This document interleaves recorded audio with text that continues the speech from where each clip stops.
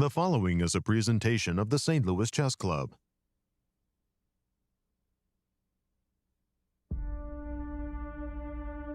It's too close to call at the Super Rapid Blitz Poland in Warsaw. Local hero Radoslaw Wojtaszek is causing trouble, defeating multiple leaders to keep the top spot wide open. Despite losing 3 straight, Hans Niemann's nursing a half-point lead, but his compatriots are in hot pursuit. Can the 3 Americans conquer the podium? Day 5 of incredible chess.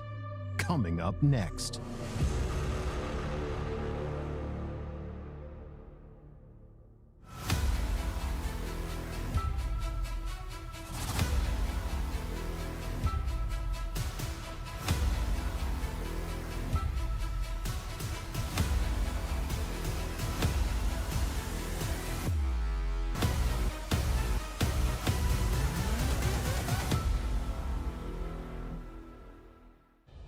Welcome back, chess fans, to the final championship day here in Warsaw, Poland at the Super Rapid and Blitz. Behind me on that stage, everything happened up to this point. Blunders, brilliancies, and everything in between. And today, we will decide who the victor of the 2026 inaugural GCT tournament will be. Will it be Hans? Will it be Wesley? Maybe even Fabiano Caruana? Let's go to the studio and find out with Yasser, Nazi, and Maurice. Well, it's majestic Warsaw, Poland. It has been the site of 4 exciting days of chess for the 2026 Grand Chess Tour getting kicked off. Amazing games of rapid and absolutely scintillating games of blitz, but a champion will be crowned today. Hello, everyone. I'm Grandmaster Maurice Ashley, and we are here in St. Louis calling all the action. Well, we've seen just incredible play so far. The leaders, though, got smacked around yesterday and somehow are still in the lead with 1 player surging. We're going to start all the action right now. Hello, everyone, and welcome to our show. I'm your host, Nazi Paikidze, and I'm here with my brilliant co-host, Yasser Seirawan. Nazi, I feel like I'm being smacked around. Hello, everyone, and welcome to our show. Indeed, just as Maurice said, we will be crowning a champion, but the race to the top has been crowded. Nazi, do the honors. Tell our viewers the standings. Yes, going into the last round, we have a last day. We have a sole leader, Hans Niemann, but only point behind him is American Wesley. So another American, Fabiano Caruana, is currently sharing 3rd place with Vladimir Fedoseev. That's a pattern we're familiar with. Tell us about the format for the Blitz. It's been a 10-player round-robin event. Time control is 5 minutes with a 2-second increment. They get 1 point for a win, half for a draw, and 0 for loss. And the schedule. Well, today is the last day. Is it the very last one? They're back to play the last 9 rounds of Blitz. However, if we don't have a clear winner, we'll see some playoffs. Well, tell us about the playoff. What is the format? There can be a 2-player playoff or more. If there's only 2 players tied for first, they'll play a 2-game rapid match. Time control will be 8 minutes with 3-second increment. If they're still tied after that, they're not going to play Blitz. We're going to see an Armageddon. Now, if 3 or more players are tied for first, they'll play Blitz round robin with the same time control. And if they're still tied, it will all come down to an Armageddon. Armageddon games. Ooh, that would be interesting indeed. Maurice, Hans Niemann had a very strange day yesterday, but he's in first. It's crazy. I mean, he's not the only one who had a strange day. Wesley did as well as Fedoseev. Not playing well, those leaders, but somehow he's still at the top. Let's take a look at Hans's journey in the tournament so far, as this wild card is atop the leaderboard. Just like last year, we had a wild card win out. Well, Hans started the Rapid in fantastic shape. You see there the top line score. He won 4 games and drew the other 5. He was the only undefeated player in that stage, and we were lauding the fact that he was playing great chess. And then instantly, as the Blitz started, we see him lose a game. Then he won, then he lost again, but then he righted the ship with 2 wins, doing well. but closed out the day with 3 losses in a row. You would assume there is no way he is still in first place, but he is, because Wesley didn't do so well and Fedoseev didn't do so well. So that is why he still stands atop the leaderboard with a very slim half-a-point lead. Anything could happen, anything could change, but the fact is he is there, and he can now play a little bit better chess, and he may end up in clear first at the end. But we're a long way away from that. To give us some of the other niceties in the event, we're going to jump to Warsaw with our colleagues Cristian Chirila and Anastasiya Karlovich. Thank you, Maurice, and welcome back, chess fans, to the final championship day here in Warsaw, Poland. An amazing event so far. Yesterday, the action was so enjoyable and so fast as well. And you, Maurice, highlighted, of course, Hans, our leader. But one player that is surging through the rankings right now is Fabiano Caruana, who started off yesterday's day 4 points behind Hans, and right now he's only 1.5 points. So definitely anything can happen, especially if we see the leaders stumble in the Blitz portion, as you very nicely portrayed. Take a look at the line score for Fabiano. He lost a few. Yeah, but won 5, it seems. I'm counting. He won quite a few of them, right? And in fact, one of those losses came at the hands of Hans Niemann. He flagged. Yeah. In a drawn position, perhaps he was the one pushing for more than just equality, but he flagged. So that was a devastating defeat for him, but he was able to bounce back from that. In fact, let's take a look at the standings for Blitz, only, Blitz, because you also were following some players and you have one matchup in particular in mind.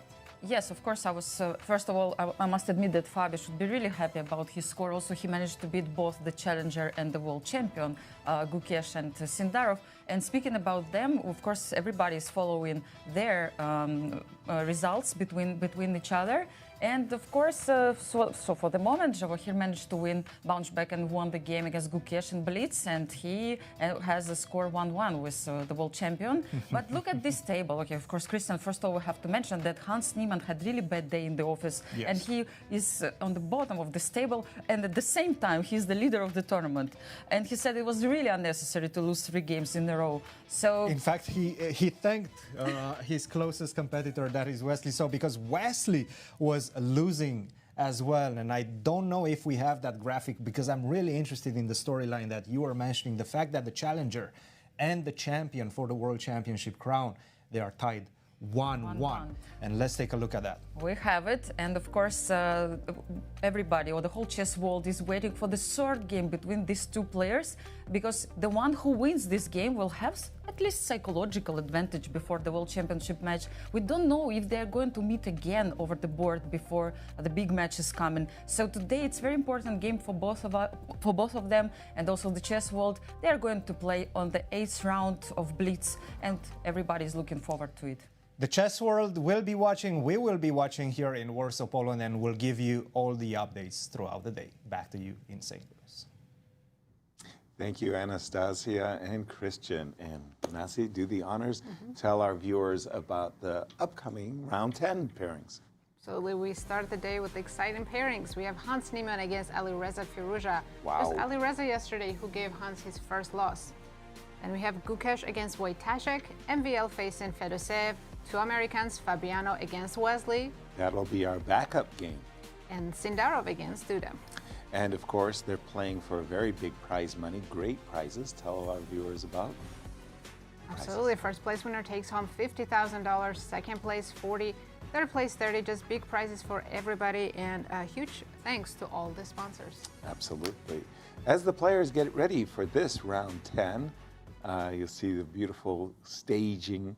And we have some interesting names that will be doing ceremonial first moves on a few of the boards. And I got a beautiful list, but I'm going to have trouble pronouncing them. You're going to have to come to my rescue on this one. I will try to help.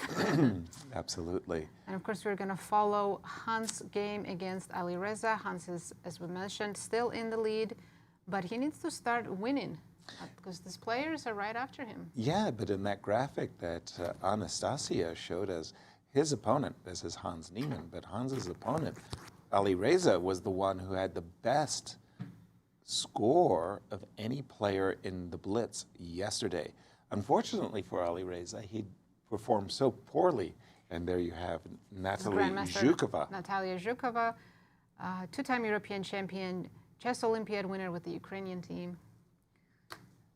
And she's going to make the first move for Hans. Make a good one. E4. We can count on her to make a good one. Serious chess player herself. Exactly.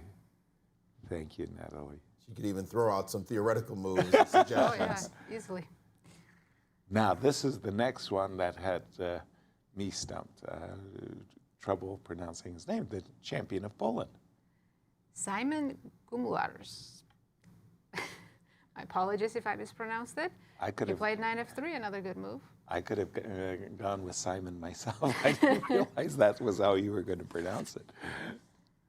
I think Polish names are just spelled differently, but pronounced the same. Similarly. And finally, we have the winner of the Blitz Grand Prix.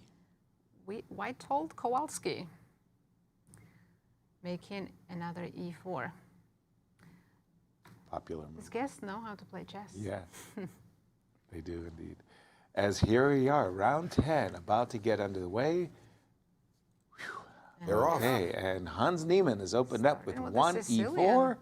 And check it out, an open Sicilian. Nobody's backing down from the fight. And bishop e2. We were just talking, Maurice and I, about the advance of chess theory. And in the Najdorf in particular, how the move bishop g5 has just been completely superseded by modern theory, including the move bishop e2. And my goodness. Queen d3, yes, I remember you don't love when the queen goes to d3. Usually you prefer it on d2. Yeah, in this particular case, it was just all about the e4 pawn. Yeah, so kind of necessary. Do we think he's going to castle? I don't think you castle long here with white. You have to go for short. Right. Everybody's castling short, and then they're playing a4, a5, and c4, and trying to get a grip on the queen side. It's more positional Sicilian rather than Najdorf with bishop g5 lines where everything is hanging. Exactly, exactly. But now we see that Alireza, instead of going for the a6, b5 routines, is putting his pawns on the dark squares. He's playing a6, a5, and he wants to play b7, b6. And the idea is to just shut down things on the queen side by following it up with knight to c5, and then white's majority on the queen side has been nullified. Hans hasn't gone down below 5 minutes yet. He keeps gaining time with each move. He basically says, everything you can do, I can do faster. He probably had this position on his chessboard in his hotel room before the game today. Yeah. Just guessed it. Bishop to g4, though, that's kind of a little bit He's stopping at strange. f5, but Black can still go g6, f5, right? Yes, exactly. So after g6, the kind of indication is, I think Hans had prepared bishop takes d7. Now, a quick question. Bishop takes d7, queen takes d7, knight a5. So you pointed out Black should play b6, knight c5. So Hans is going to take that knight, and the other knight on e8 will take forever to get to c5. That's his plan. I was going to say, instead of that, you could also play knight a5. To start with knight a5. To start with, because obviously queen takes allows bishop takes on d7. And this is a very interesting move that is intended to surprise his opponent at minimum, but also just a dynamic move. You wouldn't expect the knight to be on that square.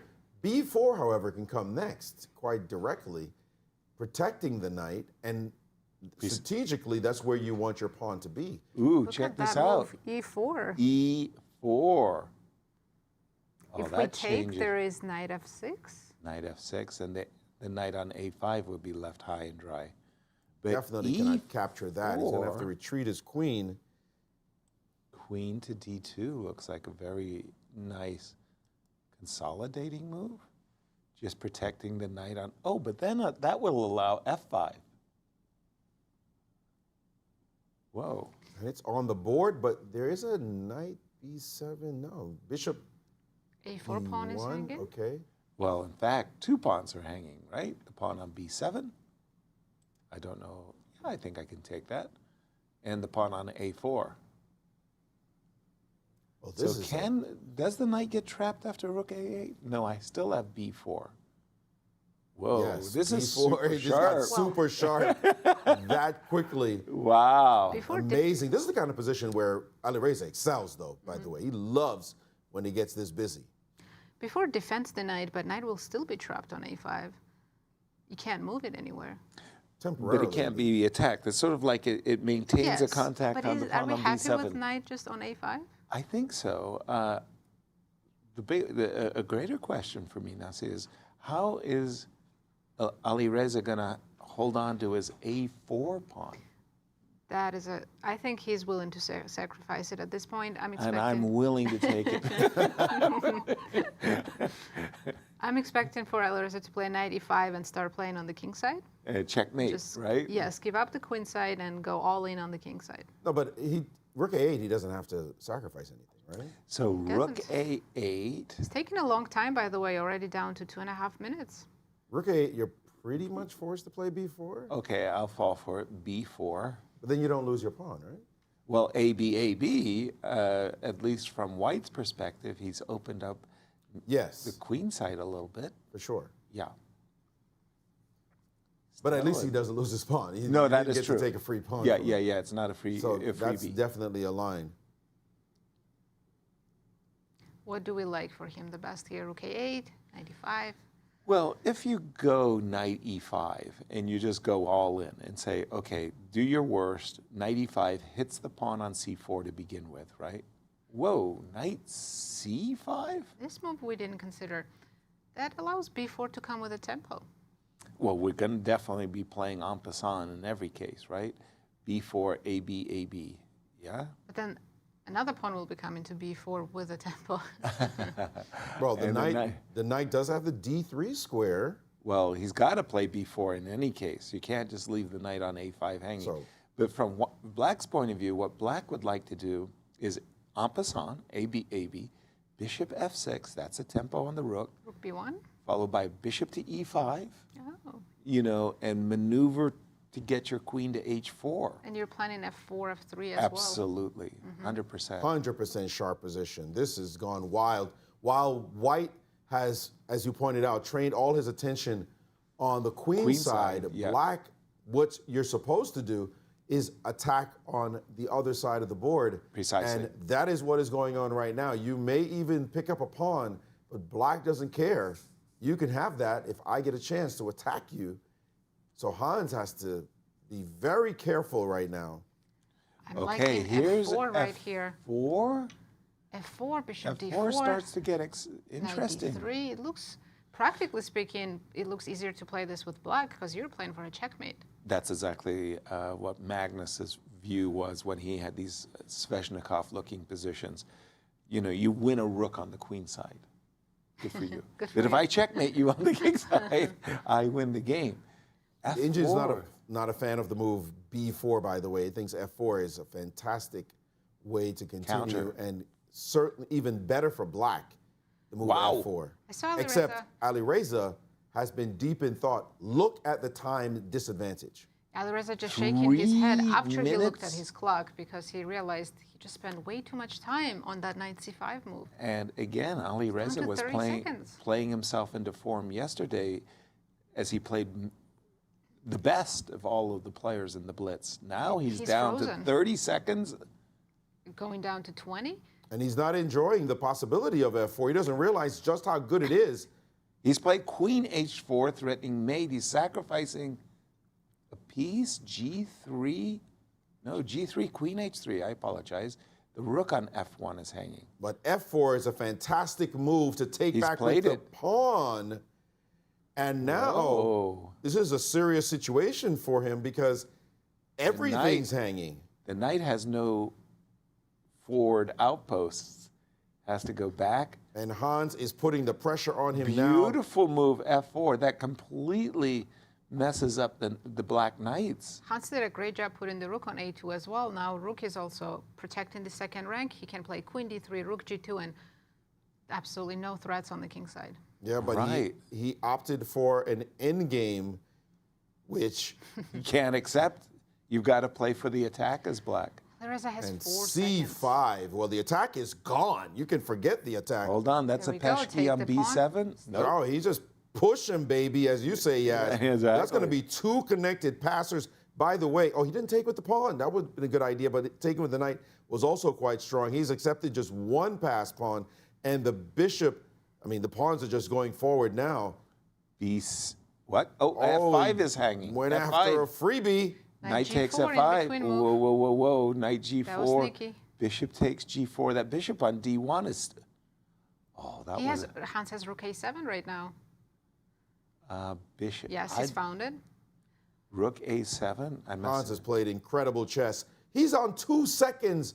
Alireza this whole time, his increment has been the whole play, and he's got to find a way to survive somehow. Bishop A7. Bishop A7. Wins an Bishop exchange. A7 is a At monster least you just kind of freeze the position from... move. Rook's hanging. He moved it over. He could have snapped off a pawn. Why didn't he take the pawn? But look at the Alireza still finding some counterplay ideas. H4, H3's coming. How's this guy still alive? With 2 seconds. With no time on his clock as well.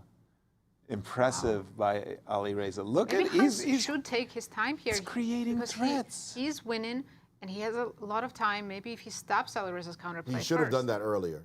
It's too late now. He should have just done it earlier. Now the game is chaotic. He can maybe control this position. I think, as you said, he slowed down. But, man, he should have just waited. And why were you blitzing so hard when the guy had 2 seconds left and you had 2.5 minutes? He's trying to push him over on the No, clock. that That's was clearly that what it was in rookie his mind. mistake right there for somebody who's such a great player. I agree. And he's played a very, very... Ooh, whoa, whoa, whoa, whoa. There's rook C8. C8. There's a Just queen. win it, right? There's a queen. B8 equals queen. Well, B8, I'll sacrifice the exchange, take on F4. Oh, I know. Rook I C8. think Hans going to play rook C8. Yeah. No, he queened. And No, that's he not an queen. exchange sack. That's a rook sack. Oh, that is a rook sack. But now, Rook wait F1 a is a minute. draw. He missed it. What did he have? Rook F1 and then perpetual. Get out. Actually, not perpetual. If you take with the queen, queen E4, yeah, it is perpetual. Wow. It is a perpetual. Well, rook E4 was played. Oh, and he Rook missed. F4? No. Very This hard to position is evaluate this absolutely position. crazy that You're a rook up. you're a full rook up, but your pieces, the pieces you have that are extra, are way off on the wrong side of the board. It would seem like you could play something like rook C2. and- Yeah, let's just bring the rook back for defense. He's done it. Rook C2. Bishop takes D6. Get some guards over by the king. The queen E4 is coming now. Queen. How do we deal with I think rook C4 is the only move to not get checkmated. He's found it. Rook E4 has to be played. Rook E4. It's going to be some kind of crazy Wow. repetition. This could This be a is perpetual insane. check. This A rep- position would be hard in a classical time control. Oh my gosh. I'm a rook up. How can I not be winning? No, because your king is so exposed. It's the That whole is bottom true. line. Black's got 3 pawns for the rook. It's something. No, but also, you're not really a rook up when the bishop is sitting on B8. You almost That take is the true. bishop off the board unless it comes back in the game. Once it comes in the game, the black is cooked. But until you can't consolidate, the rook on D1 is not really working. The bishop on B8 is definitely not working. It's clean I'm threats on amazed. every move, and the king is fully exposed. Rook on D1 look- to C1. Bishop E5 came immediately. And you can't play queen D. With threatening checkmate, queen G3. Oh, queen F5 check. No. Bishop G1, maybe just finally use the bishop for And he's defense. done it. Amazing. Bishop G1. The bishop is working. By The the way, bishop got in we- the game. There are other results that have taken place. Yes, MVL has won his game against Fedoseev, and Wesley is winning against Fabi. Woo, big result. Move the bishop, bishop B6, and now the threats against White's king Pretty much over. they're done. Yes, frozen lines everywhere. Wesley won. So Getting bishop that moves result. somewhere. He's putting Yeah, his as rook far away as he A7. could. Bishop A7. Okay, Okay, now that rook is gone. Oh no, It's now got- you're busted. Now you only This have is one it. avenue in. Now it is a rook. And by the way, queen C2 check. At any Pardon me, point. you couldn't go back to F5 because of queen C2. Bring the bishop back, and this is definitely a rook. But how do you win? No, you just Queen bring the H5. queen Go back. for the check. checkmate, yeah. Queen F7 Rook C1 check. right now. And there he goes. Yeah, it's a rook. D3 and checkmate. It's a Whew. rook. And he got breathe. What a You big, saw him big breathe win. a sigh of relief Big in that win one. for Hans. Amazing. Niemann. But fantastic preparation by Hans because he played everything in the first 20 moves. That he extra played it. time helped him a lot. Sindarov just blundered against Where are we going? Duda. That game is over. Duda has won. So only game still going on is Gukesh against Wojtaszek. I'll jump to it. It's a night ending that looks. It's going to be a draw, yes. Wow, I'm still kind of. Yeah, I mean, for Hans, that was a such crazy game. such an important victory for Hans. Hans? That was an epic game. epic That game, was great. yes. No, it really was. He managed to first defend and then outplay again Alireza. And Alireza finding all these moves with just 1 second. Absolutely incredible. Yeah, I think we're about to see a draw here. All you got to do is black is bring the king all the way back and step in front of the pawn. And that's sack the the knight. easiest way of drawing the game. There yeah. we go. That's the only draw of the round today. Wow. As we see the players, they're enjoying the fact that it was a well-played game. You're going to have to bring us up to date, Maurice, and tell us what happened in the other games. We're still recovering from Hans's victory over here. Yeah, I'm feeling pretty tasty. What did we just see? It's like 4 in the morning here in St. Yeah, Louis, no, and we had to look at that crazy game That was to great. wake us up. That woke us up. Yeah, My we sure did. goodness, that was insane. Okay, I'm going to just try to work my way into the other games. It was not so easy to follow those games as well. The game between Wesley and Fabi, they made some mistakes very early after a solid position. I'll go here. In this position, the move, this is Wesley with the black pieces. The move F5, not considered great because it looked as though Fabi was doing all right, but actually Wesley's already up a pawn at this stage. But it's this moment back further in the game here where he was already up material, king e2, and this extra pawn stayed on the board, F4, and it was really a challenge trying to figure out exactly how you're going to deal with these pawns. He wanted to be able to sack his bishop somehow. You see a repetition of moves, but then Wesley finally figured it out and said, look, I got an extra pawn. Now back off. This position, if you take on E4, then simply F2, and he promotes. And so Wesley keeping pace with Hans. We see that separation.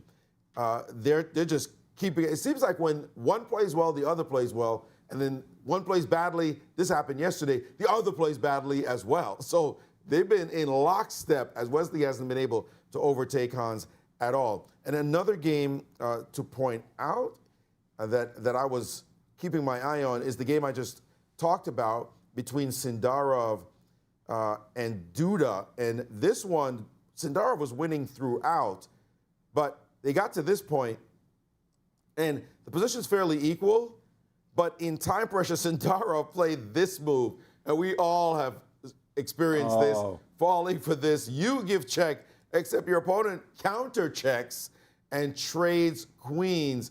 And of course, in king and pawn endings, it's the outside passer outside of the square, the king, too far to catch this pawn that wins the game. And so poor Sindarov losing that game as Duda surges and wins a point. We're going to jump to Poland, to Warsaw, and get Cristian's thoughts on the other games. Well, I have to say, Maurice, the players did come with mean intentions in this round because everybody was playing for a win. And of course, we got so many decisive results. Now, let's take a look at this game. Gukesh versus Wojtaszek, the one that you guys caught the end of. And it was a very balanced game up to this point at which Wojtaszek made quite a big mistake. He played the move king to e7. Understandably so. The best move would have been king to c6, and now you allow all sorts of discovery checks, so it's easy not to go for this king to c6 and go for king to e7. The problem is that right now White has a couple of ways to pick up the pawn on d5. One of them is the move that was played in the game, but this is not the most precise because it allows the simplification of the position by force, as we will see in just a second. h4, take f4, and now once you take, I'm going to take, and we're going to see a lot of trades. You're still going to be a pawn up, but too many pawns have been traded, and this allows black to make a draw.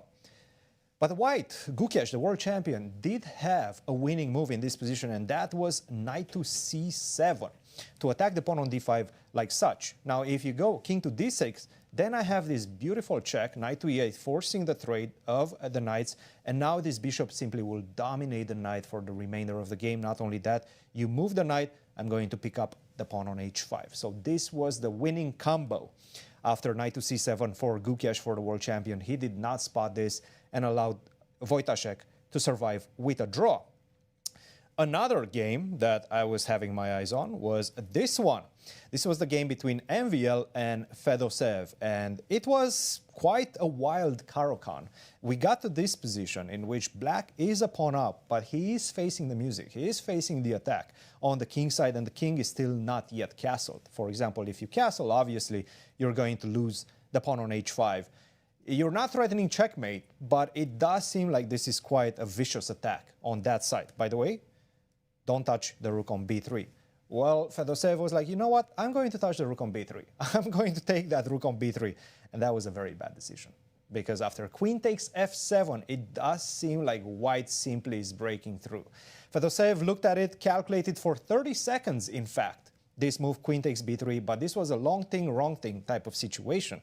Because after king to d8, knight to b5, I'm taking away your escape route on c7. There's no more king c7, king b8, try to find safety, and knight to e6, followed by knight to d6. Everything is coaxing quite nicely to try to give the checkmate. And in fact, this is your extra rook on h8. It's not really doing much in the position. Took on a4, took on e6, rook to c6 to defend against the checkmate, for example, if you take on b5, after knight to f7, king c7, queen to d6, that's a checkmate, so unfortunately you cannot afford to do that. You go rook to c6 to try to defend the squares and maybe make the route for the king to escape, but your king is not going anywhere. And after knight to d6, he resigned because rook takes d6, probably I can even take with the pawn, but knight takes d6 and continuing these checks, next bringing the rook to c1 as well. This is just simply game over, all she wrote. So MVL starts well. Gukesh, not so much, but Fabiano and Wesley, what a game that was, and how important was that for the standings. It seems like Wesley and Hans are still the two horses that are fighting for supremacy in this event. Back to you in St. Louis. Thank you, Cristian. And yes, those results changed up the standings, so let's take a look. Going into the next Blitz game, Hans and Wesley extend their lead. Hans with 17.5, Wesley at 17, and Fabio after his loss, and Fedoseev after his loss, all behind, now 2 and 2.5 points behind the leaders. Which makes the next round's pairings that much more important. Tell us about round 11. Yes, we have to see what the leaders are playing. And here we go. Let's see, we have, Fedoseev against Hans. Okay, well, there's our marquee matchup on board one. And our backup will be Wesley against MVL. There you go. Then we have Fabio against Sindarov, Alireza against Gukesh, and Wojtaszek playing his countryman Duda. Wow. And we have on camera the end of Wesley and Fabio's game. Since we didn't get to watch it live, let's take a look right now.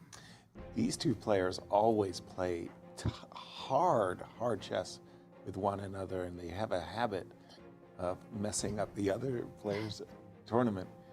Because they're always on top and leading, and I think Fabio flagged in this game. I mean, his position also doesn't look great. But well, he's lost, actually, because of he's down the pawn. Right. And although there and you see how yeah, there was a kind of quick jerk there. Notice that there was 1 second only left on the clock. But there is this nice F3 check. Look how chill Wesley looks. Just sitting on the calm. side. It's like, I'm winning, I've got this. Okay, he repeats just to gain a little bit of time. Bishop F7.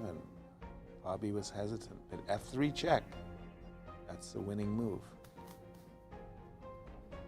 Can't see Wesley's time, but I think he was not in any time trouble. Or maybe he was. And now knight d5. He spotted it. That was the... And this is where Fabio shook his head, realized the game is lost. There's nothing he could do. F2. And he flags and knocks over Wesley's king. Important win for Wesley. Maurice, you wanted to show us more details in Hans' game. Yes, this game is absolutely an incredible one, but I got to say, shocked by how Hans managed the clock. You have 2.5 minutes, your opponent has 2 seconds. Just stop, relax, make him suffer. That's how you got to handle it. You don't rush and make mistakes and allow the player to get a draw possibly. When you're playing fast, you're not the one in time pressure. In this position that I have on my screen, this is a hugely important position. There's a pin, as you can see. The queen sits perfectly pinning this piece all the way to this square. Now, there is an idea of rook e1 with check. All right, you pause for a second. You say, just play rook f1. Move your queen. You have no tactics now. Your queen has to keep defense. I think I'll just attack it again. And guess what? I'll just attack your pin piece. That's it. C'est la vie, my friend. It's over. Okay, that's easy enough. Instead, he decided to play quickly and passively with queen f1, instantly ruining his beautiful lineup. And now, queen g4, believe it or not, the position's equal. And after rook to e4, rook dc1. And look at this line. You guys are going to love this line. Bishop to d4 is the best move here, cutting off any dreams of trading off rooks. And you say, well, what about bishop takes on d6? The bishop comes into the game. You're not going to believe this next move. Rook to e5. What a move.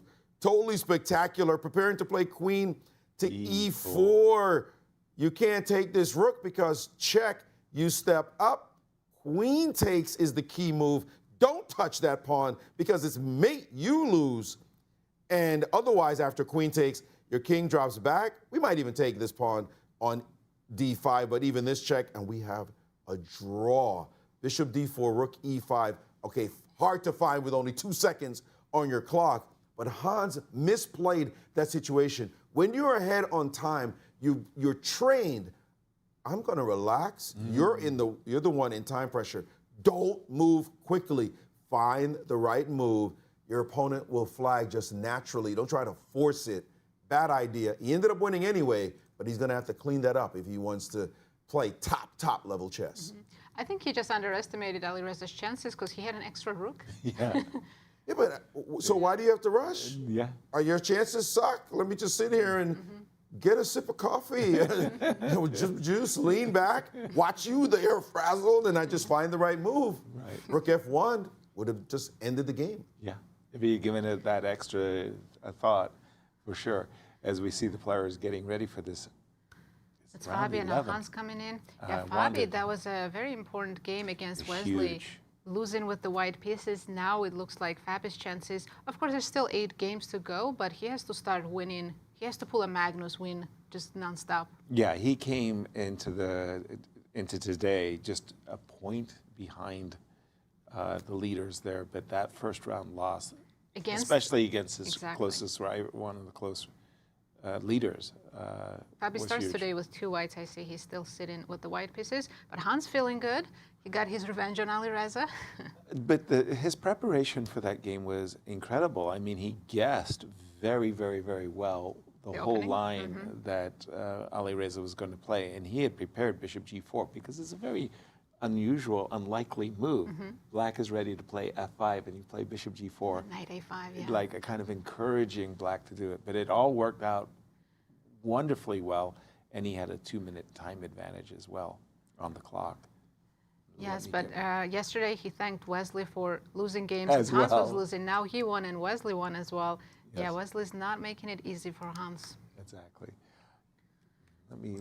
And for Vladimir too, Fedoseev, our defending champion, who had such a spectacular run last year, losing the first game, that was He did great in tough. Rapid, but in Blitz, he didn't do nearly as well as he did last year. But last year was definitely a standout. spectacular, one of the Remember best what we results said yesterday? ever.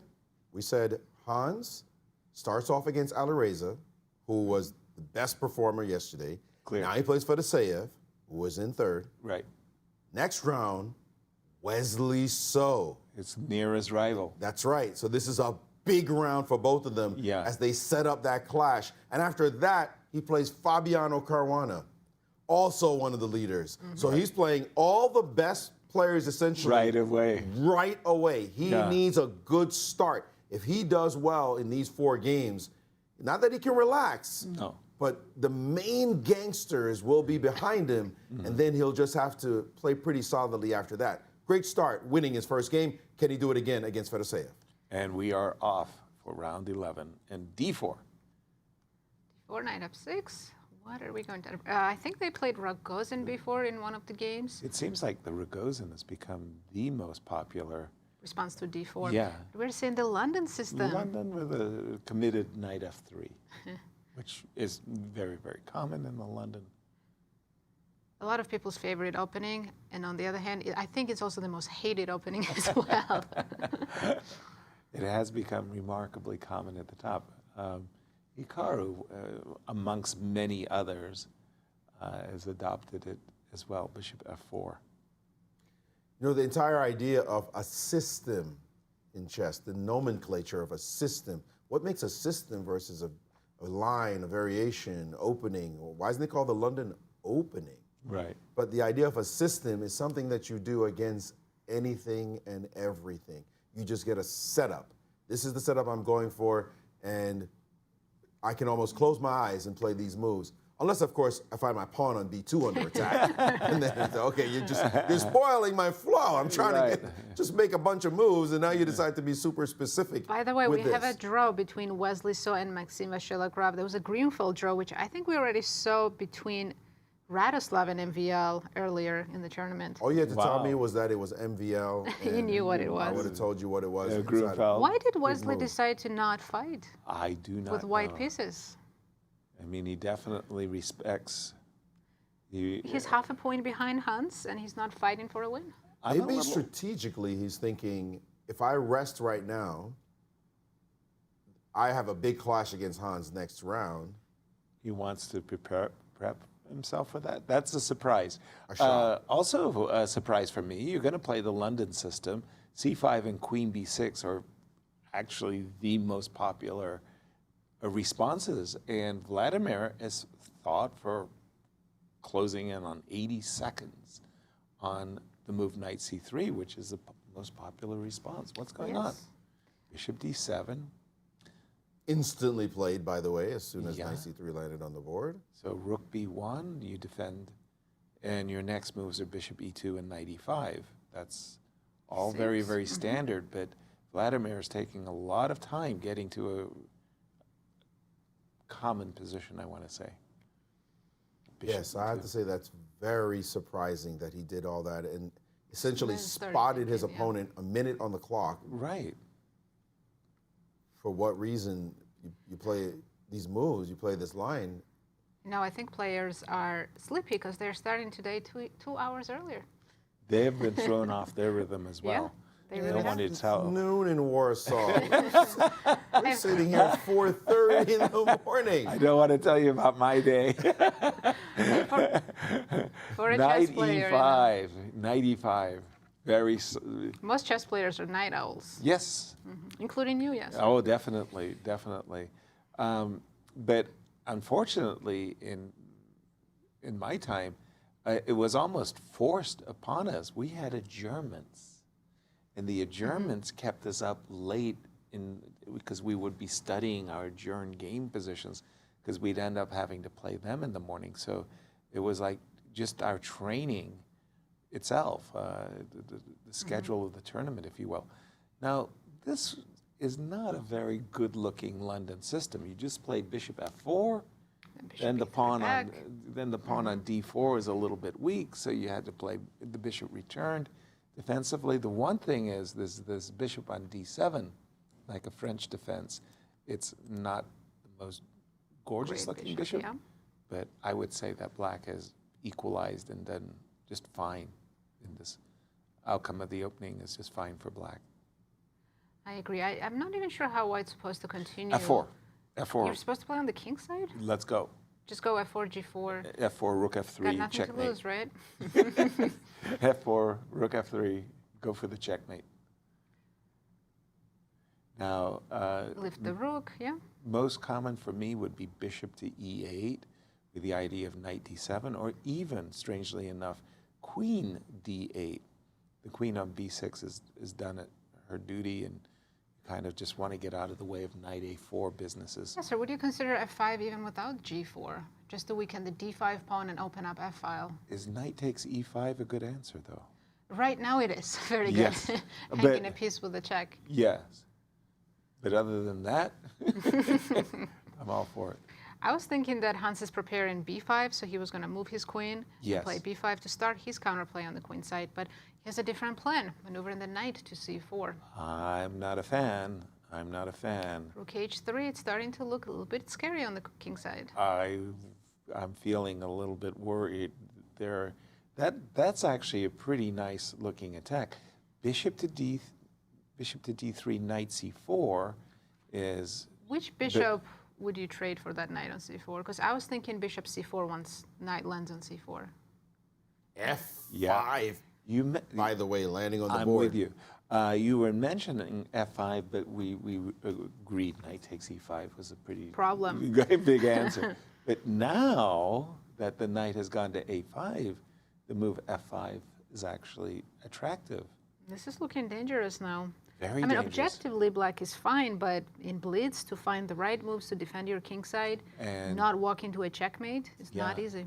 It's lucky for Hans that Vladimir actually wasted 90 seconds. But I Knight can is see on that c4. Hans's clock is ticking now underneath 3. Knight c4. Do we take That bishop move seems c4? scary. Do we take on e6? There's so many options. You can also just go bishop f2 and keep all the pieces I'm on the thinking board. bishop f2. Yeah, because knight e5 is not an option for black. No. But, okay, if I bite the bullet. You see Fedoseev hesitate. He went back and forth between knight and bishop. Yeah.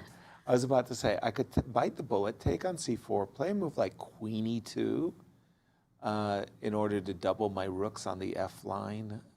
Yeah, here we go. White's moves are coming in easy. For black, maybe knight d5 actually. Knight to d5. Okay, that move makes sense to me. You're threatening knight takes e3, and there's a pin on the pawn, so Hans knight looks d5. pretty calm. I don't think he's very concerned about White's attack yet on the king side. And objectively, he's right. You can see the Valbar says White's only slightly better. Interesting. I mean, I would be nervous against White's attack. I think it's very easy for White to play rook on b1 to c1 and to f1. F5 brought the queen over. Yeah, this attack feels dangerous. Bishop. I don't know, Maurice. When I'm sitting there looking at this position, saying, Vladimir hasn't sacrificed anything. No. And he's got the free-flowing attack. But you say free-flowing, the bishop on e8 is a defensive. very useful piece.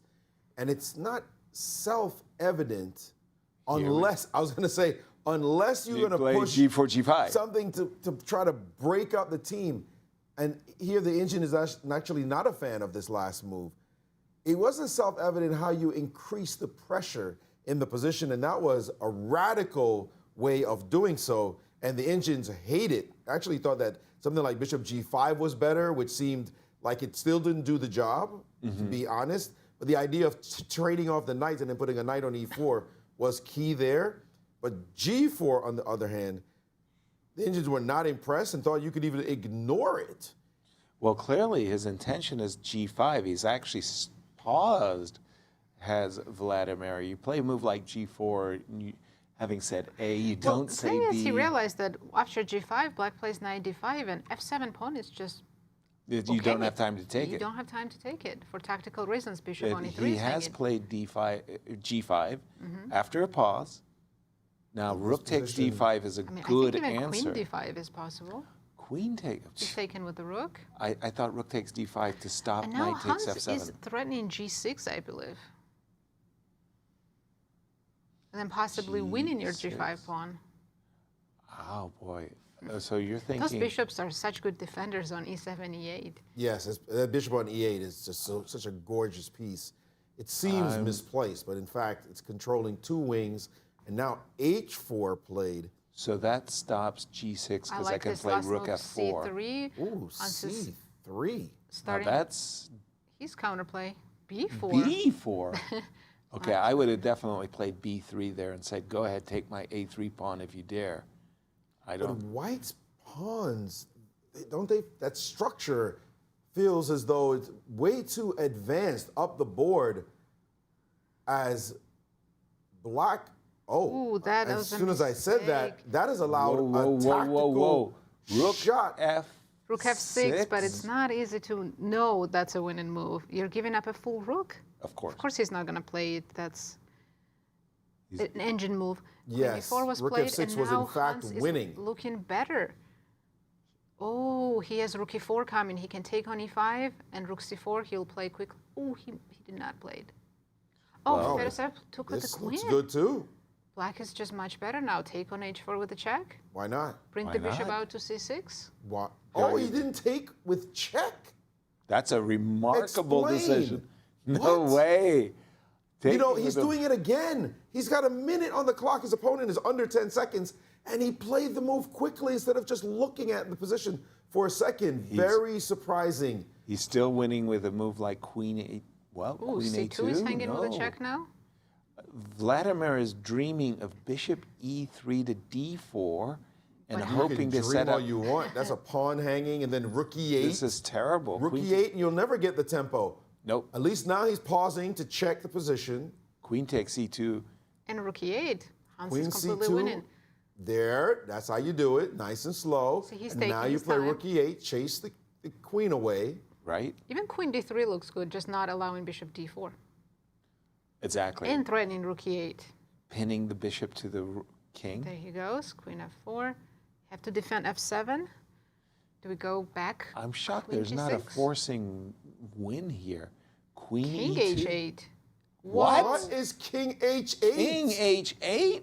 Oh my goodness. That's You crazy. just allowed a free tempo to your opponent, and now the game is even. Amazing. Bishop What a G7 is a turnaround. threat And now. Hans is down to 15 seconds. Rook He's trying to What about lose the game. H5? H5 is winning H5. for White. Good news for him that his opponent How is in so don't you much time play pressure. H5? What is he putting his queen on the other side of the board? H5 and H6. No, Rook takes F7. Now he's just busted. Bishop G7. But he didn't find it. Fedoseev didn't Bishop find it. What G7 happened? was Somebody winning. lost on time? Hans won on time. Unbelievable. That's what I thought. I thought that Vladimir lost on time. That was unreal. I guess we've got to go over Yeah. other games. There are Other games right games. now, but we can come back to this position But Hans wins back-to-back games. Wow. against co-leaders, against players Let's who go were. to Alireza and Gukesh's game. All right, the world champion is checking the king. Actually, let's Oh. go to Fabi. He's still Versus playing. I thought Sindarov? that game was Fabi against Sindarov. Fabi looks Fabi like he's is winning. Actually, this has echoes of the game we just saw, bishops of opposite color and vulnerable kings. But Fabi's down to 2 seconds. 2 seconds, I still did you haven't say? processed that game we just witnessed. I just don't understand with the bishop on d4 how you don't Ooh, play queen h5. G5. Why would you trade queens when you're up at Because the now- moment? But Black can try to save this endgame. We have opposite yeah, color opposite bishops. colored bishops. It looked like that king was so exposed, and Fabi decided, let me just go This is all in for actually the end game. not winning. Hard to believe it's just not winning at all, but oh, bishop coming to e4. That explains that. Now he's defended, but It- is he going to be able to advance? B6. Okay, his pawn is running. That's a pawn. And we're getting Fast pawn. rook behind the pawn. But so- what's the plan now? Pawn is stopped on Exactly. a7. G-pawn's not moving. Even if it starts moving, it's not going to go too far. And Alireza has won his game against Gukesh. This is the Bishop only game F5 left. check sighting. Yeah, this looks like a Forcing. dead draw, but, you know, Sindarov blundered in the last game and just last move in a drawn endgame. So, I mean, today we're seeing more blunders already than Oh, we yeah. saw in the last Incredible. 4 days combined. Exactly. And I think it's just the tension, Mm-hmm. the great tension of these. You lose so much energy, emotional energy, fighting. And players are just tired. I mean, playing Yeah. By the way, 18 rounds of blitz. if I was on the black side of this, I might be playing for a win. Just because, you know, Some I've got more checkmates, checkmating. Get the rook on d file and win. Right. There we go. It's a And draw. Sindarov saved a half a point. Big save there. Yeah, Any Fabi's other games not going on? No, this was the last game. Not This a great was it? start for Fabi today, losing to Wesley and drawing. With 2 whites, he only got a half a point. Right. Let's go back and see Hans's the final moments in Hans's game where Fedoseev flagged. He had a winning move, by the way, where he flagged. Completely winning. Did So- Vladimir. In this position, Hans is winning queen d3 or rook e8, and black is, it's like -3. Yeah. Rook e8 was fine. Good move. And then here, We very were expecting questionable. queen d3. No, queen d3, queen f7, and checkmate. So he has to Oh, defend sorry, f7. sorry. Just queen g6. Just to stop the threat. But he missed this idea, bishop d4, and suddenly Fedoseev has a lot of tactics. Bishop g7 is coming. Right. Here Hans kind of made a panic move, rook to g8. Yep. And after that, it was We can't really white see the clock. winning but with h5. yes, that was the one I didn't understand. How you couldn't play the move h5 there, because h6 would have just been mating. And here after queen a2, just rook f7. Well, again, I was thinking h5. And bishop g7 just wins because rook f8, queen c3, checkmate. That's it. Gotcha. Bishop But g7 he is mate. plays rook f4 and flags. And Hans spotted it instantly. Oh, he had his his eye eyes on on it. the peripheral there. Very important win for Hans, extending his lead now, especially because Wesley drew his game very quickly. With MBL. Mm-hmm. Catches up on the result, Maurice. What a start to day 5. Yeah, and this game is insane that Fedoseev missed something that is just academic for a player of his level. Let's take a look at this position. We saw Hans is ideally placed now. There was only one threat, the pawn on f7. He could just bring his queen back. It's defended, no problem. Rook e4 could be threatened at some point. c2 could be threatened. He's doing quite well here. Instead, he played the move king h8, which allowing bishop d4 seems like madness. Like, why would you now have everything lined up against your position? And already he has to be very careful. That move did not help. h5 now would be fantastic with h6 as a threat. How do you even stop it? That would have been the way to play for white, winning. Instead, he played queen e3, and now the queen has to think about this side of the board. Should I be defending? Hans decided to send your queen off in La La Land? Like, what's it doing over here? Allowing rook takes f7? Suddenly all of white's pieces are attacking, and queen takes d5, and here, Forced mate. incredible that Fedoseev, who won the tournament last year, misses this move. When he goes back to take a look here, it's not actually a forced mate because you can throw your queen in the way. But rook back, after rook f8, rook back definitely ends the game after this check. And you have to toss your queen, and then it's mate, whatever you can throw in a spite check if you want. This is crazy. I mean, yes, I know he had no time on the clock, but that's puzzle rush territory. Bishop g7, rook f8, bang, bang. And he would have at least had a massive advantage. Not sure he would have won the game given his time situation, but most likely would have won the game. That one, I got to say, shaking my head. The game between Wojtaszek and Duda, the two Polish stars, that ended in a win for Duda after he had a completely busted position, but he just went back and forth. Too many details to go over right now, but we're going to jump to Cristian in Warsaw for his thoughts on this round as well. Well, I think you guys made some very good points, and that is we see a lot of blunders, but it's not only because the players are tired, but also because the tension is at its highest. With each passing round, they get closer to the finish line, and they know the prices attached to that finish line, especially for the podium players. It's extremely, extremely difficult to keep their nerves in check. Whoever is going to manage to do that best is going to win this one, and it seems like as of right now, it is Hans. Hans, because of his time management as well. His time management has been very, very good.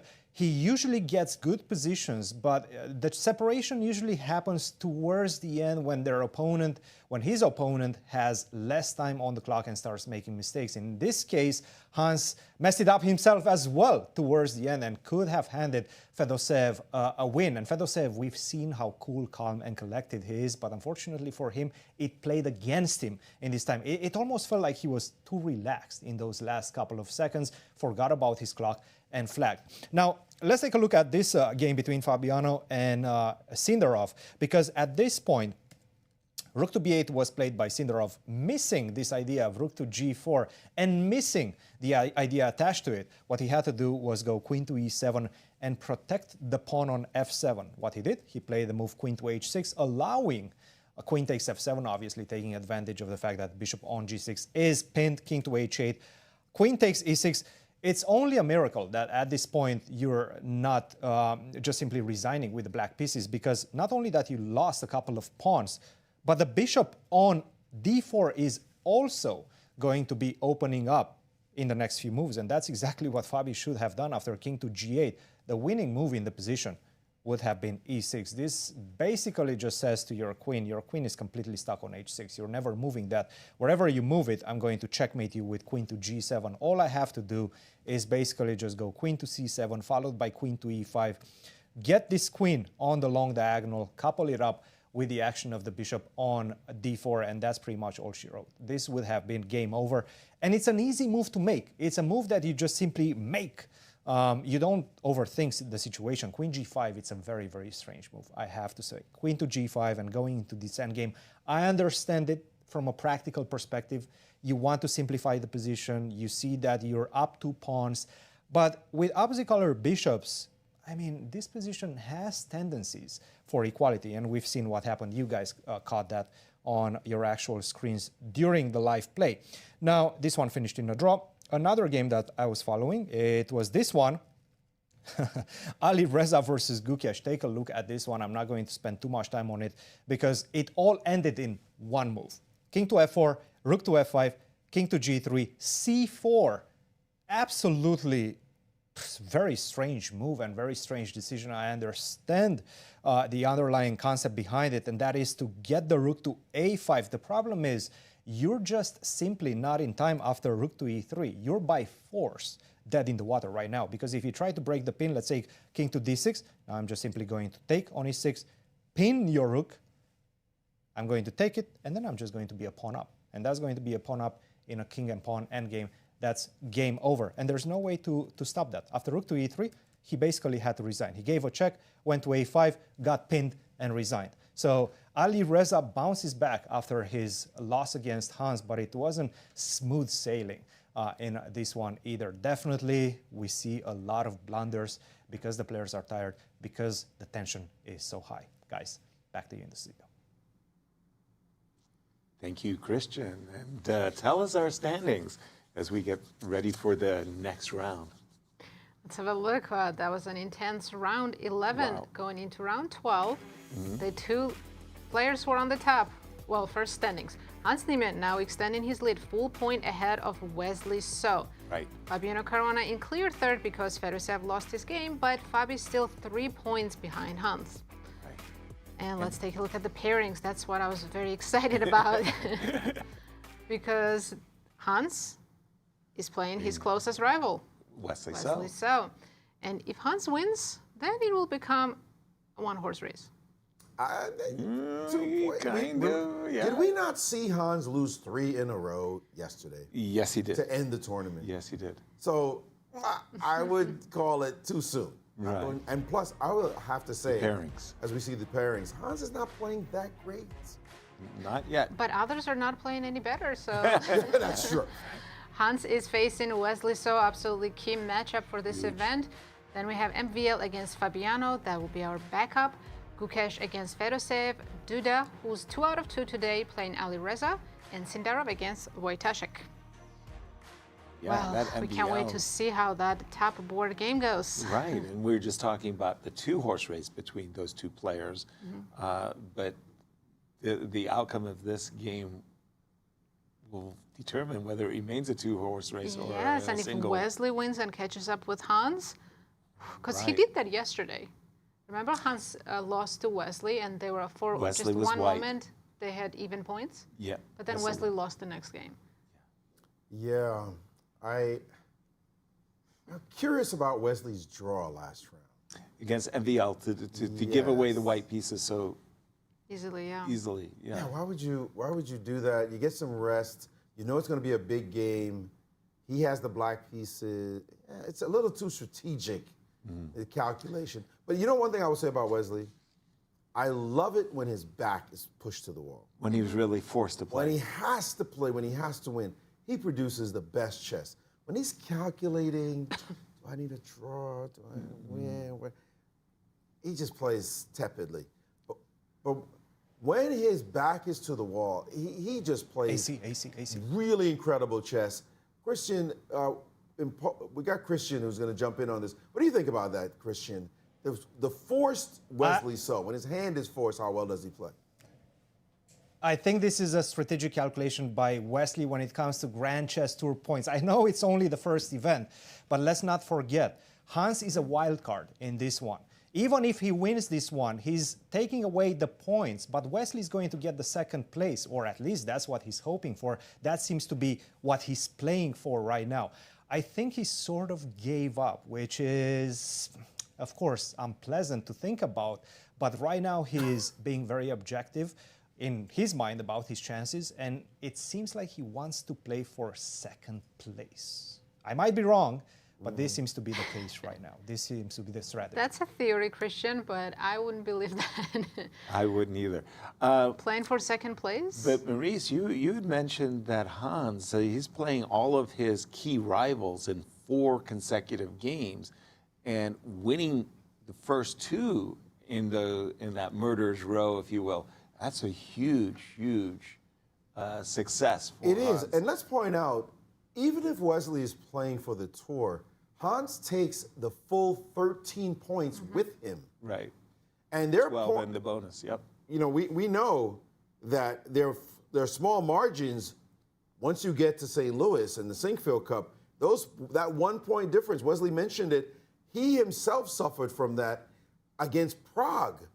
And he didn't qualify for the finals in Sao Paulo because of that one small point. Imagine if you win the whole thing, you get 13 points if you're clear first, as opposed to 10 points if you're second, or even less if you tie for second.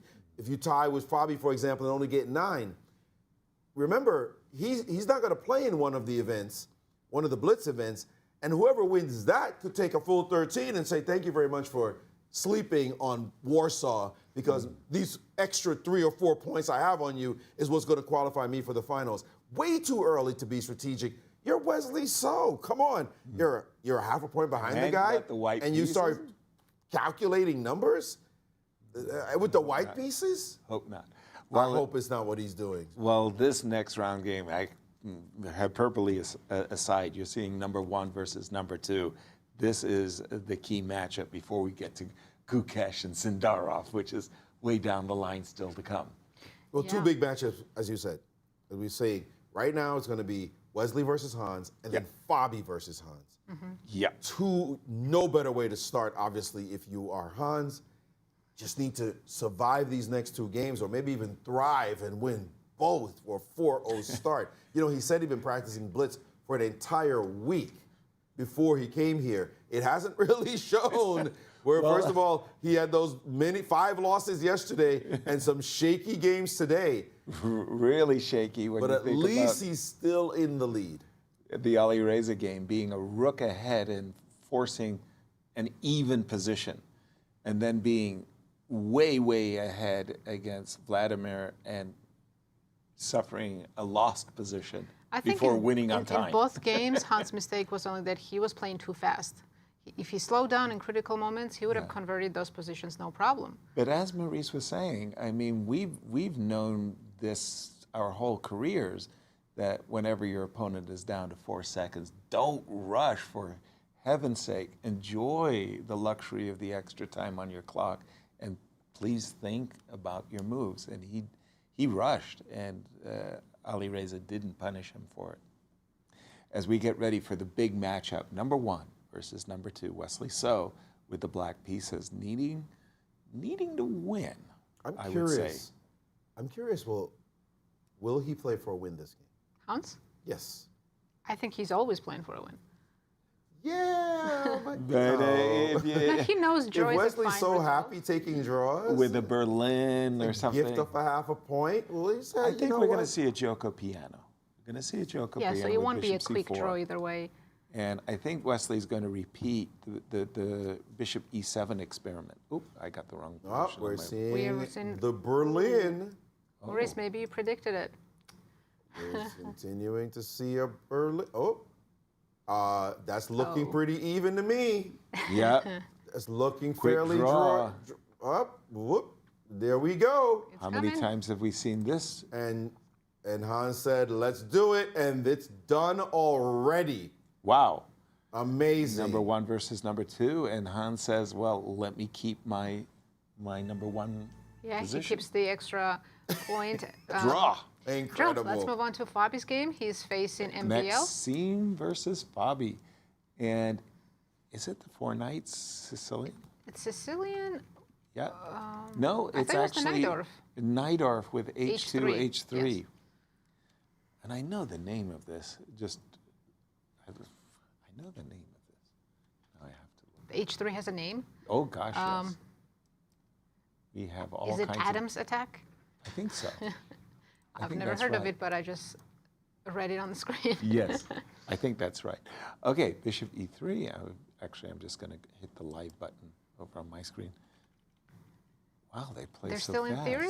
Oh, yes. But I think the last move okay. I think Black's supposed to play h6 at some point and not allow g5 so easily because now, okay, Maxime Castle didn't play g5 yet. I think Black's still supposed to go h6. H6, creating a hook on the king side. That looks strange to my eyes. I guess I would castle personally. Yeah, Castle then allow g5, and he's done that.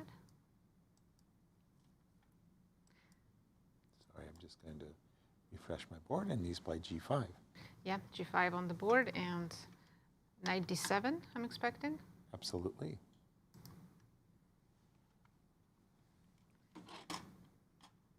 Knight h5. Now h4. Oh, he's giving up the pawn on f4. Bishop takes. Bishop Or you're going takes to play and then play h4. yeah, h4, and then the f4 pawn will be lost. Bishop takes f4. Isn't that a very healthy extra pawn? Is it very healthy, though? Well, Black has Because- two bishops. Yes, that's what I mean. There's some compensation coming here. If I play f6, f7, f6. I'll play g6, yes. g6, okay. I'm not letting your bishop come to f6. No, the bishop will be too strong. I agree. We know MVL is very dangerous in positions like this. Very. And Fabi could tumble again. He'd be gone from the event if that happens. So to stop your g5, I'm looking at g6 with the idea of playing f6 next. Starting with g6. G6 followed by... And if I play h5, give up the g5 pawn, then I'll take there's it. the I'm giving it up for just open h file, but it shouldn't be enough. Yeah. Right. But f6, g6, f5, Ooh. g8, Those 7, might be king actually h8. the best moves. You know, king h8. I think Fabi's well aware that his position is in 3 crisis. minutes. He's well aware that right now he needs some sort of plan because give a couple of free moves. He's There we done go, it. f6. f6. No, he did F6, play g6, but he He just took took it. it. This looks awfully now I would dangerous. take on f4. Yeah. Or Rook Maxime's not even G1. rushing, going rook g1. Go ahead and looks- play g5. In for a penny, in for a pound. G5, anybody? No. No, you can't No open up the takers. G file, the H file that No willingly, takers. because you also have to worry about the long diagonal. Yep. Some line, something lands on that long diagonal, you could be in trouble. So Is it time for bishop e8? No, he Queen played went to queen E8. e8. Okay, take the pawn. Queen takes f4, and you've still got all of the Maybe Maxime's going for the g6 pawn so he can double the rooks on g file. Because you now I wanted think rook- Fabi has f5 immediately. You need to F5 open up looks the position. insane. Yeah. F5 looks done it. insane, and yet it is a fantastic move because the rook enters the show. What a move. Very What a strong move. turnaround. F5. Yeah, Fabi's back. The rook, the bishop, the queen sitting on F4. This is suddenly great. That last move, queen takes F4, was a bad move. Because now if white tries to play h5, black has g5, very strong. H5, G5 Yeah. makes sense. Knight D5 also makes good sense. If you take on E4, now he wants to plant his bishop on the long diagonal, bishop Exactly. F6. That was one of the benefits of the move F5.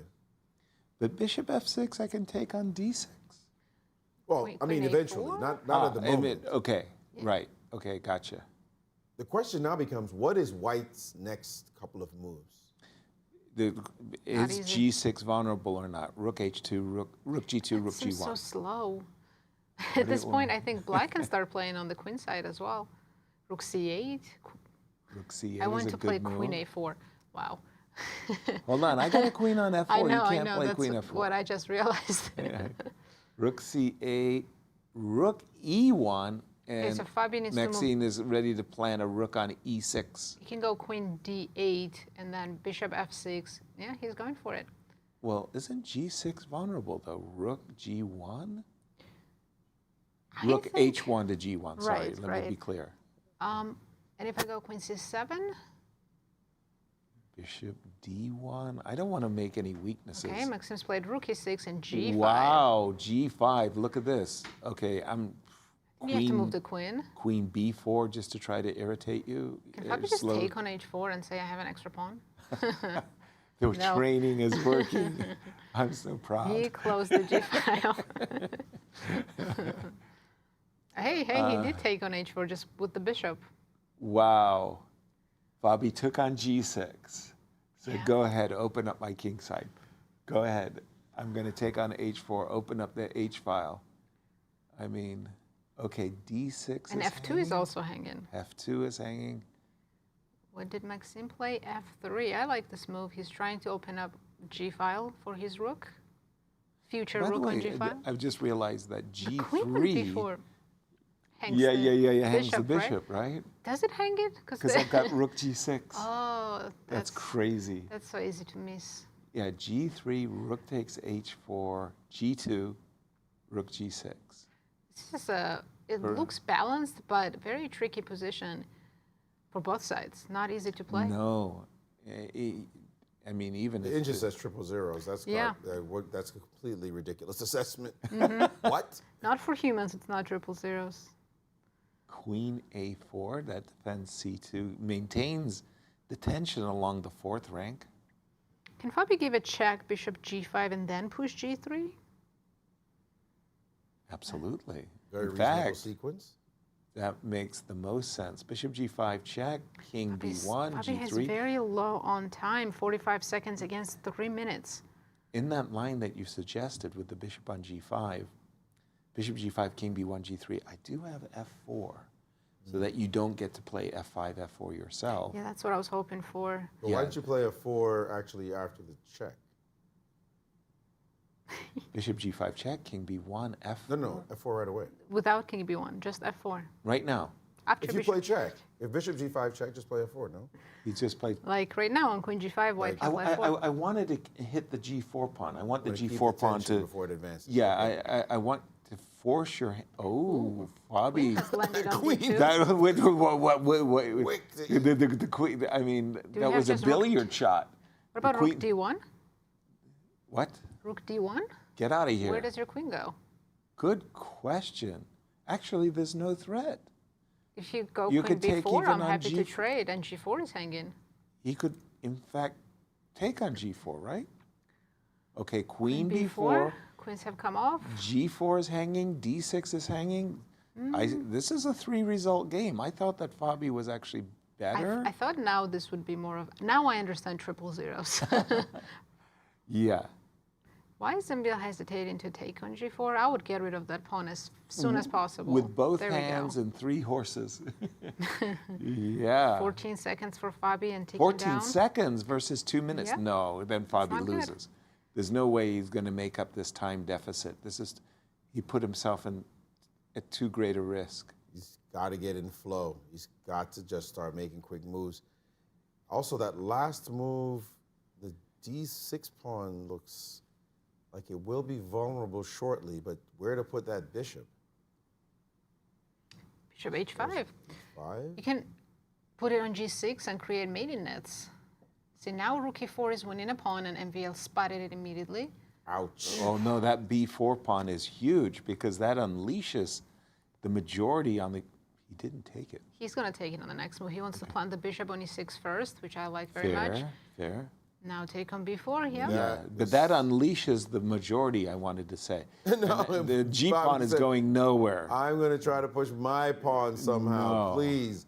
The engine is giving this as better for white for sure, but not totally winning yet. How is this not totally? The bishop on, why is the bishop on h4 It's kind of stuck. instead of on e3? There is rook to b6. We shouldn't expect great technique here. You know, it's blitz.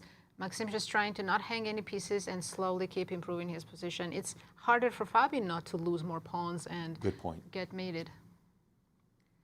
A big update, Sindarov has won his game against Wojtaszek. No kidding. I mean, Radoslaw had been a kind of a giant killer there for quite some time. Really a wrecking ball to our leader.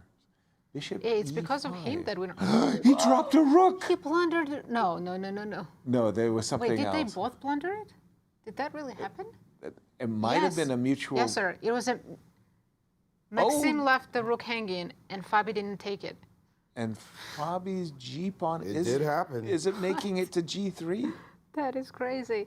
And now it looks equal because G-pawn actually started moving. But the It's king making to is in G3. in a mating. But how is the rook on How's the other D5 rook hitting in the gonna get to game? H1? You're not, it's not. There's no path back to the That's king side. crazy. Hanging rook on H8. That is wow. That You is don't expect amazing. Fabi and MVL Two great players to 2,800 blunder players a rook. to not Like- notice a hanging rook. But that's just how blitz goes. Okay, it's a minute on the time for Maxime, 8 seconds for Fabi. Actually, I thought it was down to 3 seconds for Fabi. He's So gained some somehow he's time. actually gained 5 seconds, And which is Alireza crazy. has defeated Duda, who was 2 out of 2 today. Okay, B5, and I guess now we've got to play bishop to D7. By the way, Alireza, I'm just being told that won, yeah? yeah, as I pointed out, he defeated Duda. Sorry. And A6? Okay, in this game, it's been a hot potato. Equal, white winning, black winning, back and forth, but Well, Fabi did a Maxime wants great to job go coming back. bishop F1 check, B4, B5. Let's go. You're Oh, not hold afraid on, of the rook pawn's- A1 and G2? Yeah, I was about to say the pawn's not on A7 yet. That's Yeah. hilarious. And it's not making it to A7. And That's the it's not problem. making And a it. bishop on d4 is going to cause you to slow down dramatically. How do you True stop that. this G pawn? And in Do we fact, have to go bishop F1 right now? And he's Yeah. done it. But can we keep the bishop on F1? Because I feel like it can be attacked, and then that'll be the game. Remember the days when Maxime was behind on the clock? I mean, was ahead on the clock, That's Fabi way crazy. behind? it's Now crazy. it's 4 seconds for MVL, 10 for Fabi. Okay, I like this bishop F1, bishop H3 MVL found. No, But no, it's he's- lost. It's losing. Rook Fabi A2, is just winning now. because mean, his MVL's king going to is- lose the bishop. His king is incredibly safe. G2. G2. Maybe rook F2, you don't even have to allow bishop to sacrifice itself. Good point. Didn't you just keep all How of do you the. do this? The rook is tethered bishop now. Oh, to there's d4. what you do. You go pick off that pawn. But now king D6. Oh, but now There's no pawns left. he It's can't- draw again. No, He there's didn't bishop take it. bishop D5, bishop C5 check, But I take it. and I take the rook. And D6. Oh, pass When you- pawn. That's insane. That would have been insane. They are Just trying calling now against on Rook, yeah. no time on the clock. Black still winning Rookie this for position check. somehow.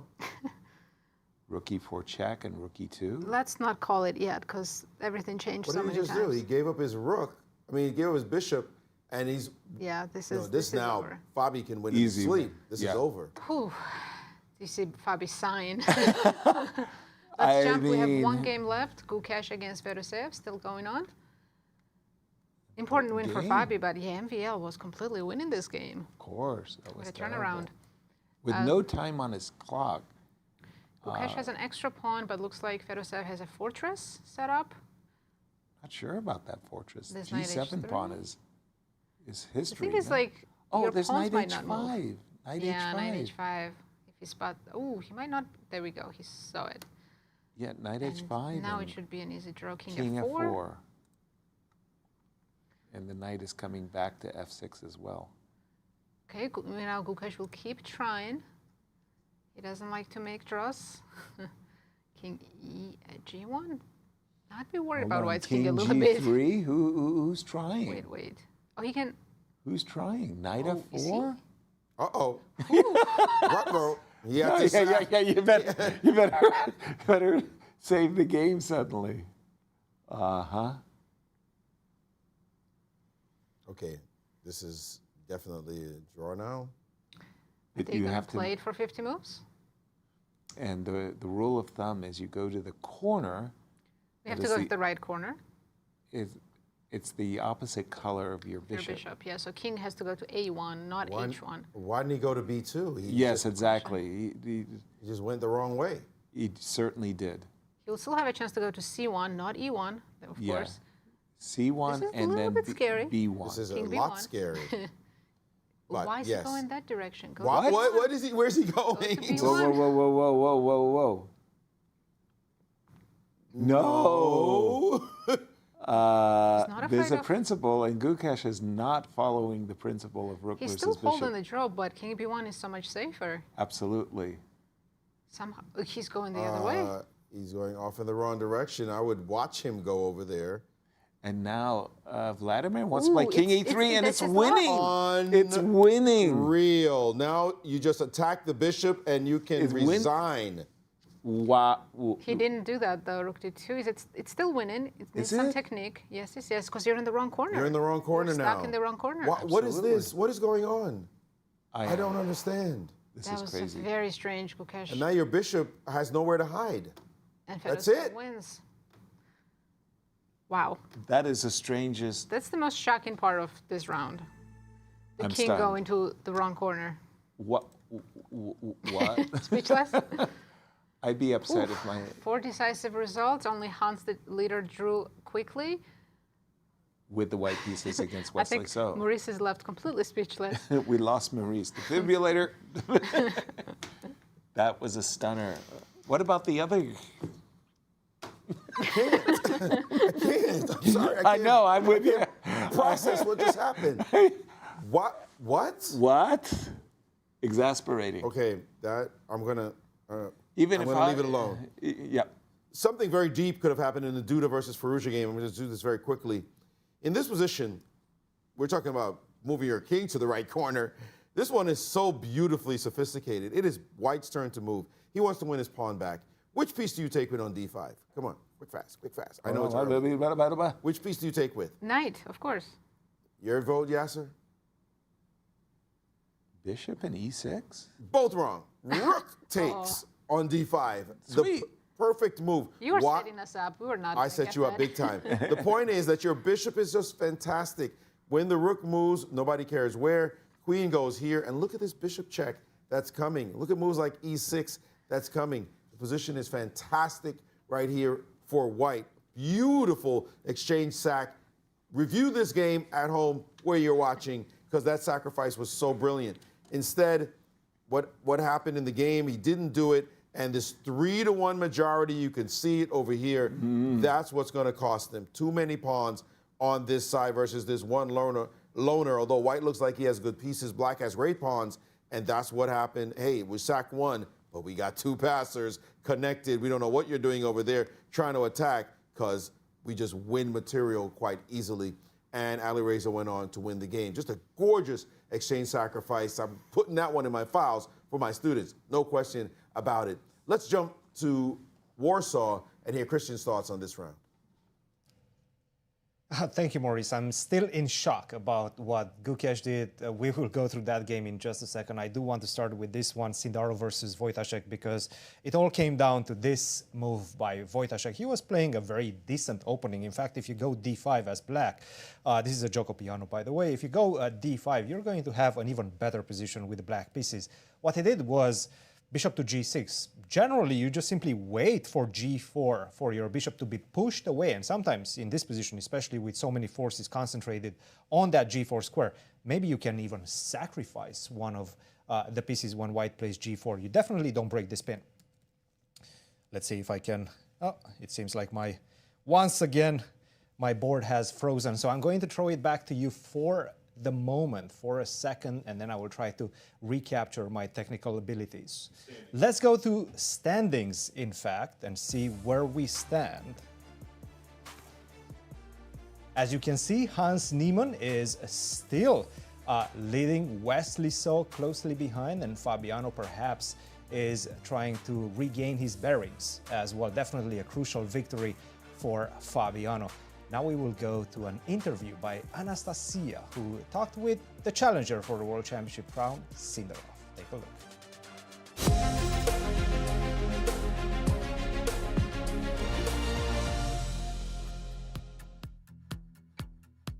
Javokhir, welcome to Grand Chess Tour. And first of all, our congratulations from all our team for winning the Candidates Tournament. In 2 weeks, we have already Grand Chess Tour, so are you excited to be part of it? It's a dream to play in Grand Chess Tour, and today I'm playing in my first time, and I'm very happy, excited to play here. If we come back a little bit in time, I know that you learned the news that you're going to be part of Grand Chess Tour before the Candidates Tournament. Did it affect somehow your mood, the fact that you knew that few tournaments are ahead? Yeah, it's actually, I know it before start Candidates, and I was very happy because for top players, it's not easy to find strong classical tournaments. And after I get invited, I know I have 2 classical tournaments, and if I somehow play very well and qualify for finals and a little bit more classical games, which is always very good for my career. And of course, this tournament gives a lot of learning. You can learn a lot of things here, and I'm very excited, and I was very happy when I know this news. But still, it's still curious to remember what was the first time that you heard about Grand Chess Tour? What were the first game you ever seen from this event? Actually, it's very hard for me to remember when I heard first time Grand Chess Tour, but since of last year I'm watching a lot. There is a lot of interesting sense, like with Carlsen, Absatarov. I remember in Poland when he lose it, and after this he won a lot of games in a row. Yeah, probably the first time I heard like maybe 2017 when I start to watch chess in general. In online when I have my first phone. Yeah. I see. And now that you are here, and how did it feel these 2 weeks between the Candidates Tournament and GCT? What were you doing? Did you have any time to prepare? Actually, I'm just trying to get rest these 2 weeks from the hard work before Candidates. But before tournament, I walk a little bit. I feel fine, and I just want to play good.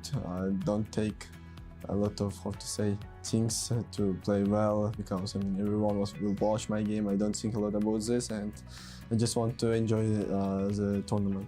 The format is different, it's Rapid and Blitz. Do you feel comfortable playing faster time controls, especially after so many classical games? Yeah, I'm always big fan to play Rapid and Blitz games, and it's my first time when I play something like this type of tournament, when I play around 30 rounds, 27 rounds in total, Rapid and Blitz games. It will be very interesting, very hard games, and I will try to enjoy and well play. Yeah, many fans, of course, are looking forward to very important games encounter between you and Gukesh, since you will be playing in the World Championship match. How important these games are for you, and do you think there is any kind of psychological tension since you know that you will play the match later this year? Actually, maybe, but I don't want to think about like I will play against world champion. I'm trying to focus every game to play just against world best players, and I will try to play good chess and don't think about everything this, because you can go crazy if you think there's a lot of stuff. And my match will be end of the year. Right now I'm trying to focus to play my next few tournaments. Speaking still about your opponent in the match, what was the first time you heard about Gukesh in your life? It's actually a long time ago, maybe 10 years ago, maybe more even. I remember we played first game when I was in maybe 2016 or 17, something like this. He was very young, and I have very good score with him in classical. I won 2 times and 1 draw. I cannot remember we played Rapid and Blitz, but like first time I heard when he was actually becoming very strong, and he become younger than me, this grandmaster, and beat. I was before second place, and he probably even beat Karyakin if I remember, but I cannot remember actually. But this times I know like he will be a very strong player. Yeah, because let's say you became grandmasters at the same age, yes. So this is something similar, yeah, almost the same, yes. Yeah. But you were checking, yes, his records, like when he became the grandmaster. Before I know like he's very close to become grandmaster. I watching his every tournament, and of course he's very strong, and he become younger than me in grandmaster. It's fantastic. Do you have any connection on personal level? Have you ever talked to him? Do you have any connection with him? Because no. Sometimes chess players, they just play the game, say hi, and never speak with each other. Yeah, I have a lot of friends. I'm a very friendly guy, but I never speak with Gukesh. I have friends from India, Arjun, Nihal. I'm very good friends with them, but I never speak and with Gukesh. So, we only talk about the game, not that much. Spoke a lot about him, obviously because the World Championship match is ahead, but are you looking forward to play against someone else in this event? I want to. It's always very interesting and exciting to play against Alireza. He's very strong, and there is a lot of strong players. I think every game will be very hard, and you should need to be your best form to play well. Absolutely. Thank you so much for your time for this interview, and we wish you all the best of luck. Thank you. Javokhir.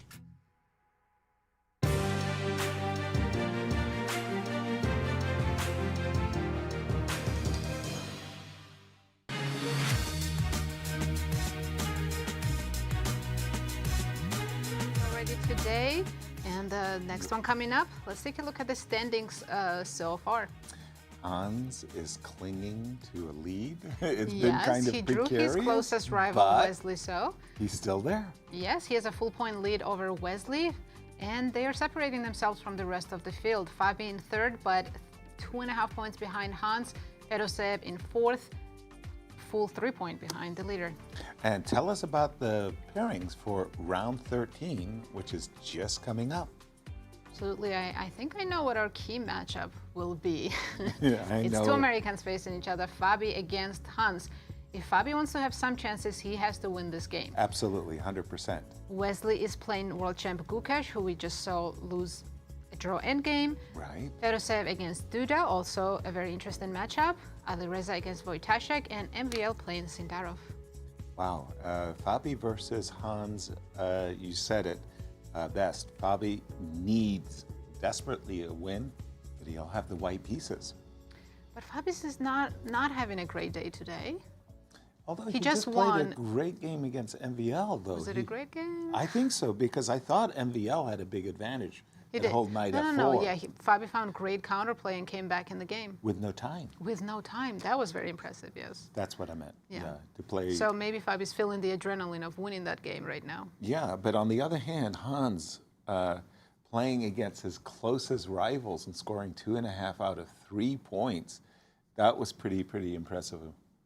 Pretty impressive. And Maurice, what do you think? How is Fabi and Hans game going to go? We're not expecting a quick draw in this one. No, Fabi can't draw for a quick draw, that's for sure. He's got the white pieces. He doesn't do that. He doesn't just bail out that easily. The other thing, Hans also knows that he's going to be coming after him. I mean, Hans just knows it. That's just the case. So they're going to be in a dogfight. And what what am I remembering from the first round, that the first game they played? Oh, Fabi Yesterday. Fabi from that, no, it's from that, it's from the Rapid game, right? Fabi lost that game, didn't he? Yes. Yes, Hans beat Fabi, yes. And Fabi was none too happy with having a winning position and blowing that one. He has a long memory, so I suspect this is going to be a dogfight. Although I got to say, I'm still shocked. I think we all are. Literally Cristian knocked out that and, Gukesh put his king, decided to march his king to the wrong side of the board instead of keeping it in the opposite colored corner. And But we are That's off. history now, as we are off in this very important matchup. As we see Catalan? another system, the Zukertort system. Well, if he plays d4, we transpose immediately into a Catalan. No, Oops, D4. I've got the Played wrong D3. game on my score. He played d3. Ah, I see. I was looking at the wrong game as well that you had there. Yeah, so I now we see apologize. it's Yeah, a no, different that was my position. bad. D2, D3. And quick A5, knight C3. What is this called? Neo-Catalan defense declined. I think chess.com is just making up names. Never heard of that. Catalan. Knight C6. Knight C6. I think Black's idea is to play D4, E5 and have that kind of Benoni setup in the center. For that reason, bishop F4. So If I go Fabi, knight H5, of course, but Fabi wants to menace the move knight to B5, attacking the pawn on C7. So your idea of playing knight to H5 makes perfect sense. and this is an absolutely key game. Hans is in first place, Fabi in clear third. We talked about if Fabi wants to have chances, he needs to win. It's a But on must-win the other game. hand, if Hans manages to win this game, he will be running away with the tournament. Well, 3.5 out of 4 against his closest rivals, he deserves first place. If Absolutely. you score 3.5 out of 4, that's just huge. He's having a good day so far. He certainly is. Great day. Bishop D6, that looks like a terrible move. Bishop E5, Bishop G5. Thank you very much for the tempo. But after D4 Yeah, then knight B5. That's and E5, I think Hans is willing to give up the bishop for the knight. You don't like it? I saw it in your eyes. No, not at all. Not at all. That's not the way we play chess. The knight on C3 is not as good as the bishop on E7. Ooh. Okay, But Fabi's bishop thinking, no, G5, bishop- this is, you just play the most natural move. Maybe he's considering to take on D6. He could be considering taking on D5 after C D5, E D5, bishop G5. And I can go back bishop E7, right? Okay, he's taken on D6. Surprise for me. Okay, he's looking for knight B5. It's on the board, but Kind we of a need that strange- bishop again on F4. Kind of a strange way of pressing the position, queen E7. C1.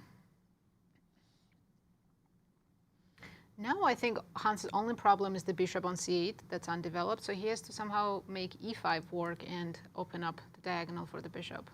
It's like a Sicilian reversed, right? A Yes. reverse Sicilian in that case.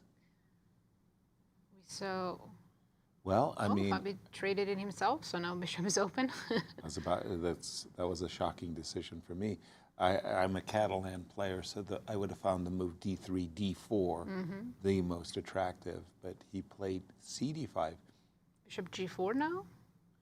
I think he's angling for queen F4. Don't ask me why, but Oh, yes, the pawn on C7. yeah.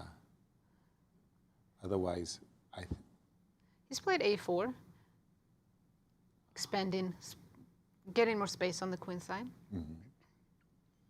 Rook E1. Is Fabi possibly preparing the E-pawn push, or he's just defending the pawn on E2? so he can play queen F4. Right. I think he Yasser was. spots spots those pawns so fast, man. He's an undefended pawn, like a heat-seeking missile. Hypersonic. There's a weird tactic that rook A5, there would be rook takes C6 ideas. Queen And there he F4. goes. By the is way, the indeed pawn on on the A4, if you go rook A8, C8 to defend the pawn, Yeah, I I'd think snap that. Hans has to go knight E8 now. Okay, a success of sorts. He could play knight D6 in the future, and trade the knights. Yeah. Knight on e8 doesn't stay on e8 forever. I'm not sure I'd be happy putting a knight on e8. It's not. What's He better can than... also Joy. defend the pawn. Rook. What did he play? Wow. Whoa. Just giving up a pawn? That What is is very impressive. If true, Knight h5. Oh, knight c7, knight h5 is his idea. Yeah. But there's queen g5. Good point. I mean, let's take that pawn. that is such an audacious move. There's also rook. No, sorry. No. Just knight takes c7. There is queen g5, right? After knight Yes. h5. Take the pawn, knight h5, queen g5. He's Force caused Fabi to give major pause on maybe- this move right here, He's done it. right He took the now. pawn. Did he take? Yeah.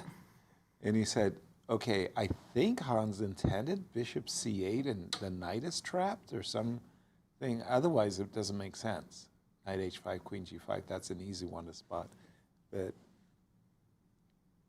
bishop c8, and then Hans has, Fabi has to answer, knight to d4 to, Which he will find. yeah, to get the knight out of jail. Yeah. Can he... Yeah, Hans now spotted queen g5, so he might play bishop c8. Just to keep the knight on c7, Yeah, entombed. Thank you, I was looking for that word. Move But played. because the knight on c7 needs protection, that was why I was attracted to the move knight to d4 at this moment, to try to force the trade of knights so that the rook on c1 protects the I knight. think that's a necessary move, knight d4. Exactly. Otherwise, that rook, bishop- rook d6 is a threat right now. But the bishop on Yep. c8 is hanging because your move knight d4, you can trade and try to attack the knight with rook d7. But you're Discovery right. moves, But the yeah. bishop on c8 is hanging, so Right. you can come back out. Knight takes d5, for example. No. Exactly. Yes, knight takes d5 Yeah. would work in that situation. So knight d4, Fabi now thinking about this move. He had a nice advantage on the clock, by the way. But now that is slipping a bit as he's looking for the most accurate continuation right here. It turns out knight d4 is really the only continuation. Yeah, otherwise rook d6 is coming and we're losing the knight. Maybe e4 does something. He's looking e4 at to But e4 black takes. And then, okay, you have d5 square for your knight, but you would be giving up the pawn back. But the problem, I think, is e4 take knight h5.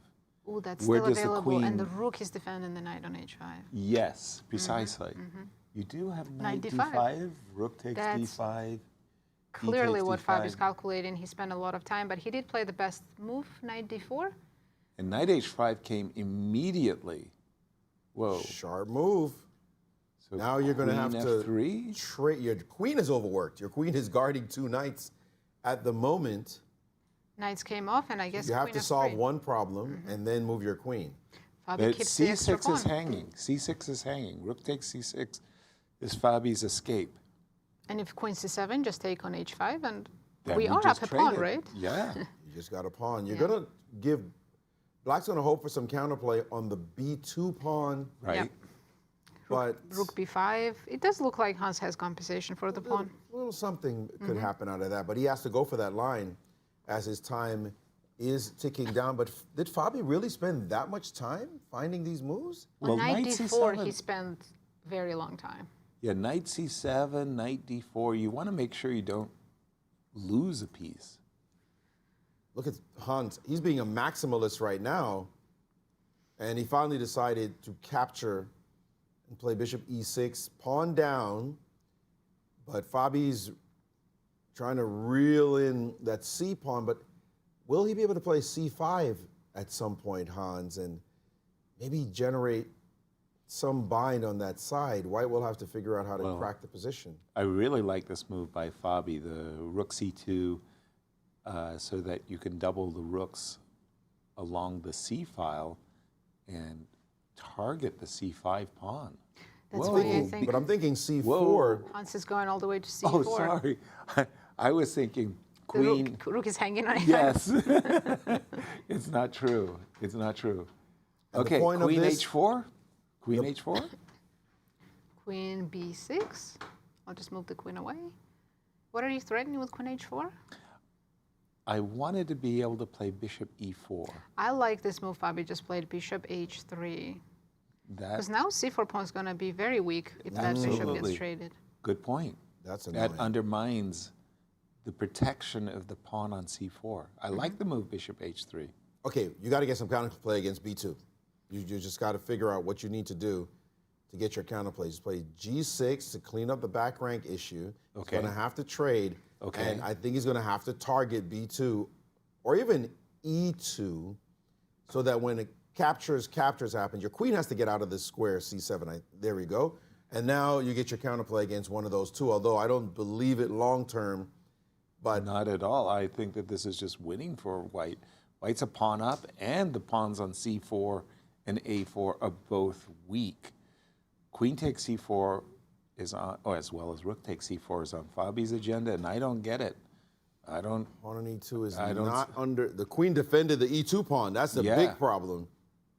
And clock times are 19 seconds for Hans. Queen takes c4. Full What? minute for Fabi. Queen takes c4, and you're two Yeah, it's two healthy extra pawns. very healthy extra pawns. Still need a good technique. Major piece endgames are always tricky. Agreed, but okay. First we play e3 to just secure. I'll go queen a8, plant my queen on f3 if I can. No, You There's don't believe also in it? rook a8, no? no. Put the queen Whoa, on whoa, f6. whoa. Could the devolve bar completely go all the way up? White is totally winning. I'm not sure why rook a4 was such a bad move. Oh, rook I think c7. rook c7 c7 is is a big threat now, as well as rook c8. By the way, Oh, so that's why queen b2. it was so important to Put the to queen put on the b2, queen away. and on now the back rook rank. c8. Yeah, this is Queen f6 now, and it should queen be over. f6. Queen f6 forces a That's queen the trade, I dream think. position with the queen on f6. That what? Oh, he didn't play it. How could you not play queen f6 then? That was a big miss. How could you not play Yeah, queen because f6? this keeps Hans in the game. Of course, he's still down 2 pawns, but game goes on. He can try for h4 and rook d2 and some kingside play. That's remarkable. Hans has been living multiple lives. That's crazy. And now he's looking for a rook d2 himself. There's a queen b8 check sighting. Rook d1. There was rook d1, and he was already an equal. Get out. Oh, yeah, because you get queen d5. Exactly. And now he's got Missed it 'cause he Queen had 1 second. f4. Queen f4. That defends f2. But now a pawn is just running. And now it's just winning, right? I mean, that's just it. But there was a moment, He's yeah. looking to play rook f5. Oh, look at it. But we've got queen d4 check. King Yes, h2, and that's all Queen she d4 wrote. check and a7. Fabi is going to win this game and take down the tournament leader. A7. We think.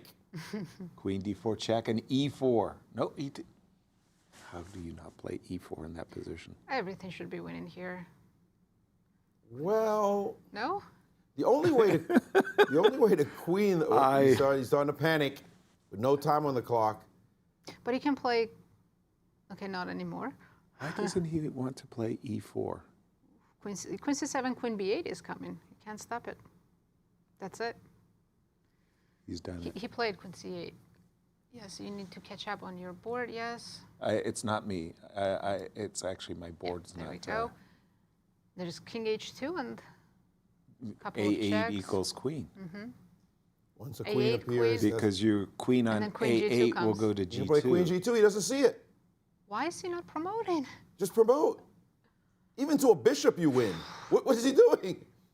He's delayed it, and he's triangulating because there's no more checks. But queening would have done the Unresigned. job as well.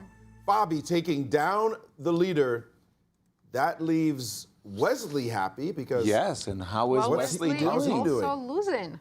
What? Wesley does whatever Hans does. exactly Oh, they've been in sync, in harmony. in the worst ways. Gukesh is beating Wesley right now. Incredible. Every time Hans loses, Wesley loses. This is wild. Yes. What is going on? I think rook b1 is just The- winning a piece, and that's they're synchronized, but not in a good way. And by the way, you remember Fedoseev was doing that too. Fedoseev has joined that dance. Fedoseev is losing to Duda. No way, really. And Wojtaszek has played Giant Killer again and beaten Alireza. So Gukesh takes down Wow. Wesley, who wasn't clear. This makes no sense. Wow. This event What makes just happened? zero sense. So from What the is leaders, going only on? Fabi won. Everyone else lost. Hans Yes. lost, Wesley lost, Fedoseev lost. Yeah. Yeah, that pattern of the three Americans and Vladimir somehow is perpetuating itself. Hard to understand what's going on. But Hans has scored 2.5 out of 4, no matter what Still has else a you solid say. score. And he's played against his 4 nearest rivals. A point ahead of Wesley. He's point and a half ahead of Fabi. And And this 3 is an points ahead updated of standings. Fedoseev. And there you see our 4 leaders scoring a collective 1 point. Yeah, Hans Niemann lost to Fabiano, but still remains in clear lead with a full point ahead. Wesley Saw, who also lost his game. Fabi catching up a little bit, but still 1.5 behind Hans Niemann. It occurs to me that the 4 leaders there, as you can see, they scored 1 point, but that's because they had to. Because they were They playing played each other. against each other. That's not a good way Otherwise, we of could have crossing seen the 0 finishing out of line. 4. That was crazy. Shocking result. Maurice, what do you have to add to this? You know, I see the outside, the light's starting to come up. Yeah, right. The We're sun kind is of, shining. the sun is starting to peek out. I think the same thing must be happening in Warsaw. Maybe it's getting darker or something. I don't know. Because the games we're seeing, just insane. I think the point made, though, pressure and fatigue. Add them up, all these games played, and who will survive. This show should be called Survivor Chess right now, the way they are handling this. This game, I want to show this moment where Alireza, it's Alireza Firouzja, guys, is completely winning. He's got an exposed king for black. He's up in exchange. Should be able to win this position. Play a move like rook e1 and point and shoot. Rook d3. No problem with that. What does he do?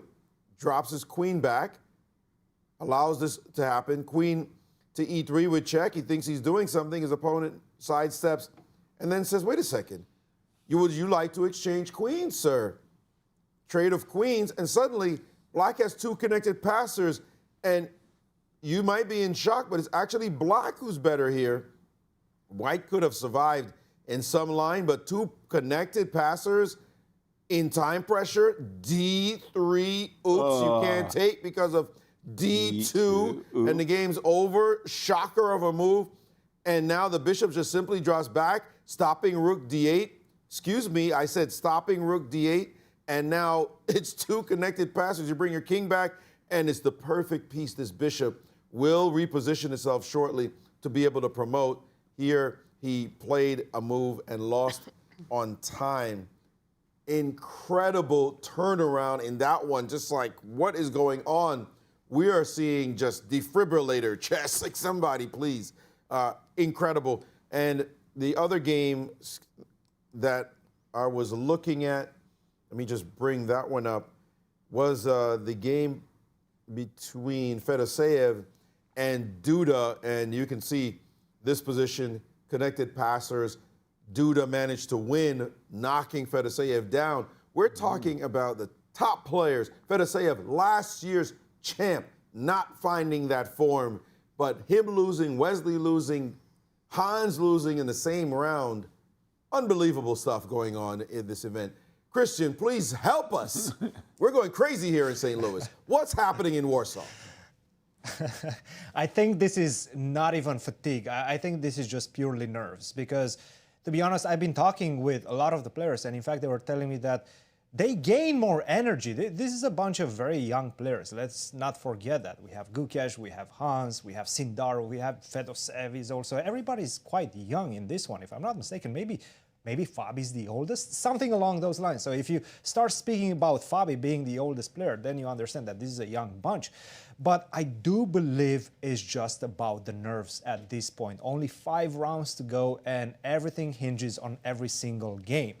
Let's take a look at Wesley versus Gukesh, because Wesley, all he had to do in this position, if he wanted to equalize. He was on the back foot a little bit throughout the game, but right now if he wants to equalize, all he has to do is take that pawn on b5.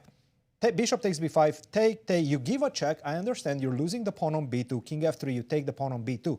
I continue taking your pawns. I get it, you're going to attack my pawn on e3, and if I don't have a way to defend that pawn, then obviously maybe I'm a little bit worse, my king is starting to become weak.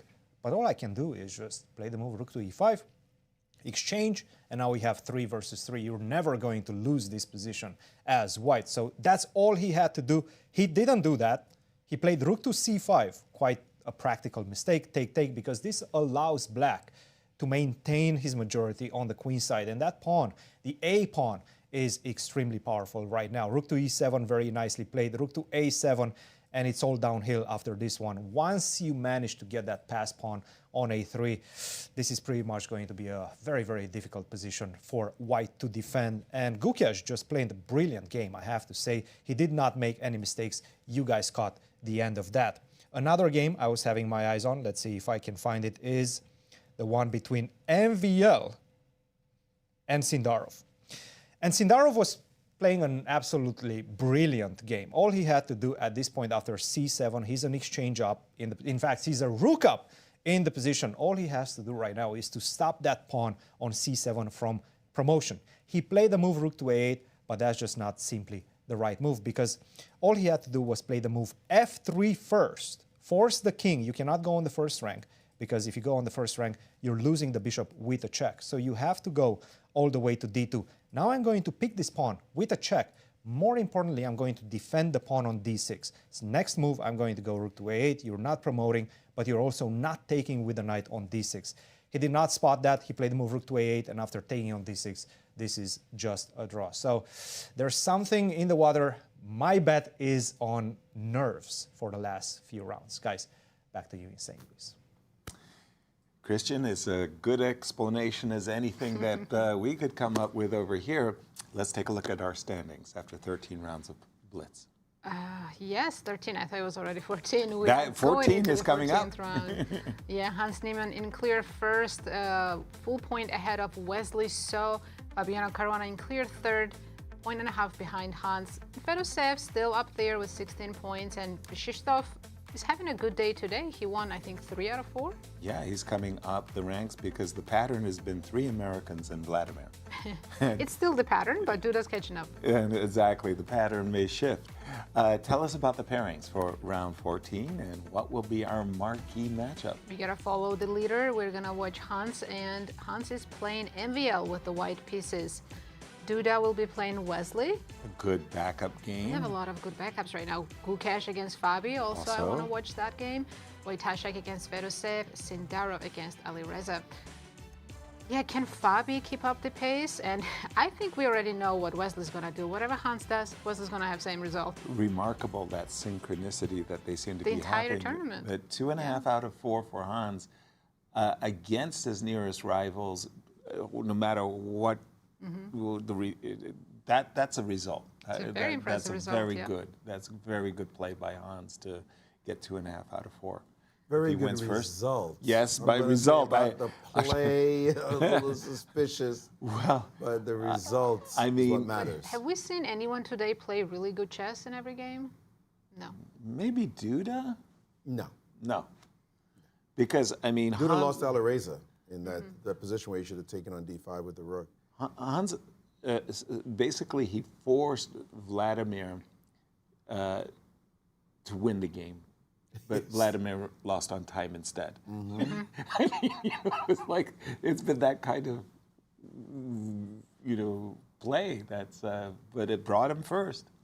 Yeah, nobody can check the standings. Alireza, how was it? Alireza. Who yesterday played the best of all the Blitz players. Alireza is at 50% today. Okay. And there you have Duda, our standings once again. We're trying to figure out who's playing well today. But Duda, yeah. Other than that loss against Alireza, Duda does have 3 out of 4. So Duda is the best performer today for the day. So that is pretty good for him. So Hans has 2.5 out of 4. Does Wesley have 2.5 out of 4 as well? Let me just see. So Fabi has 2.5 out of 4.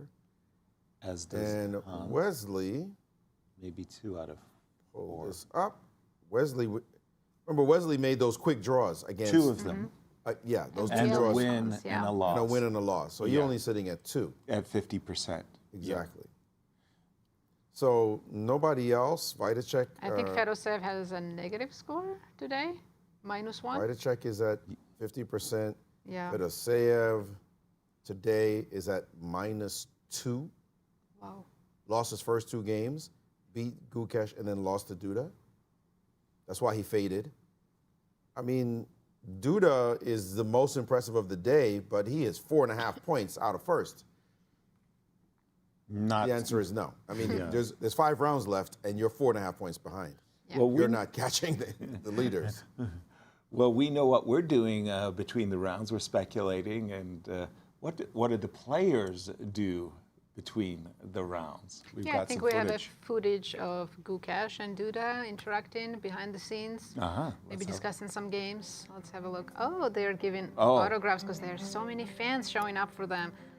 Look at that with the Everybody. boards. And That's an a impressive. lot of people. And of Gaggle. course, Duda is #1 Polish player. He has a lot of fans in Poland. They look so excited to meet the players. I know.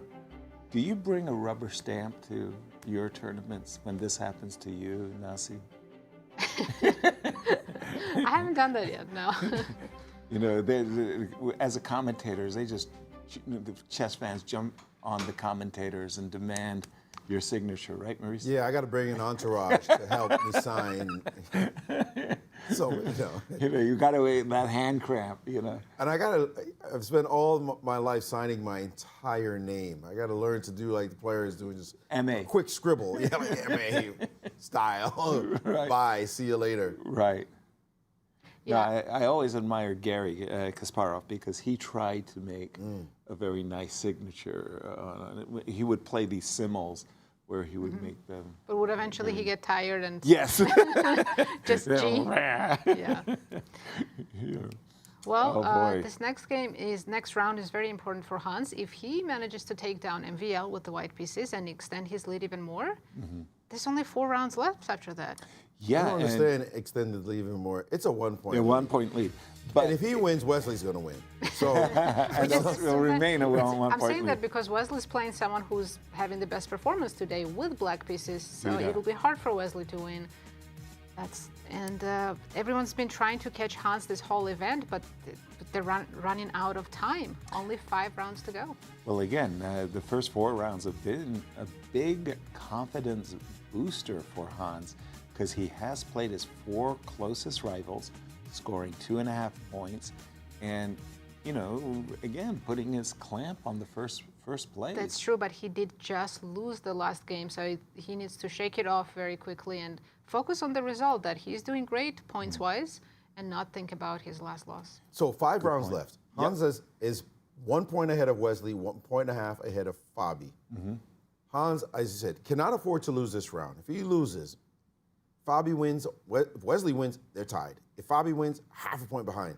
The whole event will shake up suddenly because that 0.5 point difference will mean nothing. A tied score between Wesley and Hans. This game is absolutely huge based on the other 2 possibilities. I think Fedoseev is now out, down 3 points with only 5 rounds left. That would take an absolute miracle for him to repeat as he did last year. 3 points down, that's just so unlikely. He's 2 points behind Wesley. So I'm going to say Fedoseev is out. We can get one of those betting sites, put that in now. Commentators' That's curse my hot is coming take. up. I can sense it. And then we're looking at Fabi. Fabi's got to get 4 maybe out of the next 5. 4 out of 5 if he's going to win this tournament. And he's starting with black against the world champion. 1.5 down, 4 out of the next 5. Because then, because Hans would just break even, they would tie.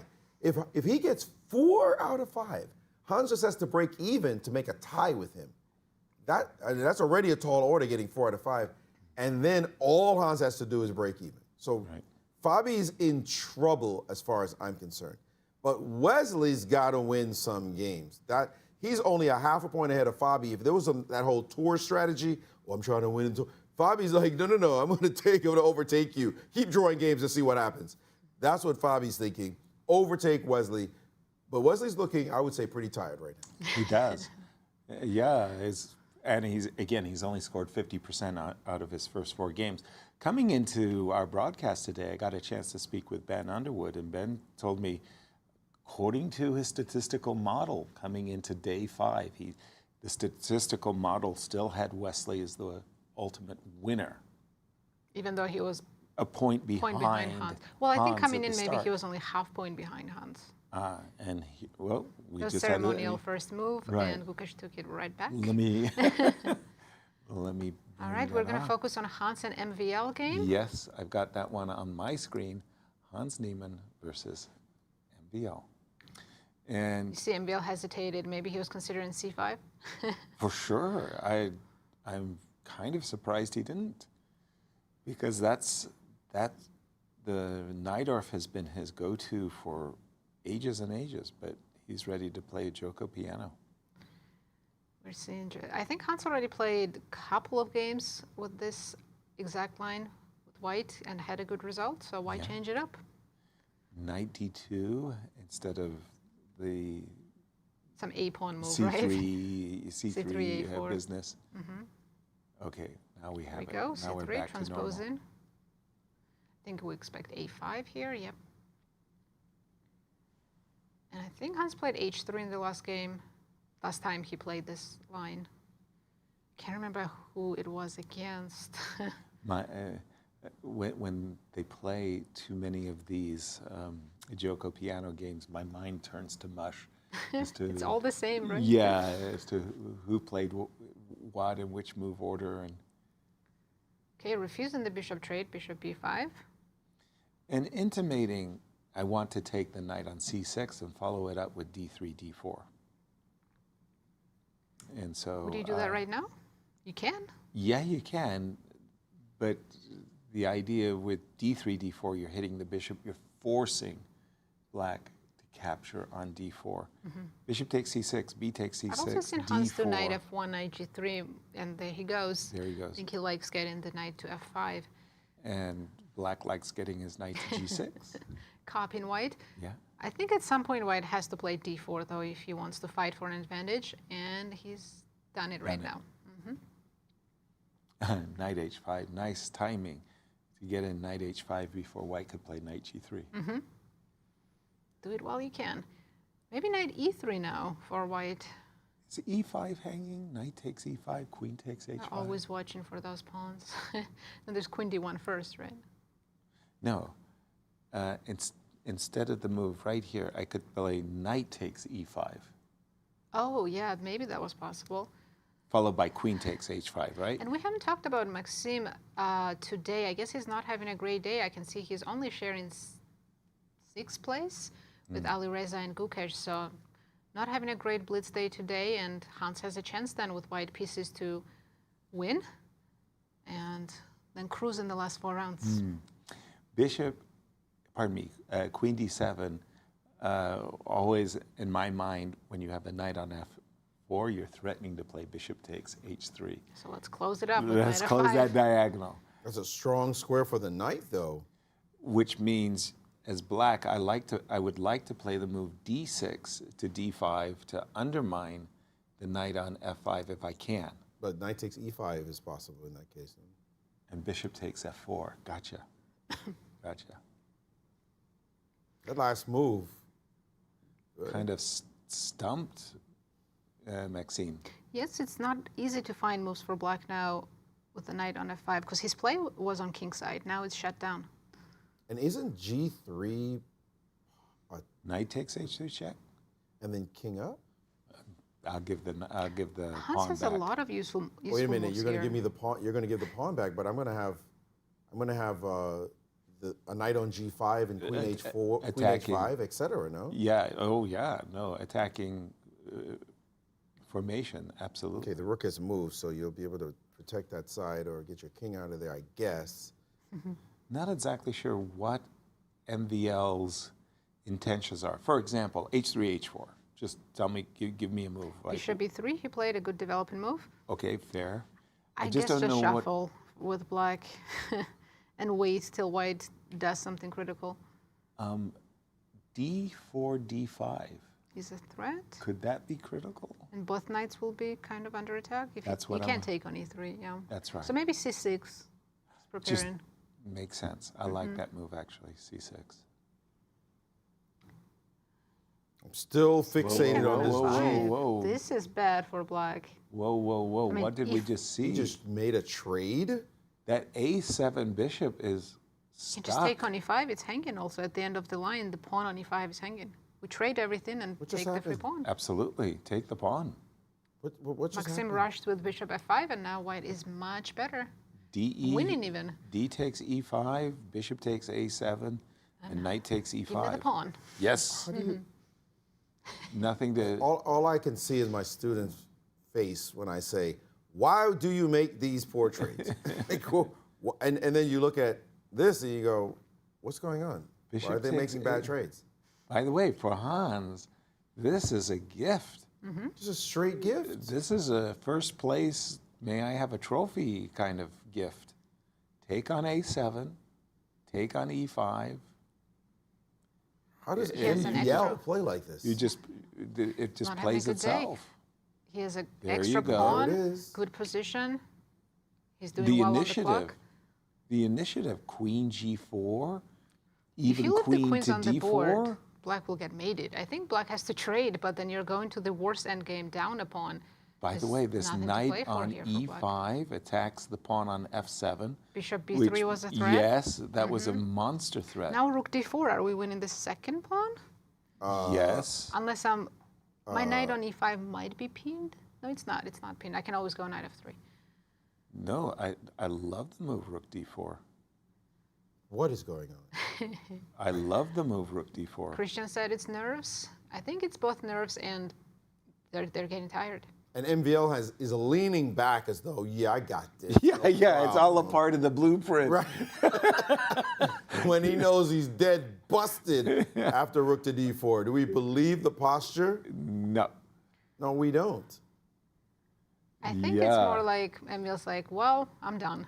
And just sitting back and just waiting for Hans to win. But And Rook Hans D4. just took his sweet time and attacked it. And Oh. what is, Rook f4. how does this trading work out after a couple of trades and then you take the a4 pawn? Take with the bishop too. Yes. So there's no Rook E2 tempo. And there's nothing anywhere in your position to worry about. I even like king f1 here. I love King F1. But then you play b5. I don't get to That's take okay. the second Who pawn. needs king f4? You're not pawn. grabbing a It's second fine. pawn? I'm grabbing Yasser the second. Seirawan? No, I'm grabbing the Take second that pawn. thing. No, I'm grabbing it. There's no counterplay against anything in your position. I guess rook e2 might be an argument. No, I think we start with Rook E1 Bishop check. b3. I guess not. I guess he start with I think he wants to play c5, c4 to have something, but no King now- F1 in that case. Exactly, king f1. But I think you have to go Rook He's done E1 c5, check. king f1. No, then it's just over. It's 2 pawns. He wants to bring the knight out, Doesn't matter. It's but 2 it's not pawns. going anywhere good. G4. Oh, g4 I like. Yeah, and then you just You can also play bishop c2 now that rook e2 is not an option. Oh, Exactly. this is a What's simple wrong? What's wrong technical with game. a4? Am I missing something? no Nothing. I don't think A4 you is- have a bad move here with white. He played c4. Okay, I take it back. There is No, a bad it's move. still fine. Is it fine? I would never have But I played would not C4, by the way. lock up that bishop, yeah. I mean, I don't believe in putting my pawns on light squares when I have the light squared bishop. Yes. And you didn't compromise his structure in any way. A little bit, yeah. Maybe now retreat the But bishop. I and love c2 the and- move A4, what you mentioned, Maurice, Mm-hmm. but I love G4 best of all. Just use the extra pawn, make He's sure gonna you play don't rook blunder. f3, rook e3 now to get the king out. Right. Also, black rook, of course, Kind of MVL doesn't trapped. want to trade, so he has to No. drop the rook back He has to. Rook and E7. give up the e file. Yep. Rook E7. Time to go Possibly a4, right? A3? A3 or a4, yeah. A4. Yeah, either one. And he's done Gonna it. take, and probably rook a7 Rook A3. or b7. Oh, he took with the rook. Okay. Yes. B7. Now white king will be joining the game. Yes, And this is a very just technical endgame. Black has no counterplay. I think I would have played Whatsoever. rook a6 at some point with white, just to keep the king out, prepare rook c6. well, But there's also, nothing to of course, discuss. putting the It's king just in, and now he's using two Or extra G4. pawns. some majority. You know, it's not deep analysis. You're up 2 pawns. Yeah, We're just wondering how you're going to screw this up. Because you're not supposed to be possibly screwing this one up. no. That bishop on C2 is going to C2 go to D5. you got my thought, right? Like Yeah. if we can get the bishop on d5, or rook, the king needs to be on c3, bishop on d5, the white rook roams, and you resign. That's it. That's what MVL has to fight against at all costs. Yeah.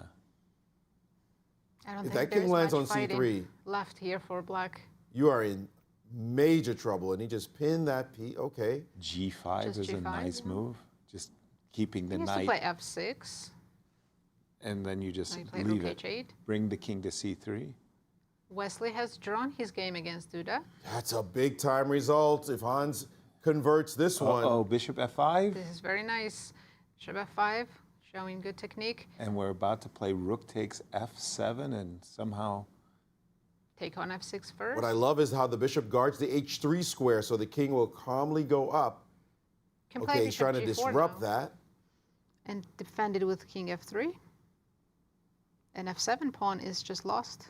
correct, absolutely correct. He's hesitating. By the king way, e3. knight C6 allows rook D7 checkmate. That's pretty funny. So how MVL about rook resigns. to B7? Huge win for Hans, and he played a great game. That Well, was yeah, but it was a gift, wasn't it? Let's go to Disaster. Fabi. Let's see how he's doing against Gukesh. I can't believe how MVL played that game. That was terrible. Bishop takes f5. By the way, it looks like a king's, not a king's Indian. Could it be a Joko piano with D5? It was actually Sicilian. Okay. It was another Najdorf. I love the space advantage that Gukesh has, but you always have to be careful that black's queen doesn't drop into the second rank with the white king. A little vulnerable there. By the way, Fabi was worried about queen c8 check, so he played knight e7. So on queen c7, I'm guessing queen a8, Yeah, I'm definitely queen not takes taking. d6, So and queen a2. Here we go. I'm sure he's prepared to play queen a2 as Fabi. he has to, but it's not fun. He went knight g6. Knight g6, okay. He's hoping to get his queen activated on a2, but queen b4. Ooh, queen a1, okay. Queen e1 might be a threat. Yeah, g3 is a little tender. I can play knight f1, but then I'm really seizing the defensive. Knight He's f1, done it. but now apparently there's some Wait a tactic. minute, Black it's is that winning. knight f4 check Knight business, isn't it? g3. Knight g3 is winning. And he's found it, Fabi, with 20 seconds. Look at that. If you take with the knight, Wow. there's knight f4 coming in, and But now you take on f1, and that plays itself. Now it's just winning for Fabi. Knight f4. The So white Fabi king. keeping pace. Wesley kind of dropping back a bit. I think Mate Fabi in has one. caught Wesley. he didn't play mate. Queen h3 was mate in 1. Queen and I think Fabi just shook his head and said, wait a minute, why didn't I fight queen h3 mate in 1? that was the Any last other game. games? Nope, this is Only it. one draw. Only one draw. Oh my. Maurice, catch us up on the other games. What happened? At least the results. I couldn't keep up with the other games. Well, very importantly, Wesley drew, so we got that as an important Wesley result. And it's drew. a game not really worth reviewing. But Fedoseev lost again. Ooh. And lost To in Radoslaw. strange fashion. So here's Duda just kind of creeping forward with a draw, but now finding himself in 4th place. And Fabi's tied Fabi for has second. caught Wesley. Very importantly, Grand Chess Tour points. Yes, sir. Whatever Wesley was doing strategically, he may not win the tournament. Hey, he might not even win the tour points and take only third place. That's 8 points only to Fabi's 10 if he doesn't start winning some games. So that's huge for the standings. I would say everybody else is out, and Hans now, with only 4 rounds to go, he just needs a decent result to say, I've got this tournament. Yeah, 1.5 lead. I was just saying, of the tour participants there, it was like Wesley, Fabi, and strangely enough, Sindarov is in 3rd place as a tour participant. And I think Hans just needs 50%. But not with a lot of points, though. No, it's not with a lot very of little points. points. You get 3rd in the tour, like but your points are, 7, whatever, 7th place? Yeah. Not a lot. By the way, could I show you something absolutely Please. fantastic? Yes, The game between Wojtaszek and Fedoseev, Wojtaszek here played a wild move. Knight takes on g6. I'm not even sure why it's a move, to be honest. Takes, and drop your bishop back. And Black's just winning, in fact. But and he ended up winning the game after some adventures. But take a look at this. You're going to love this line, I promise. Queen d8. Look at this line. Bishop takes f5, pawn takes, and knight to h5. Now, what move do you play here? Pieces are hanging. Okay, there's a knight f6, so maybe you don't want to take on that square because of this check, and the queen shows up. So you say, okay, we don't want to do that. But what do you do about queen h4? I'm going to test my co-commentators on this one. Queen h4, sorry, Maurice. Yeah. Queen h4 is threatening. Queen f2. Yep. Maybe Can I take this. Queen g4? Yes. Queen takes g4, bravo. A fantastic move. Mate. Pawn takes is met by knight d to f6, and you've got to give the queen back, because if you move your king, how often do you see that mate in a chess position? Picturesque. Beautiful. That's just gorgeous. Knight takes and knight h5 would have been fantastic. Of course, you hesitate because you see a move like queen h4. What am I supposed to do? You're in fact lost if you haven't prepared this queen sack. A fantastic variation. But like I said, he played otherwise. He ended up playing bishop f4 and queen b3, and his opponent just blundered king f8, allowing f3, knight f6, bishop h6 check, and suddenly the king had nowhere to go. It had to go on the same line as the queen and gift the knight back, and that's how Fedoseev went straight down after white won back his piece and went on to win the game. Let's go to Cristian in Warsaw for some insights about the other games. Thanks, Maurice. That was, by the way, a great position and a great quiz, and I'm happy Nazi found it. Now, let's take a look at this one. Gukesh versus Fabiano Caruana, and this one was a complete swindle because Gukesh was playing an absolutely brilliant game with the white pieces, building up his advantage slowly but surely, not giving his opponent absolutely any way for a counter attack. But at this point, Fabi, well, through a Hail Mary, he played this very, very good move. Clear idea after bishop to c7 is I want to go queen to d8. And this feels like a triple attack, in fact. So, for example, let's just say king to h2. I'm going to go queen to d8. I'm attacking the pawn on a5. I'm obviously attacking the bishop on d7, but I'm also looking at your king side, potentially sacrificing one of the knights, knight takes h4, or maybe even knight takes g3, and suddenly the queen enters the fray. Now, unfortunately, it seems like once again I've lost my technical capabilities on this one, so I'm going to throw it back for the moment to you in the studio, and perhaps I will be able to come back in just a second.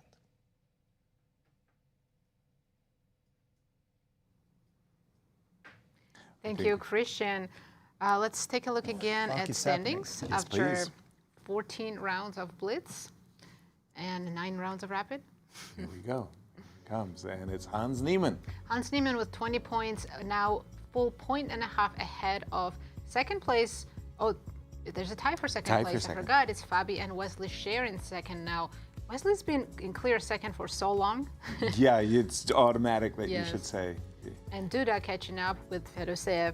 Because before the pattern was 3 Americans and Vladimir. Now it's 3 Americans. Duda with Fedoseev. Duda and And let's Fedoseev. check the pairings for round 15 coming up. Yeah. And all eyes are on our leader. Who will he be playing? I believe Hans is playing Javokhir Sindarov. We're going to watch that game closely. Then Fabi playing Duda, another great matchup. Wesley against Wojtaszek, Fedoseev against Alireza, and MVL against the world champion. Wow, big games coming up. When I see the game, Fabi versus Duda, aren't these two players two of the outstanding players in the Blitz? But Fabi's playing result-wise Today. I believe along so. along with Hans, very well. But Duda also has been playing successfully. Well, I would say about Fabi, Yes. he's won his last 3 in a row. There you go. So I got After that one losing right. the first game, drawing Sindarov, he's won 3 at a clip. He's including against Hans. including against Hans. So he's feeling pretty darn good Right. about himself. Duda, on the other hand, he has the exact same score as Fabi, but in a different way. He won the first 2, lost against Firouzja, beat Fedoseev, and then just drew Wesley. So they are definitely 2 players who are playing well. I wouldn't argue that they're playing any better than Hans, though, because Hans has the exact same score. +2. He won his first 2. Remember, he got 2 to start. He did. Drew Wesley, that quick draw, lost to Lost the Fabi, fourth. but just beat Maxime. So all 3 of those players playing like stars at the moment. And Fabi gets a very tough pairing for sure in Duda coming up. And by the way, let's just note, there's only 4 rounds left. Yeah. You're going to make a 1.5 up in 4 rounds. If Hans simply scored 50%, just 50%, which is clearly worse than he's doing now, but just 50%, that puts him at 22 points. That would mean Fabi or Wesley, in order to catch him, would have to score 3.5 out of 4. An absolutely sterling result. It's doable, but it's a sterling result just to catch him. That's not, and that's if he scores 50%. Right now, that's not looking likely. Whatever betting site you're on, and we're not encouraging, and by the way, gambling is a challenge. They've got phone numbers for you to call. But I'll say, bet the house on Hans. It looks like he's about to win this tournament, which would be an absolute shocker. Another wild card winning Poland, and Hans Niemann arriving on the scene. This would be the biggest win of his entire career. So far. So far. Biggest win to date for Hans Niemann. And it's looking right now that it's unfolding before our very eyes. I agree with you, Maurice. And we do have an interview with the Minister of Finance and Economics, Andre Dmanski. So let's take a listen.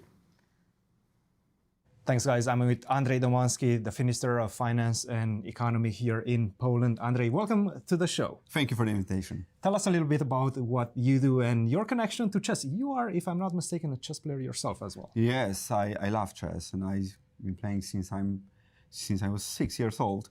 And well, I believe chess are very, very important and help me develop. Now I'm here today with my daughter, also to show her the best chess players from the world. You've also met Judith Polgar just a couple of days ago. She was here as well. This tournament seems to be bringing all sorts of chess personalities. How important is this event for Poland? Well, this is a crucial event, very important for Poland, for the chess community here. And I'm very proud that right here in Poland, in Warsaw, we have events with such a great players. It wasn't easy to organize before. But I'm happy that it's another time that we have players like Caruana, Niemann here, and of course Gukesh. That's really, really great. Absolutely, and it's always a pleasure to come back to Poland. You are definitely a man in your position, one that understands the connection between education and chess. Tell me a little bit about that. Well, that's why I like my daughter to study, to play chess, to get... How is that going? Well, some progress, to focus, to develop this ability to search for solutions, not to get tired too easily, and of course to develop this special part of mind that's dedicated to these more complex challenges. So hopefully I will manage to convince her to play a little bit more. And we talk with Madame Polgar about promoting chess also in Poland, promoting chess among girls. That's also important for us. Last question, I'm going to put you on the spot. You don't have to answer if you don't want to. Who is your favorite player in this event? Oh, of course, I keep my fingers crossed for Duda, but also, to be honest, for many years I was a big fan of Caruana.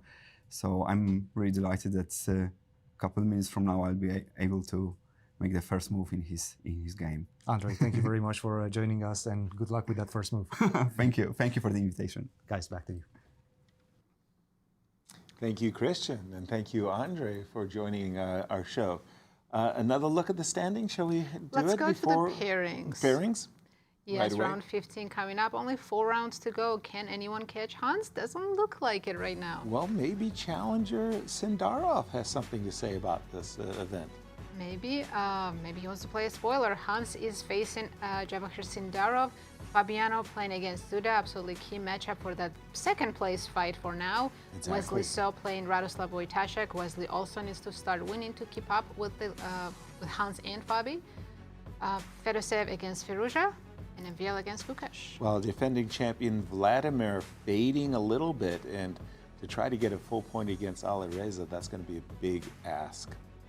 As again, our marquee matchup will be Hans versus Sindarov. And If Hans wins 2 games, I think the tournament will be over, right? Then he clinches first, and it's all about. Well, not mathematically. Depends how Fabi and Wesley Yeah, will. clearly. So mathematically, 2 is still not enough because, like we said, 3.5 out of 4 catches him. 4 actually beats him, right? So 2 is not the number. 3 is a number. 3 is a clear win. 3 is a number. They get 4, and he gets 3. It's over. 3 out of 4, it's over. So he could do it in the next 3 rounds. That's also unlikely.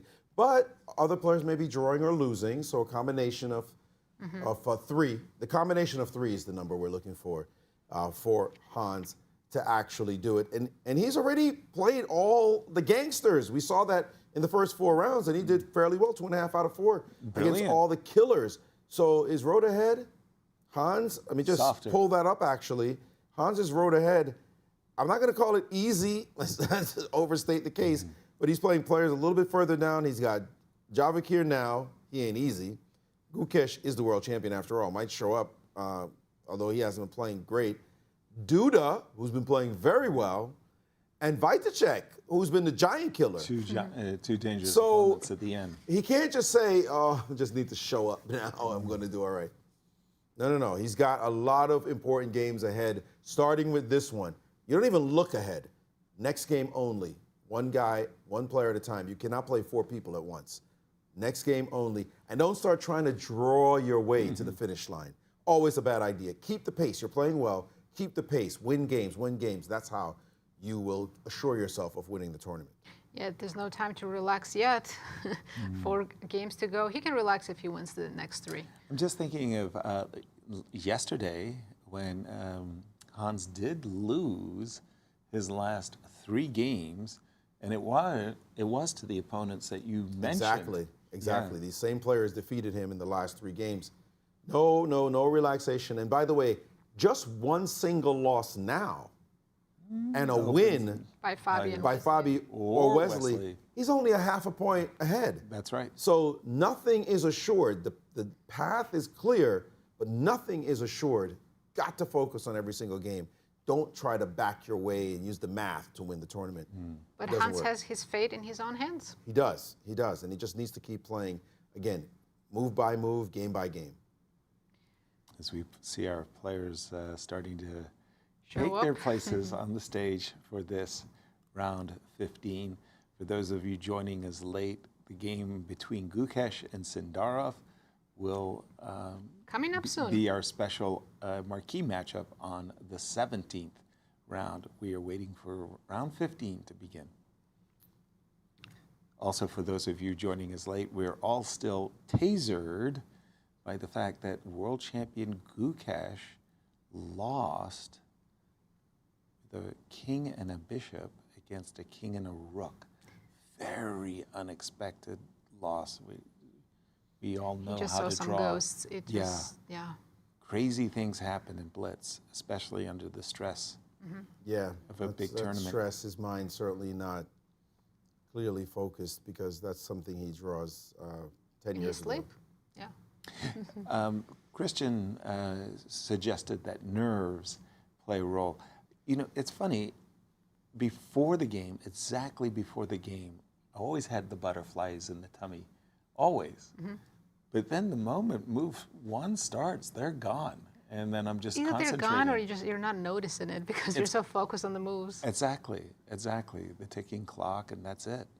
Hans looks quite calm.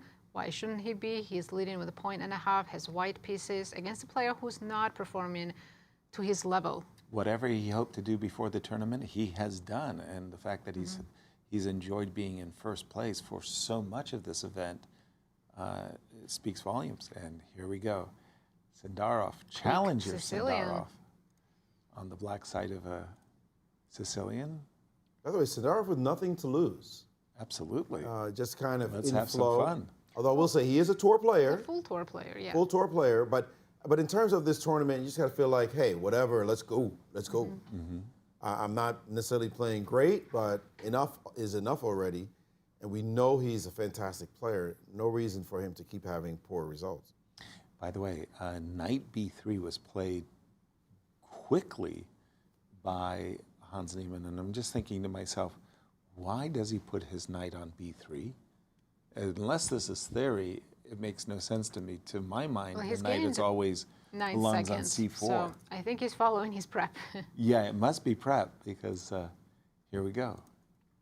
He's playing everything very quickly. He's got 5 minutes and 8 seconds, which means, yeah, this is his prep, all right. But it does look like black shouldn't have too many problems. He can take on c4. As I said that, Sindarov played queen e7. Right. Is bishop g5 anything to worry about? Just play h6. H6, nothing. There he goes. In case In case. it was something to worry Yeah. about, right? I think Hans is going to take on e6, put the bishop on e3, and use that c5 square that he has under control. Makes sense, Oh, first f3, of course. The pawn on e4 was hanging. right? So I would say Hans has a small edge. He can always play a5, and on the queen side, he has more space. Still not that clear to me yet. You think black has completely equalized already? Feels it to me, but a5, I can't imagine this being. If the knight were on c4, I'd like it. The only thing that you could be talking about theoretically is that the dark squared bishop has a pawn on e5, and maybe it's a passive bishop versus, say, a bishop on e3. But that Sindarov seems found a different plan, moving the knight to rather f4. theoretical. Where would you move your queen here? Yes, f2, f1, e1. There we go. We have an answer, f1. I would have gone f2. I think he's preparing g3, and that's why he went to f1. Yeah, I'd have gone to f2, and you want to know why? Why? I do want to know. Oh, seriously? What am I missing? Pawn on a7? Oh, I didn't even notice that pawn. I mean, why would I move my queen to f2? It I makes couldn't even sense, see it was right? hanging. But okay, king h1, an indication that Hans wants to play the move g3 to just kick the knight away. What are those nice little things I'm seeing on the right? I know we haven't been following Sindarov's tournament, especially today, but he's moved up a little bit coming into today. I think he was in 9th. Now he's in clear 6 ahead of MVL, Gukesh, and Firouzja. That's a big improvement for him. Huge, in Because fact. he needs those Jan-Krzysztof points. That's what Wesley has been calculating, actually. Okay, a4, a5. Hans is saying the pawn on a7 is still a target of mine. Knight to d4 to f5. Do we think of this knight versus bishop? It's a good knight. Good knight, very good knight. If Ooh, e5, I think. Whoa, We're going to see some trades. Knight to Knight 6. takes c6. We were like lauding this knight, and now he looks like he just wants to trade it off. Will he? I think he has to at this point. You wouldn't come back to d4, right? Well, could we come back to d4? Maybe just keep the knight firmly entrenched on the b5 square. Like if I go knight d4 right now, followed by c3, followed by knight b5. No, he just took the. He just took the. Does he have an advantage just because Black's pawns are on f4, h4, maybe overextended? And not having any sort of activity. That's not the worst idea in the world, actually. Yeah, maybe rook d4 so. and start putting some pressure on those pawns. Okay, I'll fall for it. G5. For very, very solid king side. If Sindarov goes rook e7 and doubles rooks on the e file, puts his rook pawn d1 on G. now, Yeah, with the idea to get my rook on the 7th rank. agreed. That's a good idea. Yeah, I like Hans' position. It's not much, but definitely he's the one playing for more than a draw here. Well, the pawn on a6 is disturbing. Every time, anytime you win the a7 pawn, it means that Game will it's be over. unleashed, Yeah. right? But okay, rook e6, rook e7. You've got to start to create your own counterplay as well. Wesley with a giant advantage in his game, and Fabi with a nice edge as well. So Hans Pressure on Hans. it's got to feel a little gotta bit of pressure. score. He doesn't know it. He's not looking around at all. He's focused on his game. But both his compatriots are looking to keep the pace. A victory here would close the gap on him. He definitely don't want to lose this game because that would be a disaster. Can't imagine him losing this game, but I think he has decent chances to win. Rook to d8. Like, put the rook on d7 right now. That's very unpleasant. Oh, he traded. Maybe He's he wants to going play for the a queen ending. The queen ending is a lot more likely to be a draw. Looks dead drawn. Dead drawn. I wouldn't imagine there'd be any chances. Well, he's still playing for something, but now maybe active move like queen d2. Queen d2 looks amazing. Okay, it looks drawn. Yeah, you're just going to go queen e1 check and queen g3 in case of queen c4. Yeah, this now is looking like a draw. Because black has no way of making a break. He's not going to play g5, f5, g4. No. And white looks like b5, actually- c4, c5 could be a chance. So that's why you always make a perpetual after queen c4. Yeah. Just make This looks like the moment a draw is going to occur, actually. Like allow queen e1 and queen g3 checks. exactly. Yeah. What else would you? How else would you defend your pawns after On queen c2 d2? and Can b4. play queen b1, but it's so passive. Queen b1. Could he give up the pawn, play b5, and on queen c2, queen e1, with some hopes? Hopes of what? Taking on h4 and not allowing any perpetuals. I mean, of course, Yeah, it's but a your draw. b5 pawn is hanging. Of course, it's a draw. He's not going to do that. I He's settling into this position. I don't know what he thought when he walked up to this position of trading rooks, because it looked very drawn, but now he's pausing. It's clear queen c4 just allows a draw, and he can get the heck out of there. And there it is. And Sindarov has no argument with just checks, more checks. That's a draw. And there we go. draw Draw is agreed. a good result for Hans. Let's move on and see how Fabi's doing Marvelous result for against Hans. Duda. Let's not overstate it, although Wesley and Fabi have managed to let go of the rope a little bit from the beautiful advantage that they had. So this draw might end up being fantastic in the end. We're catching up with Fabi's game. What just wanted opening to was see. that f4 so early? Yeah, it was one of these fianchettos without d4 and c4. And Fabi got a nice position. Still has a nice position, actually. Fabi has a massive advantage on the clock. Okay, no. All right, it was fixed on my board. 1.5 still. minutes to a minute. A nice little advantage as he's working it. Wesley has an advantage in his game, but he's not showing perfect technique. e4. It's an absolutely crucial game. As you can see, Fabi's tied for second with Wesley, and Duda is tied for fourth. Duda's also looking for a win to To press against the to leaderboard. catch up with Wesley and Fabi.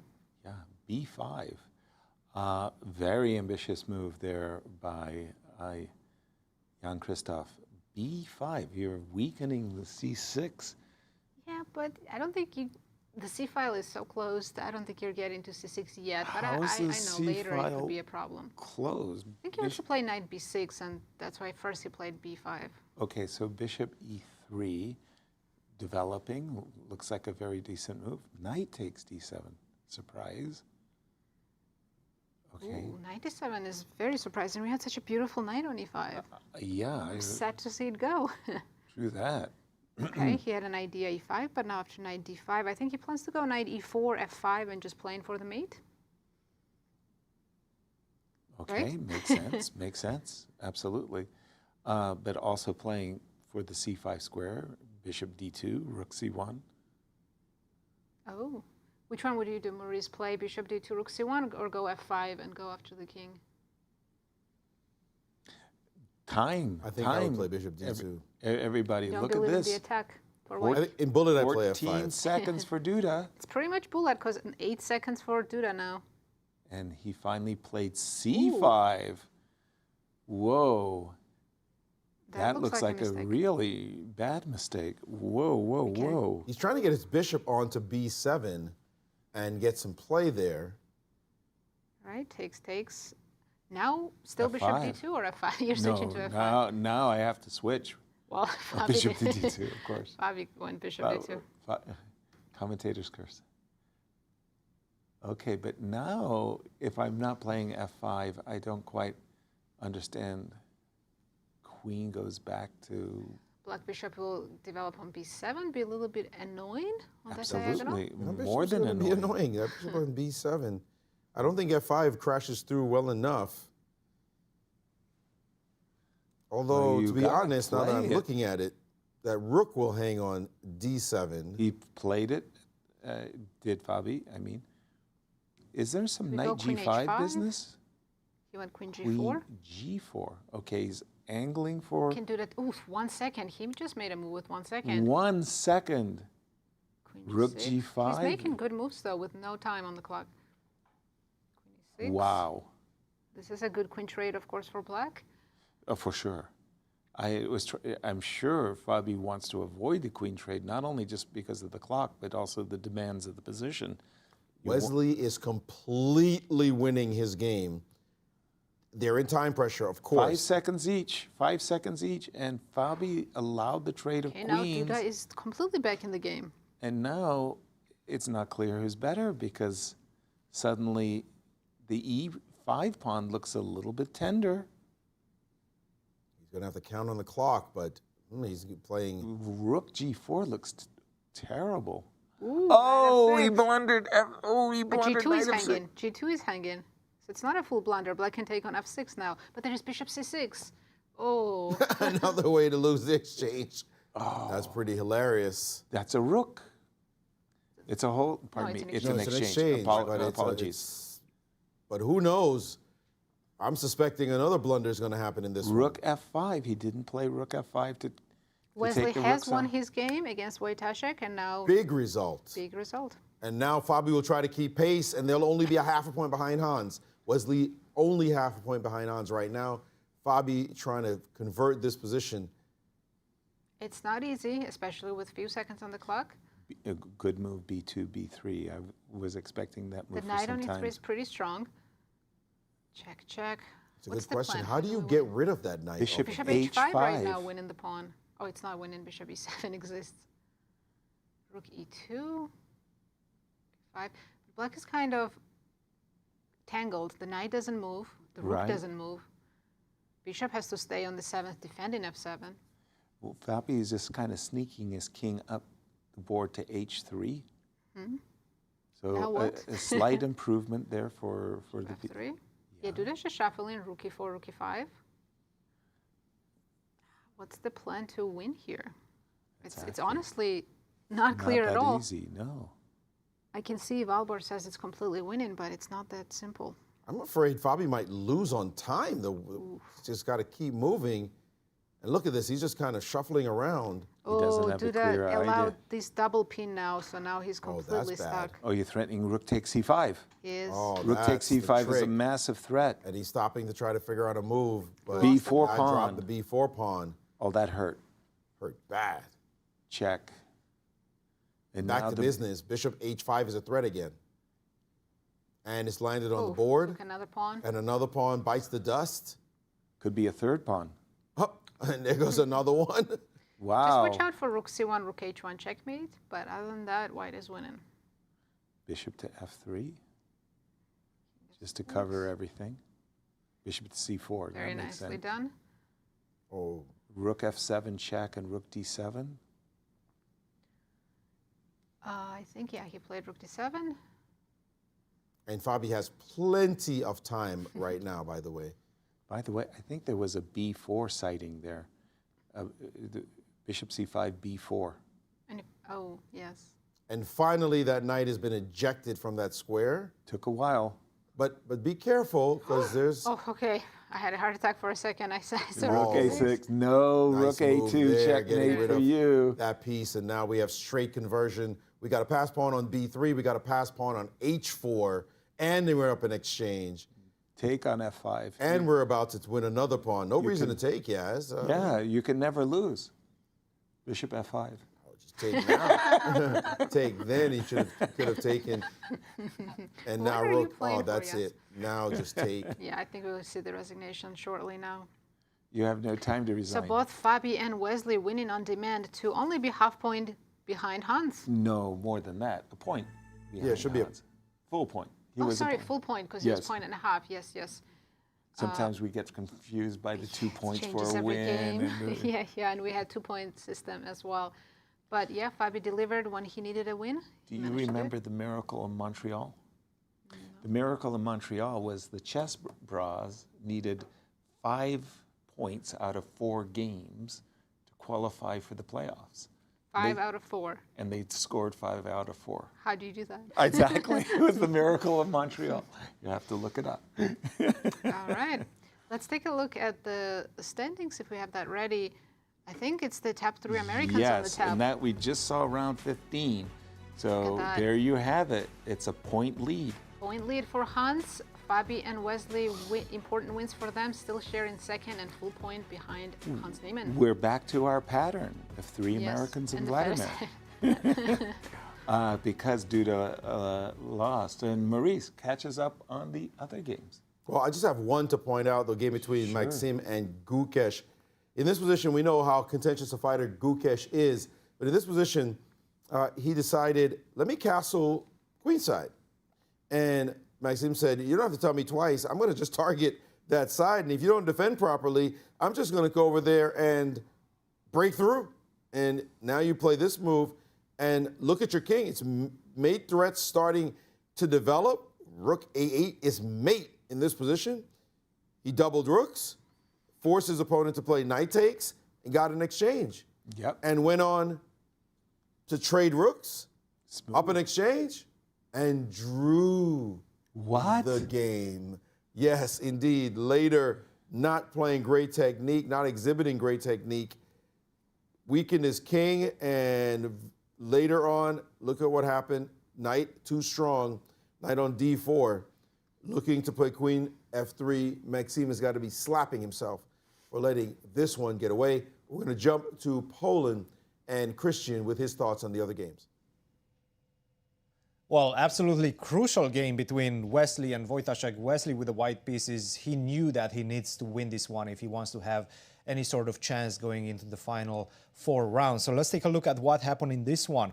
At this point, Wesley, all he had to do is push the pawn, go d6, and this should be enough for an easy win. Instead of that, he did not play that. He played the move king to f1, understandably so, because after rook to d2, rook to c1, knight takes d5, king to e1, it does seem like you're just simply going to lose material, because as we've seen in the game, knight takes e3, falls after king takes d2, you just simply lose the exchange. But what Wojtaszek missed, and probably Wesley missed as well in the heat of the battle, let's look at the clock. 10 seconds for Wesley, 6 seconds for Wojtaszek. is that you can just simply go rook to d4. There's an extra square that perhaps both of the players missed. Or perhaps what Wesley had in mind was to play the move knight to b3. That's a discovery attack, right? You're attacking the rook on d4, you're also attacking the bishop on c8, and he might have just stopped at this point and said, you know what, I'm winning a piece. But if you go one more move, rook to e4, setting up this beautiful pin, rook takes c8, and then just simply go king to h7, you're recapturing your knight on e3, your piece, you're re-establishing the material equality in the position, and in fact, black should not have any difficulties holding this one. So huge, important victory for Wesley, but it only happened in the last couple of moves. Before that, it seemed to have been a draw with perfect play for Wojtaszek. Let's take a look at the standings after this crucial round, because things are heating up in this tournament. Still, Hans leading right now, as we will see.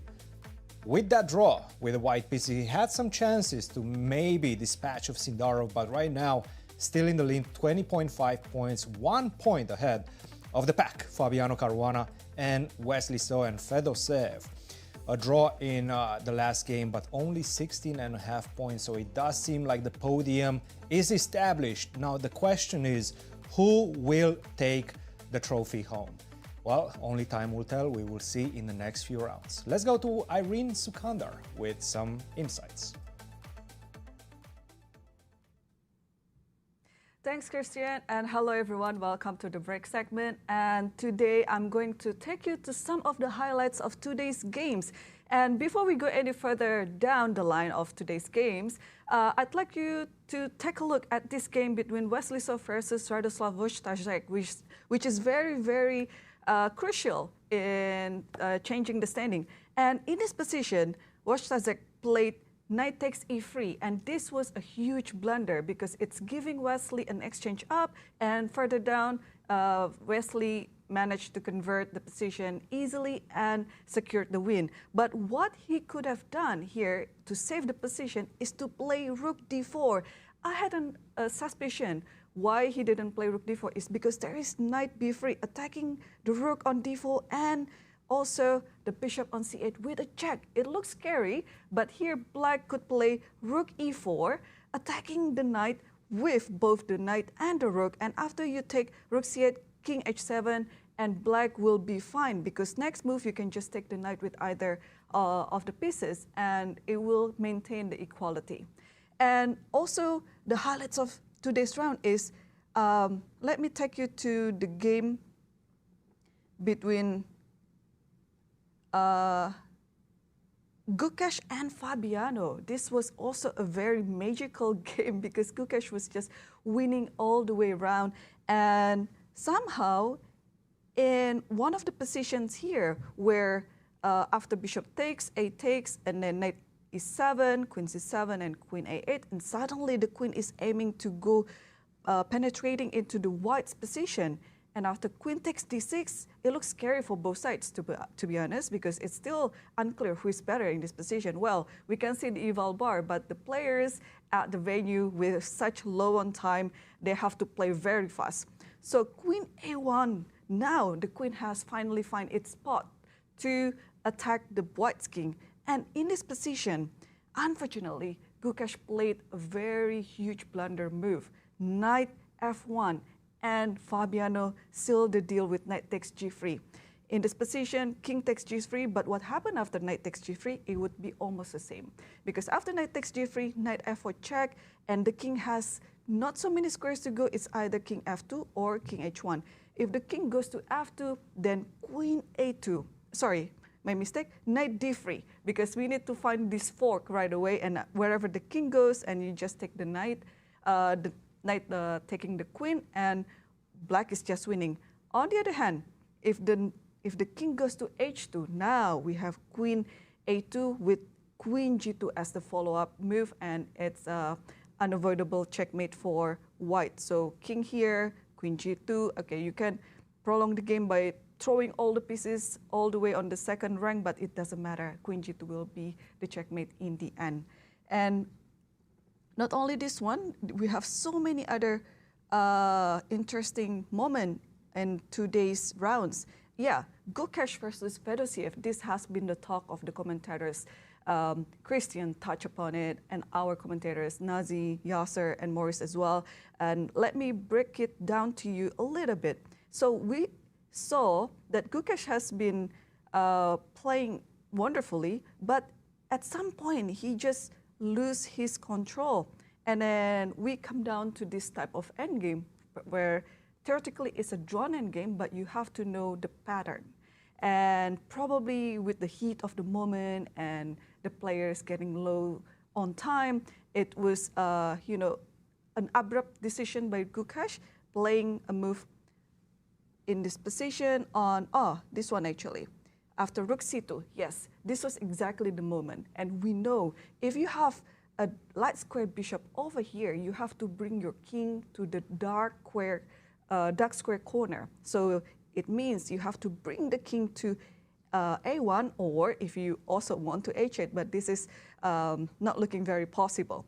So that being said, you know that after this check, it's very easy to just go king B1. Although, if you check with your computer, king D1 still gives some equality, but you have to be very, very careful because now we are already out of the pattern. You have to play according to your calculation, which is very hard if you only have 9 seconds in the clock. So you have to rely on your pattern recognition here. And after you play king B1, the idea is once you hide on A1, your bishop can just control the A2 and B1, and this is the drawing pattern that I was talking about earlier. So let's analyze this one a little bit. So let's say you play this, you just be on this diagonal, and then king C3 because you want to try to checkmate the king somehow, and king A1, and then okay, let's be somewhere like here, and then you can just keep doing like this, and then after this check here, and then you just go like this. Check this again, and here again, and this will be drawn no matter what. So this is a very huge miss by Gukesh in trying to catch up with the leader. And another one is also a very interesting position on round 14. It's between Hans. It was 12 between Hans Niemann. Hang on. I have a move before. Here, Hans Niemann versus Alireza. It was Blitz 10, yes. In the moment where exactly this one, sorry, not Rook E4. Takes here, here, here, and here. And then H2, and then this one, yes, in this position. Yeah, well, I just want to say that Alireza had the chance before, but then after somewhat a few moves in the making, yeah, it looks like it was pretty clear that Hans could convert this position very well. There was some dangerous moment in some point of this game, but yes, so we are going to go for the last 3 rounds of the Grandchester Poland, and we'll see who is going to come out on the top after the final 3 rounds. Back to you guys.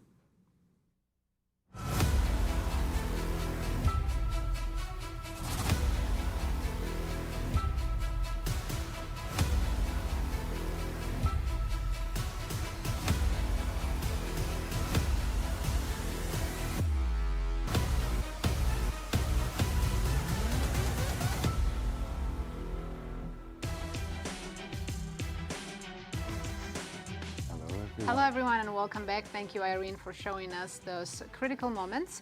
Let's take a look at the standings after 15 rounds of Blitz. And they have been some strange rounds. Thank you, Irene, for showing us that miss by Gukesh. Wow. Indeed, but Hans Niemann remains in the lead with full point ahead of Fabiano Caruana and Wesley. So, but his chasers suddenly won. They're Yes. waking up and putting the pressure on Hans. keeping the tournament interesting, right? Tell us about Hans's road ahead. Yes, that's the most important thing right now because his fate is in his own hands. He has Gukesh with black pieces coming up, Duda with white, and Wojtaszek in the last round with black. So there's no easy road ahead. These are the 3 players he lost to yesterday. Oh yeah, in the last 3 rounds. He lost 3 in a row, and these are the gentlemen who beat him, including the world champion Gukesh. Ooh, what will be our They're playing for GCT points, yes. Of course they are. The full tour players. We have a couple of wildcards in this event, but let's take a look at all the GCT points up for grabs. First place winner takes, if you're in clear first, you get full 13 points. Yes, if it's on... In second place, you take 10. Third place, 8. As you can see, it goes on all the way down to 1 point. And if a wild card... boldly state the obvious. If a wild card wins the points, the wild card stolen, walk. it's gone. Yes. So Hans is trying to win those 13 points away from the other players. Yeah, from the tour players, exactly. Yes. Of course, the tour players, Fabi and Wesley, would love to get those 13 points. Of course. And the pairings for this upcoming round 16. Well, we're going to watch the world champion Gukesh play against the leader Hans Niemann. That'll be our marquee matchup. Absolutely. Yeah. Then we have 2 great backups. It's Firouzja against Wesley and Wojtaszek against Fabi. On other boards, we'll see Sindarov playing Fedoseev and Wojtaszek. I don't know who Firouzja's playing. It was Firouzja versus Wesley So, and we're looking Gukesh versus Hans. Big game. Huge, if Hans only draws, let's just make it clear. If Hans only draws and one of his pursuers wins, that's a half a point difference with 2 rounds to go. If he loses, oh boy. It's a whole different tournament. So the stress level is still high. He cannot rest on his laurels. You know, I hate when I watch my Knicks and they're leading. This is back in the day. This is like back in the day about a month ago. When I say back in the day. They're leading and they're like, let's just kill the air out the ball. Let's just dribble, dribble, dribble. And then all of a sudden the other team hits a couple of threes and you go, wait a minute, they're back. Oh no, and you got to panic. No, you got to lead, put your foot on the neck. And of course, my new Knicks, as of the last 2 weeks, that's what they do. They go right after you. We're leading. We want to amp up the lead more and more, ramp it up, go kill them. And this is how you should do it when you're leading in a tournament. Don't just start cruising. Yeah, I'm going to back my way into the win. There are animals chasing you. And you start letting your foot off the gas, that's how you slip up and lose a tournament. We have isolated queen pawn with knight coming to e5. Now, normally speaking, I, as white, would like to trade a couple of pieces and go after the I mean, he D5 can take the pawn. pawn right now, it's hanging, but Hans has compensation for it. He'll put the bishop on c6 and have fantastic minor pieces looking at the king side. Yeah, I was saying, normally speaking, when you're playing against isolated queen pawn, you would want to take on d7, trade a few minor pieces, and pressure the d5 pawn. That's the principle. The principle for the player with the isolated queen pawn is to maintain the pieces on the board. And okay, Gukesh said, let me win the pawn. He played immediately bishop c6. Knight f4, I suppose. No, I'm starting to prefer black. I like to sacrifice pawns for the initiative. My goodness. Exact opposite of you, yes. Exact opposite.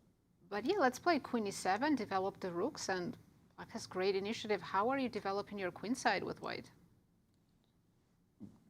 Queen e7, rooks come to the d in e file, makes sense to me. And we see the current standings, top of the leaderboard. It's getting very cramped out there. It's Hans, Fabi, and Wesley. The rest of the players have fallen behind. But it's this. Could we just very briefly, very quickly go, do it on my board actually, to the game between Firouzja and Wesley. This position right here, if we can just pull that up really fast. In this position right here, Wesley was faced with this move f4. He should play bishop to g4 and then play for f5. Great chances. Instead, he took on f4 and allowed queen h5 with check. A bizarre turn. If he plays knight f7, bishop c4, he's crushed. has got nothing to do here because knight takes is coming. And then after pawn takes, we take, actually we can even just take this, and his position is completely falling apart. Instead, the king walk, king to d7. What? You intentionally play f4 to allow queen h5 to allow a king walk? Wow. And his opponent now is actually sitting there kind of stunned by that king walk.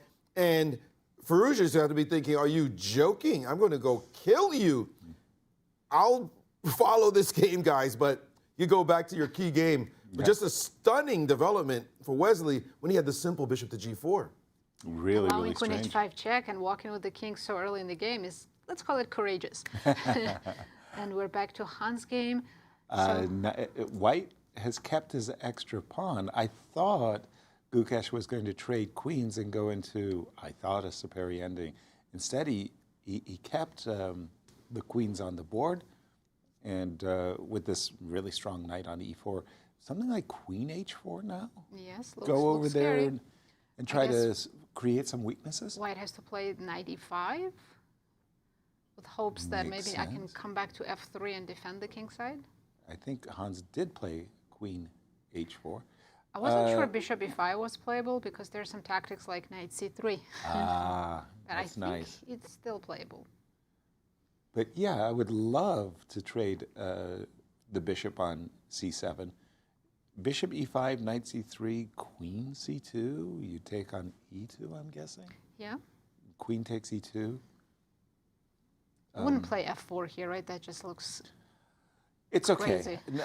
It's not terrible. If I could play f4, bishop d4, and bishop f3, I'm actually pretty safe. I don't know. I But would I- be terrified to commit to f4 move. I would much rather play a move like bishop e5 if I could. Gukesh is taking a long think here, going down to less than 2 minutes. Surprising.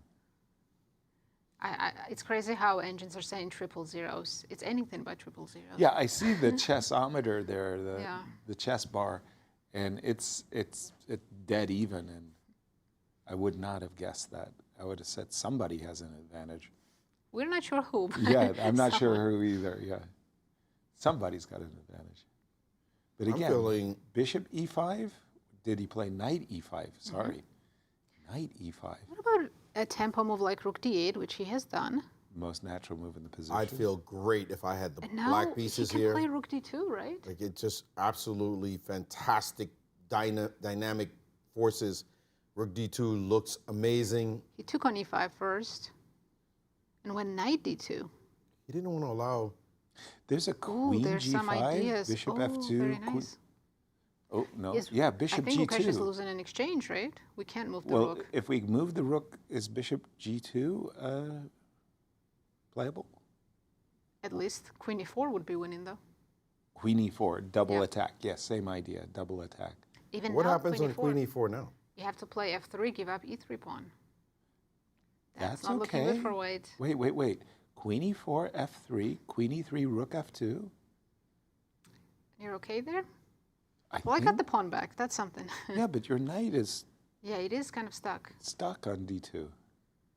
Yeah. But black is down a pawn. Black has to play this line, no? Yeah, black can win his pawn back, correct. With the move queen e4, which Hans has done, f3, he took the pawn, rook f2, everything was forced. And now, what's the key follow-up for Just rook Hans? e8. Probably got to save your queen, to defend your queen. rook e8? The So lucky thing is the rook on a1 can't aggress that knight in some way or enter the game. So black actually has more pieces in the game. okay, And as soon as I queen. said that, white said, I'm Yeah, about okay, to let- bring let- my rook into the game. Right, queen b2, rook d1 or rook c1. But The- let's go the- h5. The funny part is this knight on d2, which is stuck, is covering a lot Important squares, of yeah. important squares, yeah. Can black just continue aggressively with h5 and Yes, hoping to make h4 work? makes sense to me. Well, what's the idea? Like queen g5 and h4. Queen G. Okay, that's 3 moves. We should be able to do something with white in the meantime, no? It He's shows him played to push F5 instead. Okay, but f4, bishop h4 doesn't is nothing to fear. Okay, harmonizing. So hold on, there's a Gukesh trick. set up a Rook takes trick. d2. Yeah, it's a trap. Rook d2, bishop c4. Be careful. Do you make a prophylaxis move? Yes. King h8 has been played. Okay. It's still harder to play this for Gukesh here because black pieces are all so active. Fabi is completely winning his game Ooh. right now. If he can pull this off, and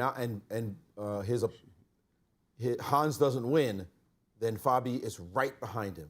I wanted to say, can I win a pawn with bishop c7 with the idea bishop takes a5? What are you spotting those pawns in the corner? I am just so impressed that this guy.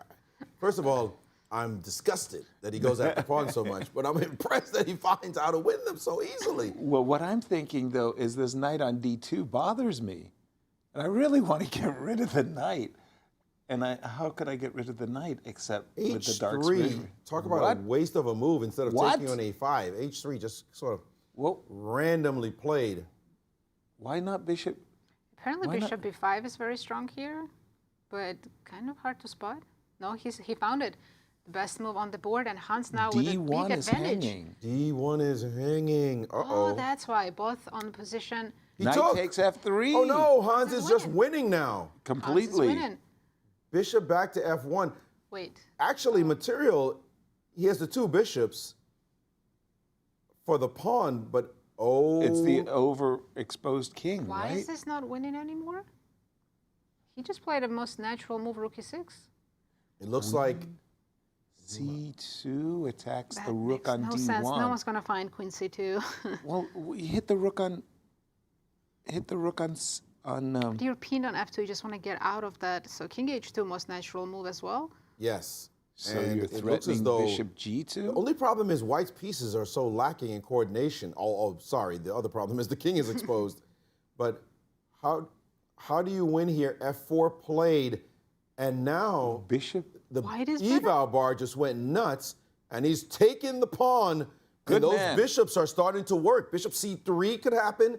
Bishop c4 happens next. Suddenly, an attack for White. Maybe and rook look at this. g2. Rook g2 is Rook another g2. move. After h6, Gukesh turning this around. huge. Rook g2 is massive. What are we witnessing He's missed here? it. He's gone for an endgame instead. What? A dramatic turn. Why the endgame? Oh, he only had Yeah, just 4 3 seconds left on his clock. Instead of going for the attack, which would have been devastating on the g7 square. But rook g2 was mating. Hans played rook a1. Rook We g2 is still- still good, but of course they can't find the best moves. Not enough time on the clock. Rook c6. Hans knows his opponent is in trouble on the clock. He can feel it. And now, but he has to be careful, because if this bishop ever wakes up off the f1 square and the other bishop shows up, then it's going to be over. But his problem for White, 5 seconds left on the clock. And coordinating his pieces. He just needs just one move. Bishop H2 c4. was ended Bishop the game, c4. yes, but If he can play bishop c4, he should be plotting that move in advance. And Hans himself pausing here. Hold on, there's a queen d8 check and a bishop d3 check, right? On rook d6. Queen e2. Whoa, going for the doubling attack. rooks. Bishop to Queen c1? g2. What a Wait, terrible queen bishop. c1 threatened mate, or White has perpetual? White will have perpetual. Rook back, Bishop- allowing the bishop to move. No, bishop c3. Bishop It's played. c3 Attacks the rook. is great. Fabi has winning. won his game.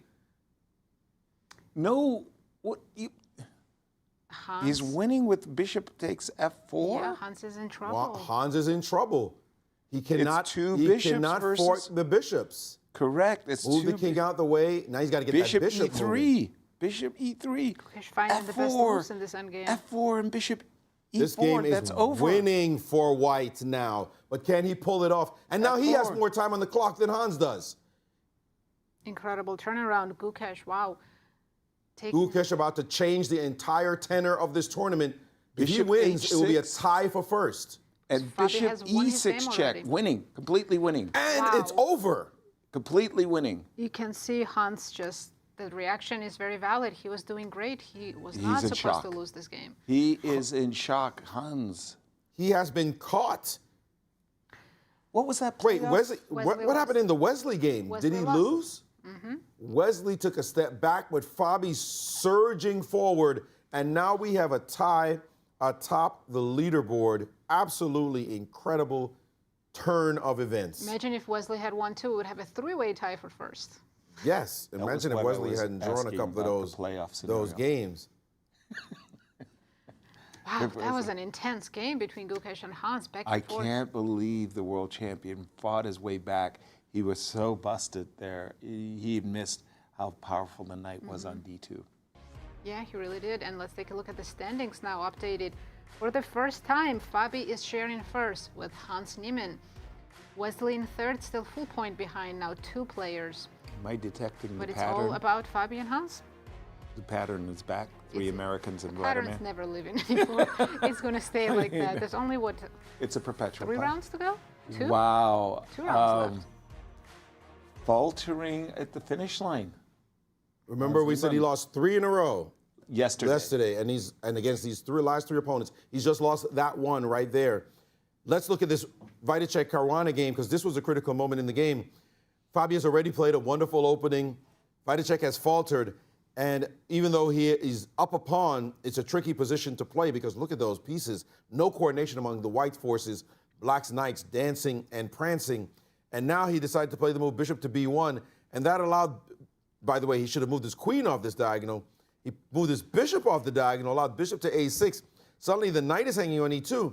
Queen had to defend, and then bam, f5, chasing the queen. The queen cannot maintain the diagonal. You start playing moves like this, g6, you play a move like that, e4, you can't guard the knight. That would be that. He had to take on f5, and Fabi said, give me that piece. Your queen is overworked. Queen takes, and bishop takes. 2 pieces for the rook. That's money in the bank at this level. And after rook e1, he actually got to cement the position with bishop to d3. Look at these white pieces. They look awful. And white went on to lose this game, and Fabi surging into second place. Now, surging into a tie for first place. What a comeback for him. Another game to look at was the Firouzja game, and this final position tells you the story. Although earlier in the game was that big moment we saw him allowing this queen to h5 with check and bringing his king up. It wasn't so bad, but if we jump later, you see he has managed to trade queens, but he played the move knight to d4. Bishop takes would have been a very good move here. Instead, they went into this position, and I have to jump ahead to this moment. After a takes b5, the move rook to d6, and suddenly it was white for choice as white was able to break through in the position. And look at these active bishops. Gotta say, it wasn't that convincing until we got to an endgame. I'm gonna speed up to that. And this is where the pawns started moving down the board. Hard to stop those ponies as the advance just kept getting worse and worse as white was able to create this position, queening with check on the next move. And Wesley so goes down. He's still only a point behind, but his chances of winning this event seriously curtailed by that loss. Let's jump to Cristian in Poland with more exciting action.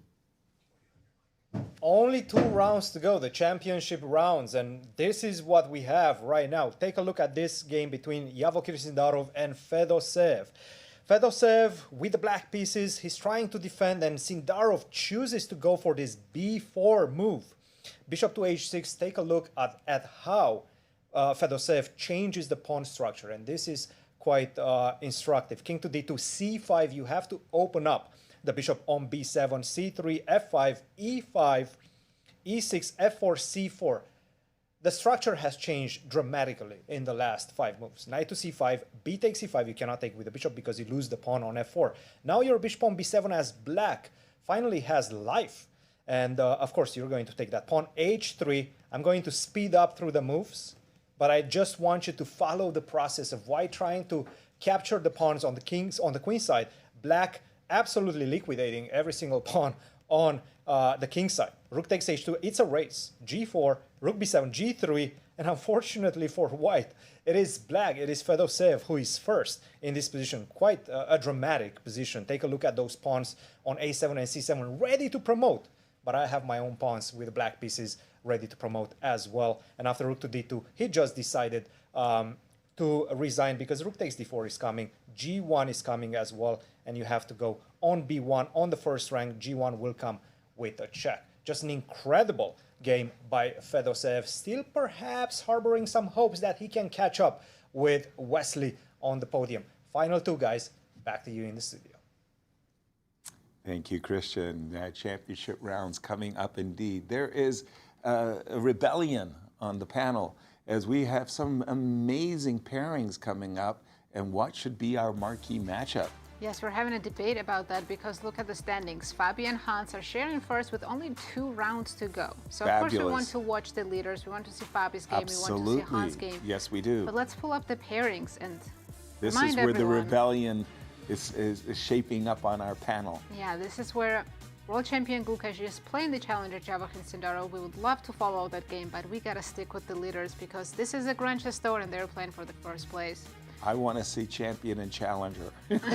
You mean the ones who are tied for 6th and tied Yes. for 8th? Yes, the guys who are going to play a multi-million-dollar world championship match in a We're few going to months. see 14 games of them later. Why we need to see one blitz game when the entire Because- event is in the balance?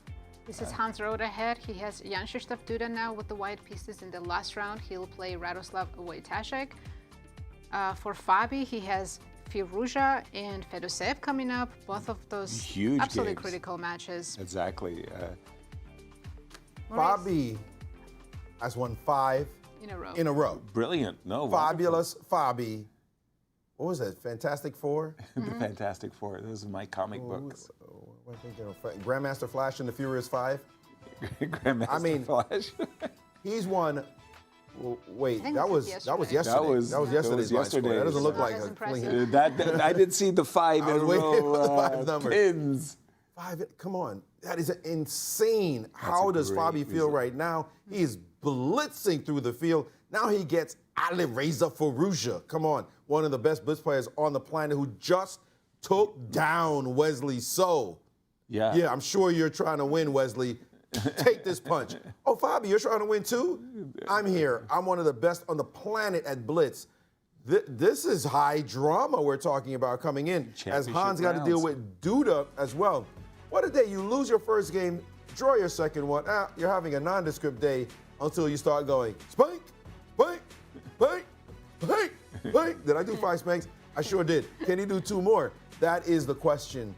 As Fabi could win the tournament, the guy was like 4 points back a couple of days ago. That's true. We were looking at a Absolutely. 2-horse race Yeah. until one of the best players on the planet, who, by the way, how many in a row did he win in the Sinkfield Cup? 7. And he's got 5 now. Can he pull off a repeat? 7 This in is a row. what we're going to find out in this next round. Just incredible. Here's the standings again. Have you guys decided who we're gonna watch? Did I just lobby Maurice for is going for Fabi and Fabi. Alireza? I wanted Gukesh and Sindarov. Break the tie. Don't leave it up for me. Oh, no. Yeah, break you the got to tie, break come the on. tie. Okay, I'm going with Fabi. He is in first place. We have to watch who wins the event. Love it. Love it. Thank you very much. You know, intelligence mean- usually runs on this set. I It mean, just before wins out in the the end. tournament started, I was looking forward to the matchups between We got to watch them Sindarov twice. and We Gukesh. watched them twice already.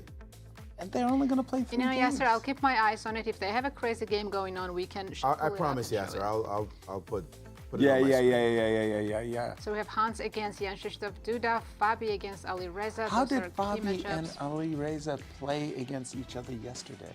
Do you remember? Don't remember that. And it's not just about the money. They are playing for the Grandchester points. And if Fabi wins first place, he can grab all 13 points and have a huge lead in the Grandchester standings after just one event. How does that expression go? When anybody says to you, it's not about the money. It's about the Grand Prix points. I agree with you because the pool of money at the end of the Grandchester much and bigger. qualifying for the playoffs is what it's all about. You're right. Fabi beat Alireza in the Rapid. Yesterday. In the Rapid. Oh, sorry, in the Rapid. Fabi beat Alireza yesterday in the Blitz. Wow. And now he gets him for the trifecta. He's He's already going for the knocked him out trifecta. twice. Hard to beat somebody With the 3 white- times. With the white pieces as well. Okay? Hard to beat somebody 3 times, but Fabi has done damage to Firouzja twice already. Little revenge for Firouzja, or will Fabi keep up the streak? Well, and Grandchester champion Firouzja and Correct. Grandchester champion. They both won Fabi. the Grand Chess Tour Oh, twice, I yes. Yes, So- that's what I mean. Big time rivals and a big time game here. And Firouzja currently sitting in 6th place in the tournament. Not good. 6th place, not great, but a win here could pull them up a little bit higher. You've been mentioning what a great tournament Fabi has had today. Duda, he's going up against Hans Niemann, but Duda has played well, or has he faltered? Yes and no. He's tapered off. He started off the day very strong with a win against Sindarov, and then a win against Wojtaszek. Then he lost to Firouzja, beat Fedoseev, and then draw against Wesley, lost to Fabi, draw against Maxime. So he was 3 out of 4, but Doing now well. he's and then tapered sort of off. Tapered off. Got it. Without anything great. He's got Hans now and Gukesh next, but this is a big game for Hans, a big game for Fabi. Those are the games we need to follow, the 2 games of the leaders in the tournament right now. And Wesley, he's got to be disgusted at the moment. Yeah.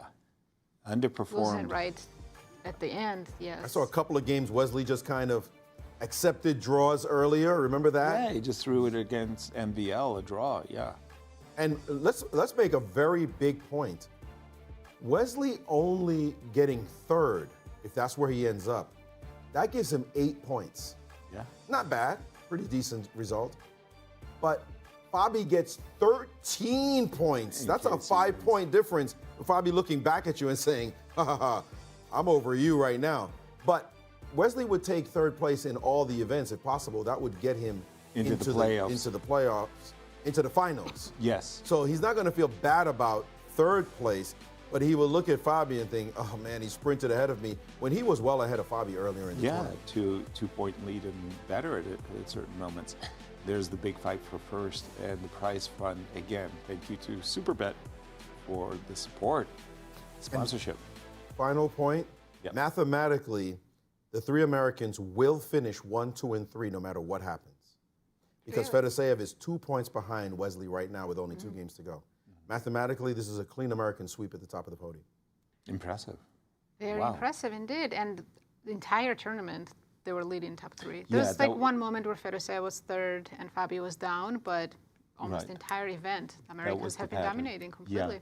Duda for a moment there tied with Vladimir For third, yes. for the 4th Yeah, position. Fedoseev was really actually pretty impressive for a long while. For a defending But, champion, yeah. I think to the last couple of days, especially today, he has fallen off. Actually, his result today was loss, loss, win, loss, loss. 1 4 out of 5. 5, his first 5 games, but then a draw and then finally winning again. So that's today was the day. Today was the day that Fedoseev tanked. When he needed to perform really well, he collapsed with 4 out of 5 losses at the beginning of the day. I think Hans is the earliest player in the playing hall for this, our penultimate round, round 17, as he reflects back on the game he just played, and he knows he let the tournament, escape. He had Gukesh dead to rights, and if he had won that game, he'd be He's a sitting full very point comfortably, full point in ahead. the lead. Instead, he's tied for But hey, first. it's And he's still minus in 1 in hands. his last 5 games. His last 5 games have been draw, loss, win, draw, loss. So he's minus 1 in his last 5, while Fabi has been plus 5 in his last 5.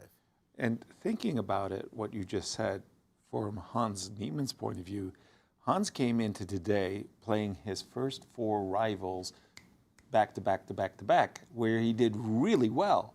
He scored 2.5 out of 4 against his closest rivals, and he had the soft schedule, so to speak. But the first Soft schedule wasn't so soft. out of those first 4 games, Yeah. his only loss was that 4th game, To Fabi. which was the beginning of Fabi's The streak. Fabi beat Hans. Hans took a different turn, while Fabi surged and won 4 more. That has been Remarkable. the difference. That head-to-head matchup may prove to be what actually determines the champion.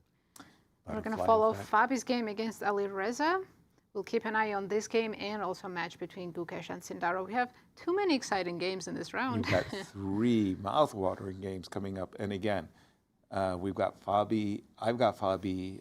I got outvoted. I can't believe you guys outvoted. It's a democracy, yeah. I'm all about authority. Okay. And Fabi, 5 in a row. Last few games by Alireza? He's Let been me do a quick check. Alireza, I don't think he's been going up and down, right? Wins, loses. Yeah. Topsy-turvy, yeah? He went loss, win, win, loss, loss, draw, win. 50% for the day.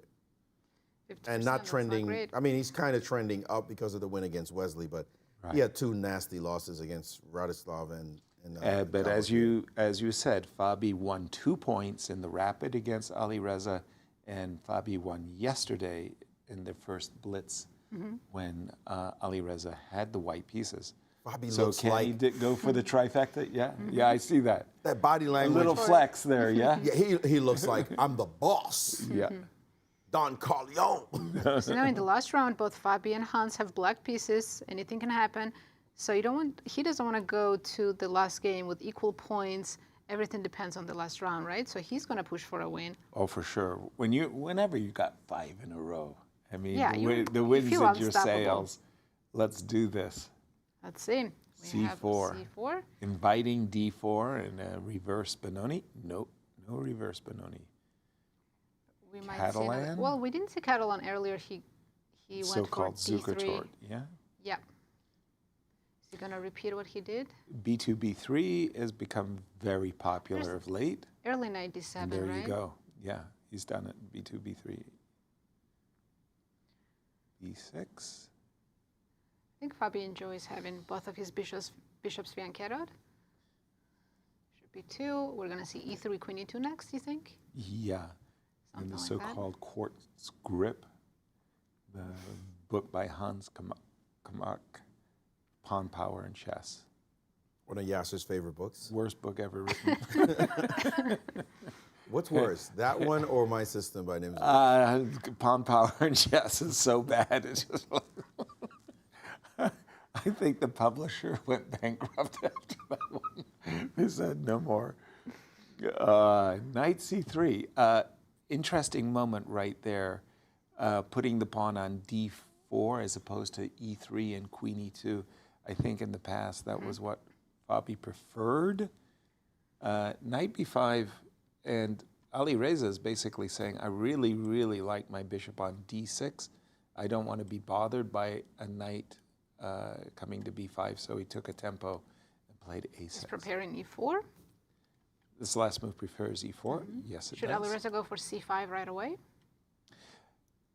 Yeah. Or make some more developing moves, like Rook E8, Queen E7. Queen E7. Maybe Bishop B4 to slow down E4, right? That's an option as well. Yeah, but I like C5, actually. Just being ornery. C5, recapture with the knight.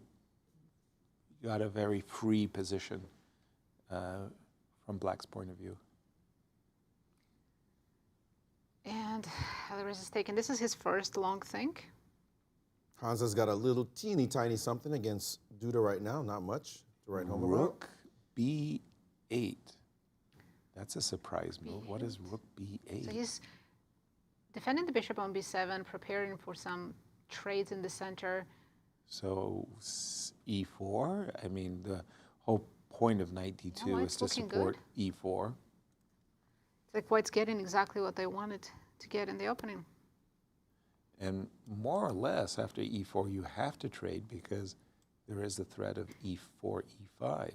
Yes, you absolutely have to take on E4, but do we take with a couple times? We'll see. E4 is on the board.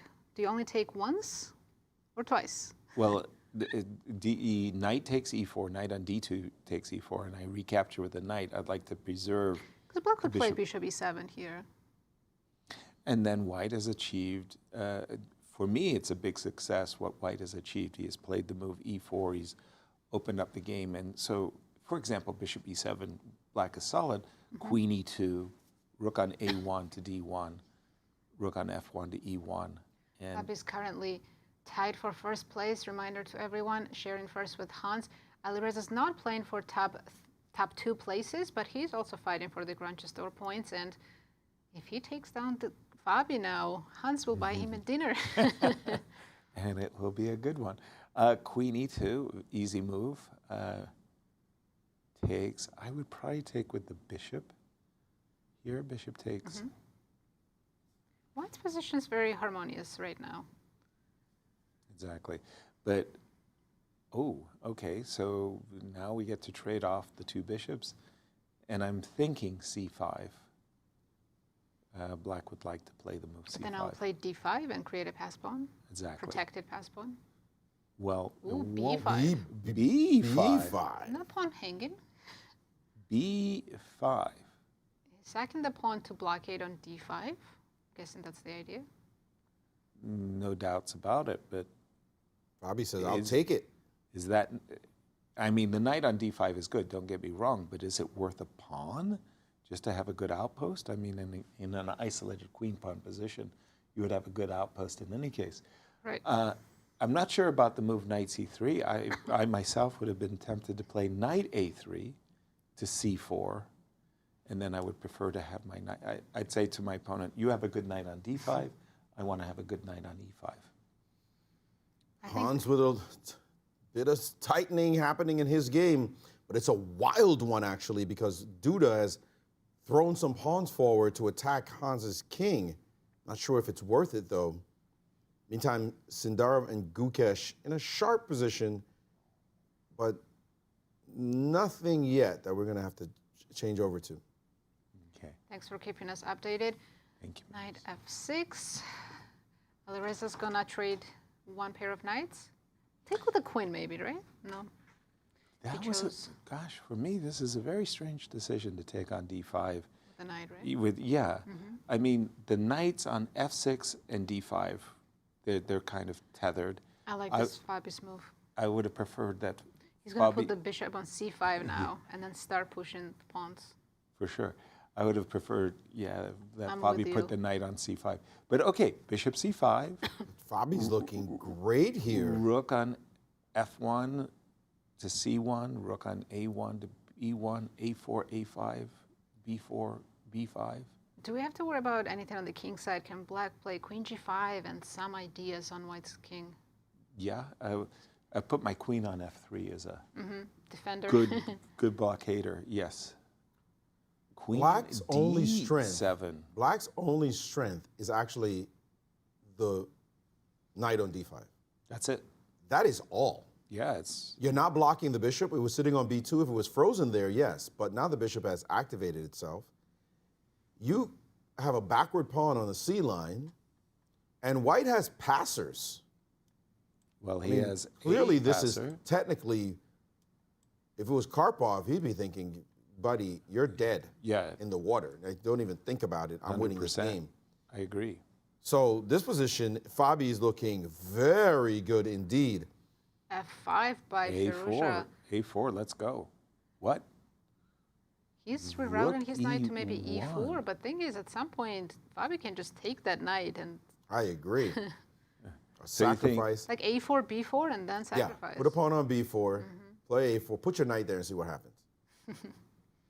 Well, help me out. What should white play right now? a4, Knight e4. b4. No, I play b4 first. No. I'll take on c5. No, I want to play b4 first. Knight e4. b4, knight e4. Take it. Take it. Are we worried about queen d5 and some kind of... I want I the was end game. I was thinking queen a4. Queen a4 would be your main way of fighting. Well, blockading. Blockading. Yeah, that's what I. That's so okay. So technically, we have to just wonder about you blockading our position. The problem, as I see it, is it's not an easy a4, knight e4, b4, which is what you want to do, so you can sacrifice the exchange. Knight takes c5, and both d4 and Yeah, b4 that wins the are pawn happening. back. So your queen a4 is a challenge. By the way, right now, both Fabi and Hans, 2 co-leaders, have much better positions. They're both expected to win. Although Yasser, Whoa, yes, Yasser, sir, he is up a pawn. So if he gives you the pawn back with d takes c5 Yes, and start pushing that a pawn, white's for choice. white's for choice, yeah? Yeah, I just didn't know if I needed to give the pawn back. That's the beauty. One of the things we say, the beauty When you're of ahead being in the up a material, is when you have the option of giving back the material. By the way, Hans is keeping pace in his game. He is much better against Duda. And Maurice Fabi just played some Rook bad moves and let go of his E5. advantage. Rook Oh, E5 was a head scratcher. Total head scratcher. What are we doing? Now suddenly E4 is E5, coming. E4, and serious counterplay suddenly on the king side. And if you take the knight takes, and you have to get off the diagonal. And And a queen enters the E5. diagonal. You're actually, that's losing. Is that just losing? Yeah, just don't even want to go there. Fabi now realizes that he's blundered. Oh my. I mean, literally just a horrible move, and has allowed his opponent fully back in the game. And he is behind on the clock, Oh dear. suffering this position. That boss stance he had at the beginning of the game, Disappeared. that's gone now as he realizes he has allowed his opponent to come right back because of a weird rook maneuver. Can we play like queen C3? Well, What? we didn't He do can it. do that? Knight e5, queen take, Knight queen e5. d5 check next. Aren't we worried about the f3 square? I'm very worried about the F3 square. I have to play F2, F3, and I'm worried about a There's knight tactic. takes f3. That's the tactic I'm worried about. No, Alireza is it working? fully equalized now. Queen, Knight takes f3, we take, queen takes, rook C5, check, bishop bishop is f2. take it. Oh, take and then queen d4 check and pick off the rook on a1. Correct. That's equal though. Okay. But hey, for a moment there, Alireza was not only Alireza's- down a pawn, but he was down a pawn and suffering. If he spots knight f3 now, And he he will has nothing spot to worry it. about. He is so tactically gifted. I mean, what he calculates in wait a half a second. minute is just amazing. At that line, when you play queen d4, I play queen e3. Am I not threatening queen e8 mate? He's taken on f3. Takes Okay, rook we're takes. going down this line. If you take Oh no, rook, he's just going to take on c5 yeah, right just now. taking on c5. Okay, Yeah. the rook e2 check was too fancy. Unnecessary. Yeah, and totally unnecessary. To Queen update takes our c5. audience, Hans is very close to winning his game. While Fabi has blundered away a big advantage. And Yeah, now, this looks like an even position. Should we Oh. looks switch very and watch drawn. Hans win? Because this game is Yeah, very this equal right looks now. like an even game. Let's I- go jump to the Hans game. He is smoking his opponent. He is absolutely crushing Duda right now. He's down in exchange, but he sacrificed it in order to get this fantastic position. And you look at this board and look at this. It's just, ooh, Ooh, bishop F. Ooh, bang, boom, stop. Somebody throwing the towel. Queen D6 check. He's done it. He's done it. Queen E7. Where's the mate? Queen It's E7. gotta be a mate. Queen E7 does it. Yeah, black is playing without the rook and the bishop. By the way, Gukesh is losing to Sindarov in his game. We'll jump to that after Hans wins this game because Fabi and Alireza still very equal. And congrats to Hans winning this important game. Let's quickly jump to Gukesh and Sindarov. And Hans barely shook the hand of his opponent and was looking up at the board to see how Fabi was doing. As we have the game between world champion Gukesh and challenger Sindarov. He lost the first blitz game to Sindarov and about to lose second. Rook He's in takes. big trouble. So three extra pawns? No, two. Two extra pawns for black. But that C3 pawn is all you need. That is a beautiful pawn, so hang on to it. And also Gukesh only 4 seconds on the clock. Oh, that was an Knight automatic. b4, and that's it. He's That's about it. to lose a piece. That's And Jump back to Sindarov wins. Fabi's Let's game. go back to There's some Fabi. dynamics going on there, and Fabi might lose the game. Fabi might actually lose this game.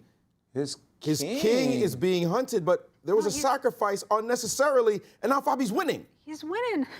Fabi is winning. Well, it's still very sharp, obviously, but the Queen D4.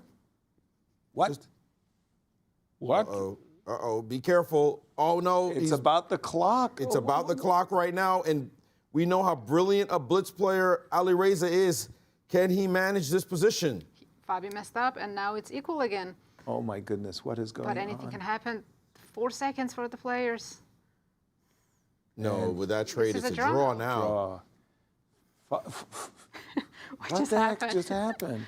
Wow, Fabi Fabi's just had very the game. disappointed, of course. He was completely winning this endgame. Wow. And he's checking Yeah. results. And Hans has won. Hans has won, and Hans will enter the last round a half a point to the good. Whew. We enter the last round with all that drama. Wow. We enter the last round with nothing decided except Wesley's gone. Fabi and Hans, they are playing on separate boards for first and second place to be decided. This is the drama you want. Going into I the know. finish. Like, no question about it. But We rarely get this. We normally we get somebody's winning, running away. The last round doesn't matter, but this one, they are neck, well, not neck and neck exactly, but one behind the other. Can Fabi, and Fabi has been upended because he didn't win 6 in a row. And we're seeing the players hanging out in the break room. Where is Hans? There he is. He looks pretty happy now. very chill on the couch. Yeah, going into the last round with a half point over Fabiano Caruana. Hans, to guarantee playoffs, he only needs a draw. To guarantee clear first, he needs a win in the last round. Fabi, absolutely must-win situation. Our top 4 players are assured of first, second, third, and fourth, as Vladimir is unreachable. In fact, Vladimir is guaranteed fourth. He can't do better than fourth mathematically. Wesley's guaranteed. Whew. Is Wesley guaranteed third, or Yes. or can he be I caught? believe so. No, he cannot be caught. So the Americans have First, second, swept third. first, second, and third. Yes. And Wesley has also guaranteed himself Third place. 8 Grand Chess Tour points. Hans all And, smiles. Fabi looking to get 13, but he's guaranteed himself 10 Grand Chess Tour points. Hans has guaranteed himself at least first or second. And That's what I'm let's saying. take a So look. first, in terms of the placement, Hans is going to be first or second. Fabi's going to be first or second. Correct. And Wesley's got third. But the tour points also in effect. Yeah. And here we go. Both Hans and Fabi have the black pieces. Last round pairings, we have Wojtaszek, the Giant Slayer, against Hans Niemann. Fedoseev against Fabiano Caruana. Sindarov against Wesley. Frenchmen playing each other, and Duda against Gukesh. But all eyes on that Hans and Fabi's games. Okay. We got 2 games to follow. Who's our marquee matchup? Of course, it's going to be Wojtaszek Hans. Okay, you 'Cause got it. It's in Hans' hands, his destiny. For Yes, sure. a win wins the tournament. For Simple. Hans Niemann. Yep. A draw, he gets on I his think It hands looks and like a knees. nice. Fabi and Alireza are analyzing their end game right now, discussing how it was absolutely crazy going back and forth. It's a nice place to hang out, this lounge. It looks pretty good. The players usually get a nice lounge. Yeah. And just to remind everyone, after this tournament is over, there's only a couple days of break. Then we move on to Super Chess Classic Romania, where all the full tour players will be there, some different wildcards as well. Right? Then next event, Rapid and Blitz, going to be in Croatia. And then everything moves back to here in St. St. Louis, Louis. starting with Rapid and Blitz, Syncfold Cup, and the Grand Chess Tour Finals. And Maurice, you're going to be with us you're going to be in Croatia. You're not going to be with us here in St. Louis. Oh, no, 5 o'clock starts, Oh, 5:30 arrivals. I'll be sure to give sound you a very sad call. about that. Oh, man, I enjoyed waking up with you guys in the morning. It was so pleasurable. It was so nice. That, Nice. This is my last one for the year.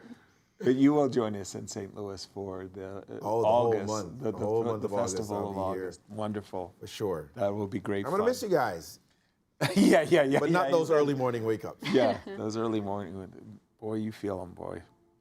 I don't know, today's been going pretty well. I think, Maurice, your positive energy in the morning woke me up right away. 2:30, eyes popped open. What? Actually, I woke up before my 2:30 alarm. Dang. Wait a second. Impressive. Did I really? Maybe that's a different day. Anyway, by 2:30, I was awake and very awake. And it's what? It's almost 9 o'clock? Yeah. I don't know how I'm standing here. And I haven't sat down even. It's like just standing up. We're just doing the graveyard shift. It's those squats. Yasser. That's You got to do I know squats. exactly what you're talking about. All right, last Wow. round predictions. What do Here we we think? are. Check it out. One game remaining. This is the championship Absolutely. game. Hans Niemann has his destiny in his own hands. Hans wins, he wins the tournament, clear first, does not matter what Fabi does. Draw guarantees him the worst case of playoff. Absolutely. If he draws, Fabi needs to win, and then we will see playoffs. If Hans loses and Fabi wins clear first. I do apologize. Wesley So with a win and Fabi combined with the Fabi loss, they could tie for share second. Yes. Second. I apologize and then they to would Wesley's split the fans. points. And should it come down to a playoff? And it can only be a two-player playoff. It can only be a We two-player. can't have more than Yeah. two players. We will have a two-game rapid match. 8 minutes with 3-second increment, which feels like so much more time compared to what they're playing right now. Yeah, it's somehow an amalgamation of the rapid and blitz, that game 8, because I don't think anybody, anytime, anywhere in the world has ever Plays 8 trained with that time With a control. 3-second increment, which is also strange. Exactly. And if it's a tie, then we will see an Armageddon game. Just checking it out. Their snacks look a lot better than ours. I don't know. I'm pretty Wait. satisfied here too. Fabi, where is his second? Why aren't they prepping him? Yeah. I like how Sindarov is Just casually chit-chatting chatting away. with Fabi, getting a few Mm-hmm. pointers. You know, Fabi, when you were challenger to Magnus Right. Carlsen, give me some pointers. Right. How did what you am I supposed to prepare? be thinking about? How did you prepare? Was that finals? Where was your Your focus? liking? You know, guys, I'm not even sure they're talking about chess right now. Yeah. They're looking Might at be a- they're looking at a Counter-Strike. phone. Counter-Strike, you think? Yeah, might be. It might They could be be. checking some other sports events, Well, tennis, basketball, whatever's Even happening. Alireza is kind of getting interested, like, Yeah. is this the NBA? Mm-hmm. How did the Knicks do? Oh, please, let's talk Knicks, please. Can we just get deep into why the Knicks are just such a great team? Can we do that? I guess not. You're on the wrong show for that. Wrong show. I'm going to do a first take with Stephen A. Listen, New York is going crazy right now. Yeah. People just can't stand Knicks fans. But we don't care. We don't care. Let's go. Let's go. 3-0. So Wow. predictions for this last round. What do you think? What are the chances of playoff? Silence. I'm Pretty going to say good. unlikely. Pretty good. Pretty If good. I was in Hans's shoes, I would be trying to secure a playoff spot. Really? You would be because- playing yeah, for a draw? What do you mean? sure, First of I've all, got Fabi black. has to beat Fedoseev Precisely. With black. with black. That ain't easy. No. And I'm sitting there saying, look, if I draw, I'm in Hans Niemann's shoes. I'm playing Radoslaw. Who's kicked people in the teeth and beat me yesterday Exactly. when I had white. Exactly. So let me make a draw with this guy who's already proven himself to be a dangerous opponent. Okay, we say let's make a draw, but it's not like he can force a draw with black No, pieces. of course not. But I'm saying we're not going to take a big risk. We don't have Yes. to take a big risk. No it's unnecessary up to risks at all. Fabi. Now, Hans did say that yesterday in the interview that when he lost 3 games in a row, it was because he took risks. unnecessarily, Yeah. and that was the word He got too ambitious. Yeah. Right now, he doesn't need to. Yeah. Draw is fine, and then it's all about Fabi if he can pull off a win against Fedoseev. Yeah. This is like Jeopardy strategy. $16,031 By the way, is my kudos to Greg Shahade for his Outstanding. incredible performance on Jeopardy, taking down the multi-time champion, Right. winning 3 days. Greg, you are the man. We are all impressed and in awe of your accomplishment. We're proud. We're very proud. Show them what Representing. chess players can do. That was awesome. Representing the chess world. But when you're in the lead in Jeopardy, Yep. you know I'm only going to bet so much because I'm the leader. Right. Right? You guys, you suckers have to catch me. Right. And if I just bet just what I need to bet, The minimum you can't bet. catch me, right? Yeah. So that's how you do it. Here in chess, that strategy is, wait a second, I'm a half a point ahead. If I draw, I'm guaranteed at least a tie, Right. and you have to win. And there are 3 results over there for you. Win, lose, win, draw, and lose. Yep. So I'm going to make you have to do that. Right. That's what leaders usually do at this point. You know, us who are fighters, yeah, go for it. No, not right now. Just take that draw and watch you, because there's 3 possible results for you if Hans could steer it that way. Now, Radoslaw has been beating the top players. There's no reason for him to take a draw. He might do a gentleman's draw, though. Yeah, I know. It's all right. I know you need a draw. Draw closes out the tournament for me. I'll just take that draw myself. Maybe. And let's remind our viewers that it was in day one of the Rapids that Radoslaw had one of the worst moments of his life. He lost all 3 games. If you take out that day one, every day thereafter has been an improvement. And he's Especially actually the first day of recovered himself down all the admirably. leaders. Yeah. When you lose 3 games in a row with a pool of these sharks, they're gonna try to kill you. I hate to say though, he's just lost 3 games in a row. Radoslaw did. Yes. Oh. We did not know that. Just when I was lauding his return to form. He lost to Wesley, Fabi, and Maxime. Back to back to back. Okay, but those guys are killers too. Okay, he also lost 2 games earlier. Earlier than that, so even. His line score today is draw, then loss, then loss, then win, then win, then loss, then loss, then loss. Oh dear. So he fought his way to 50% only to lose 3 in a row. Yes. Oh, that's painful. Very painful, yes. So is he limping towards the finish line? Does Hans think I can pick him off? As well? Or give you 1 more loss in a row? I think it's all about nerves in the last round, right? Yeah. Because, this is the last game left. What would you do if you were in Hans' With black, shoes? I would take no risks whatsoever. No risks whatsoever? No, of course not. And Maurice, what would you do? You've just you're playing against an opponent who's wobbling, lost 3 in a row. I would so want to win the game. I would play it move by move. Really? But would play you it move by okay, move. If I saw a forced draw on the board, forced draw, and my position was decent, you take it.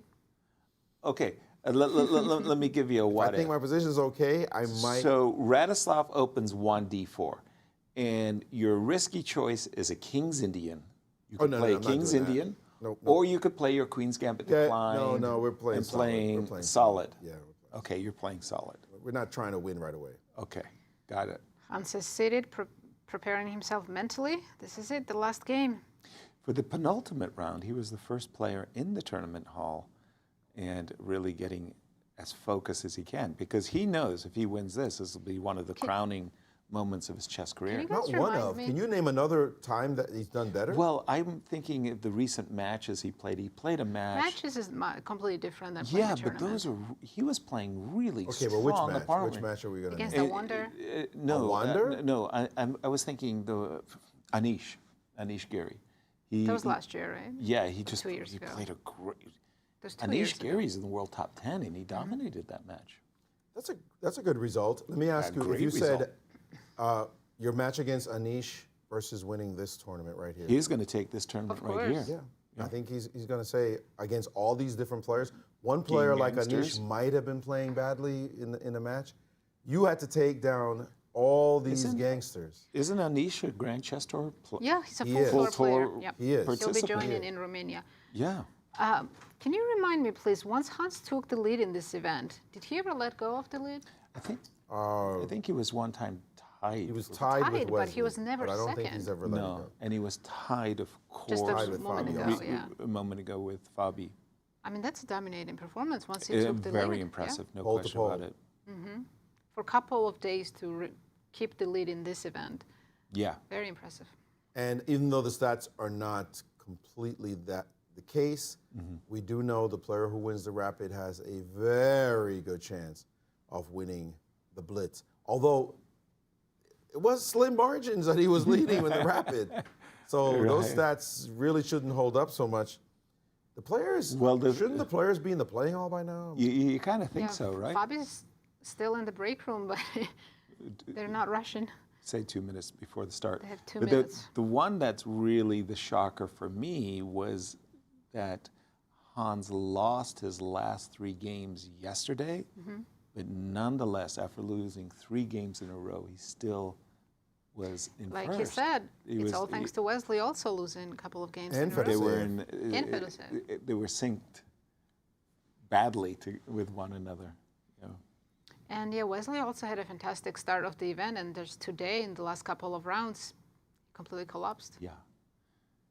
Well, for ourselves, it seems like every event there's something new that takes place. Every Grand Chess Tour event has its own unique peculiarities. Whoever designed the studio, shout out. This is Oh, a yes. beautiful, Gorgeous, beautiful gorgeous studio. studio. We have Did a great job. a new home here in St. Louis, so I love that. Kudos to the St. Louis Chess Club. Whoever turned off the electricity yesterday, I hope you're I think it was 2 fired and days you ago, will, but- you will never return No, to but the you're right. chess club. It Your is. membership is revoked. That's it. It's nice to have been the first team to work in this brand new studio. I've had Yeah. a great time with you two. Likewise. Gonna miss you guys for sure. Likewise. While Peter, I believe, our Peter, great colleague, Peter Svidler, will come comes in and does Romania, the classical event. But very incredible space. Yeah, it's very, Especially very nice. considering the box of a room they had me stuck in before. I thought it was very appropriate. That little coffin space you mean? Yeah, that was the one. It wasn't that bad. But this is luxury multiplied. Absolutely. Also, though our viewers can't see it, we're in this very large open space that has open windows. And we do have looky-loos who walk by and they go, oh my gosh, you know, or is that What's the news happening in report? there? Is that CNN? What's going on? And they take photos as they walk by the windows. I want to take photos of them.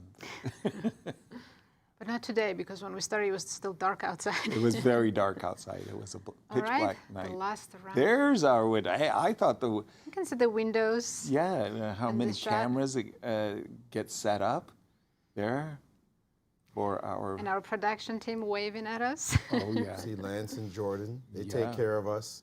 And Hanging out on the couches, we're jealous. Yes. we are Games have underway started. for this. Let's go to. And Radoslav's game. capture on c4 is an indication that, you know, I'm not going to try to press with white. I think this is a soft approach for white. C4 You're takes already d5. saying that after 5 moves. Yeah. Well, usually there's an indication. If you're going to play Mm-hmm. bishop to g5, you do it with the tension. And Like now Fedoseev has played the Moscow against Fabi queen a5. instead of some Right, we're seeing- open Sicilian. So What goes in with queen a4 check? without question, Radoslaw is more than aware that Hans has been playing the Rogozin with bishop b4. So he has prepared this whole queen a4 check variation. Played this many times, but I don't remember any of the lines. It's been such a Bishop long time. e2 is the standard move here, and then castling kingside as quickly as possible, trying to suggest that the knight on c6 is misplaced. It is temporarily. Usually black knight goes to e7 and fixes that backward c-pawn. Yes, exactly. So Incredibly, H2, Fedoseev H2. has fallen behind a minute on the clock after Whoa, really? just 7 moves. Whoa. Literally 7 moves in the most boring position you can imagine. And he's behind a minute on the clock already. Fabi is thrilled, With that, desperate to win this game and somehow catch Hans, or even overtake him if Hans loses here. exactly. Radoslaw playing a minority attack with b4. You must follow it up with b5 now. Let's go. But I think Hans has c5 prepared. b5, c5. Because knight on c3 is hanging. By the way, it's kind of a funny situation. Hans is in clear first right now, playing the player who is in the last place, in 10th, and we're saying how he should play for a draw. Knight to g6, b5. So old school chess says that this minority attack after rook on f1 to c1, I mean, Sammy Reshevsky made a career attacking that pawn on c6, the so-called backward pawn on c6. Rook fc1. Didn't you say you bought a house with this variation? Yeah, exactly. Furnished an apartment, bought a house, put the kids through school. You don't have any kids. Stop I it. don't have kids. No, I don't. Takes on c6.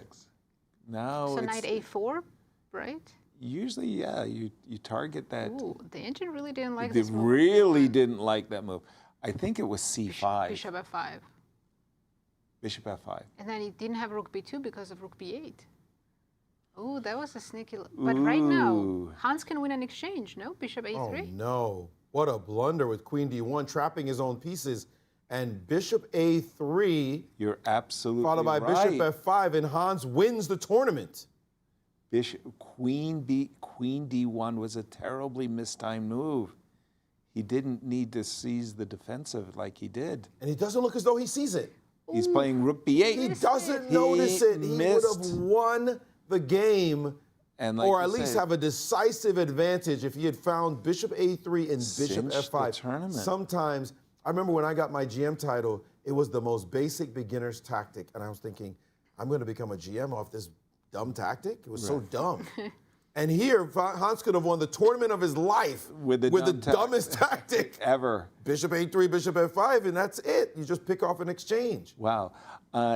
Now for Radoslaw, he's got a golden opportunity to play knight h4, bishop, knight takes h4, queen takes h4, bishop to g4, trade off the pieces, trade off the two bishops, and just say to his opponent, okay, no chances of you winning the game. But now, I mean, did either of the players realize No. the opportunity? Maybe Radoslaw did. Because after this last move, he has paused. And he's Taking done on that. h4. And it's natural to play the move bishop to g4. Bishop You play f1, bishop quite passive. f1. At least now bishop a3 can be met by rook takes on b8. Seizing the defense of bishop f1. Why? Queen g5, threatening bishop h3. So, Simply king h1 should be enough. yeah, Wow, what a moment that was. Indeed. kind of a stunning. I agree. King h1 is fine. Another move that kind of drawn to, knight e2. No, then you play rook b1 and bishop h3. Still think that Hans has a small edge here because of the bishops. The tiniest one, but That's it's why I still. wanted to play bishop g4 and trade off one of those bishops. If he wanted to, he can force a draw here, maybe queen f6, queen g5. I don't know if Radoslaw will go king g1, but I would and make the draw. Yeah. Fabi has a tiny edge on the board He's going and for it. a real edge on the clock, by the way. We are at the moment in playoff range. There we If this go. ends in a draw and Fabi converts, we will see a playoff. By the way, it Hans has- looks like an opportunity for Hans if he Yeah, wants. it's up to him now if he to wants play a draw. queen g5, and he seems to be going for it unless he King changes his h1. mind. They are repeating. They are repeating. After queen f6, Here's that's that the moment. draw. We You should, talked about it. you should look up at the screen and check Fabi's game first, right? Before taking the draw.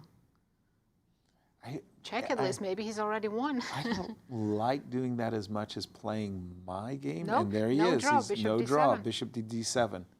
Okay. Draw has been rejected. And I think the knight on c3 needs a better job. Because he's not risking anything in this position. Why take the draw right now? He has no problems, no issues. It's equal anyways. By the way, Fabi is Backward doing pawn. work in his game.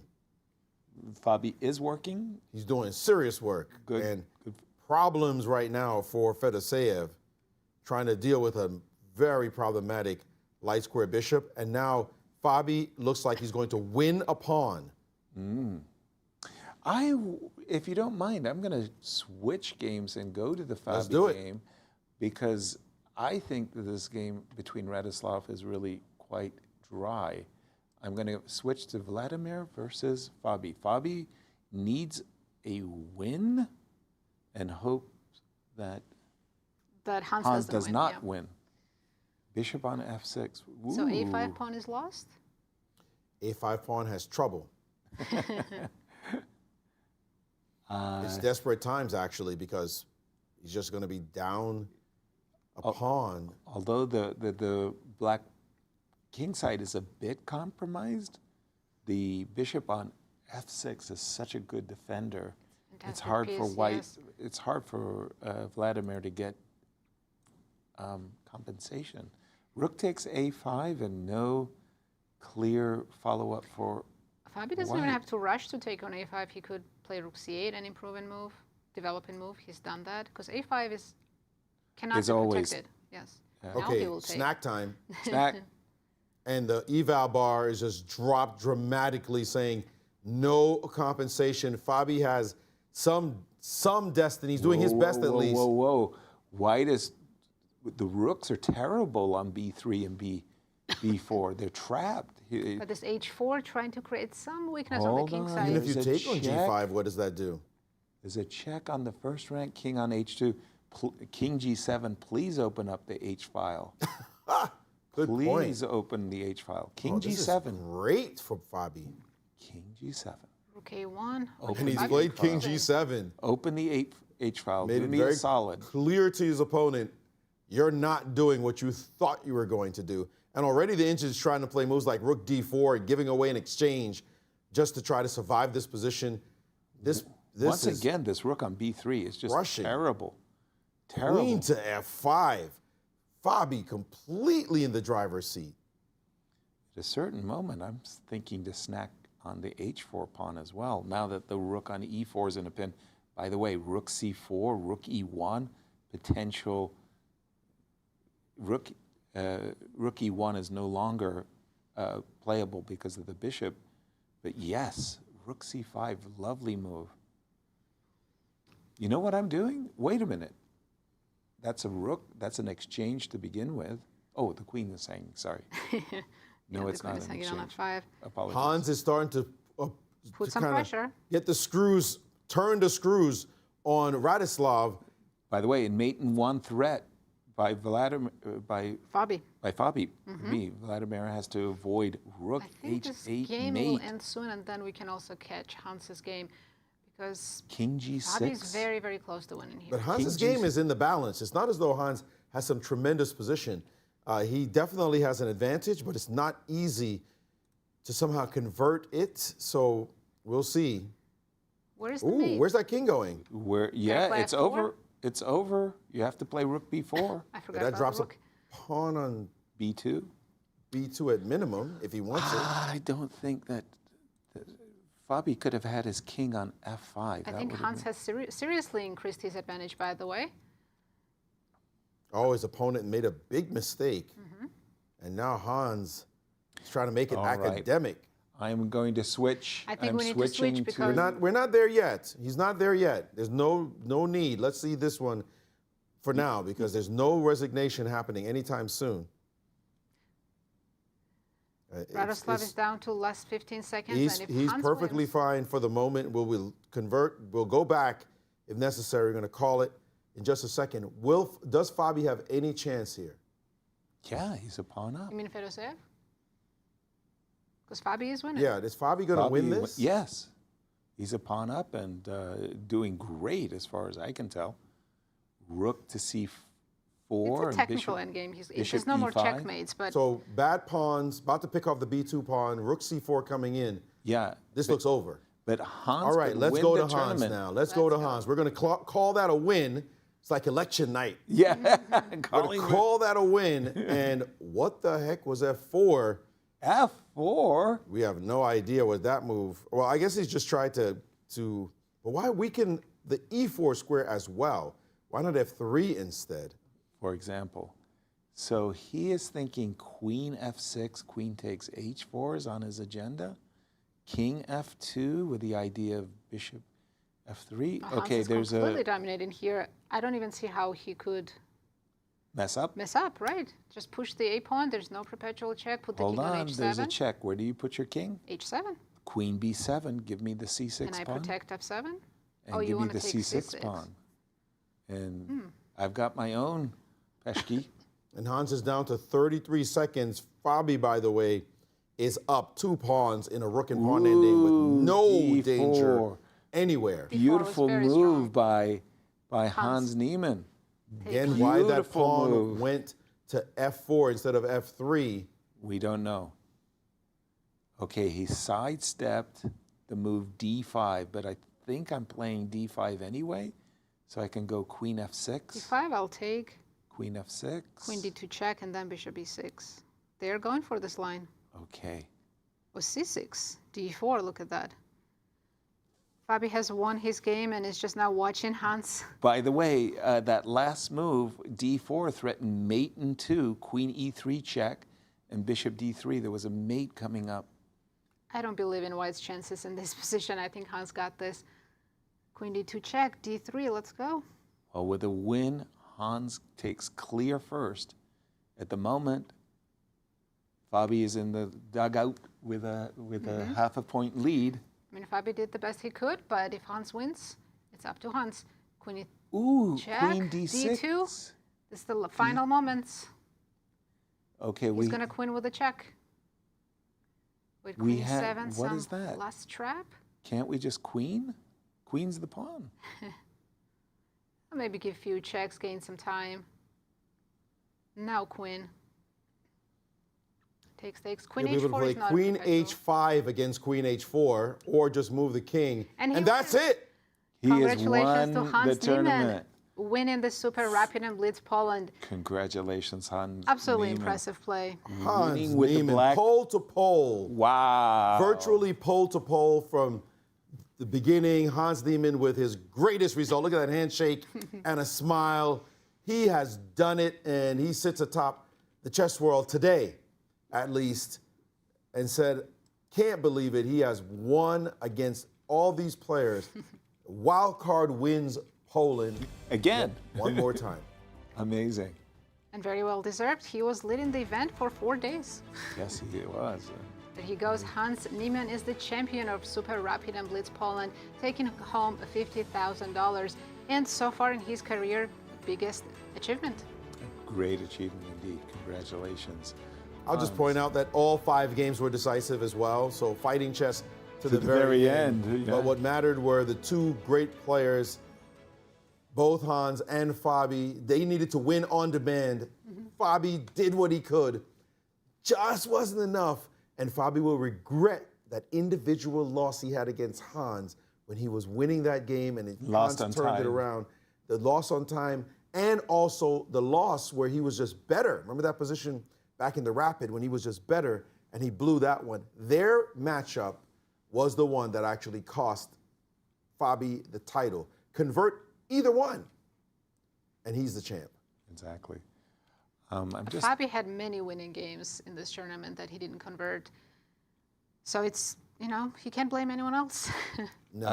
it was kind of a suicide that I'm looking at the game of Radoslaw because I'm wondering how Radoslaw actually ended up losing that pawn.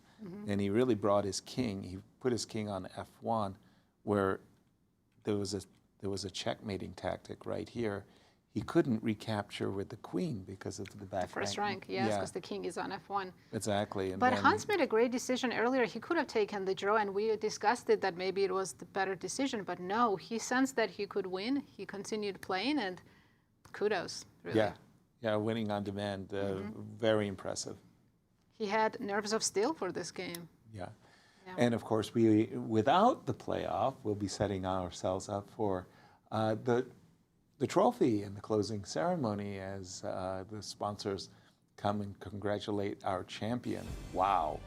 Very, very And impressive. so the final standings Look how close it was after at the very 18 rounds of blitz. Point out, Wesley So also won his last game. It says here, Oh, he standing did? after The wrong Blitz graph. round 17. Because Fabio won the last game. Yeah, so these are not the right numbers. We're looking at Blitz round 18 actually. Right.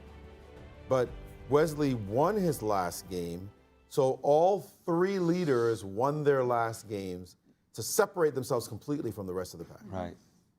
Right. Those 3 absolutely dominated, but Hans and Wesley was until Blitz number 16, I think. It was Hans and Wesley 2-horse race. Right. Then Yes. Fabi came with the 5 Third, wins 5 in a row. Right. and Wesley completely collapsed, 2 losses.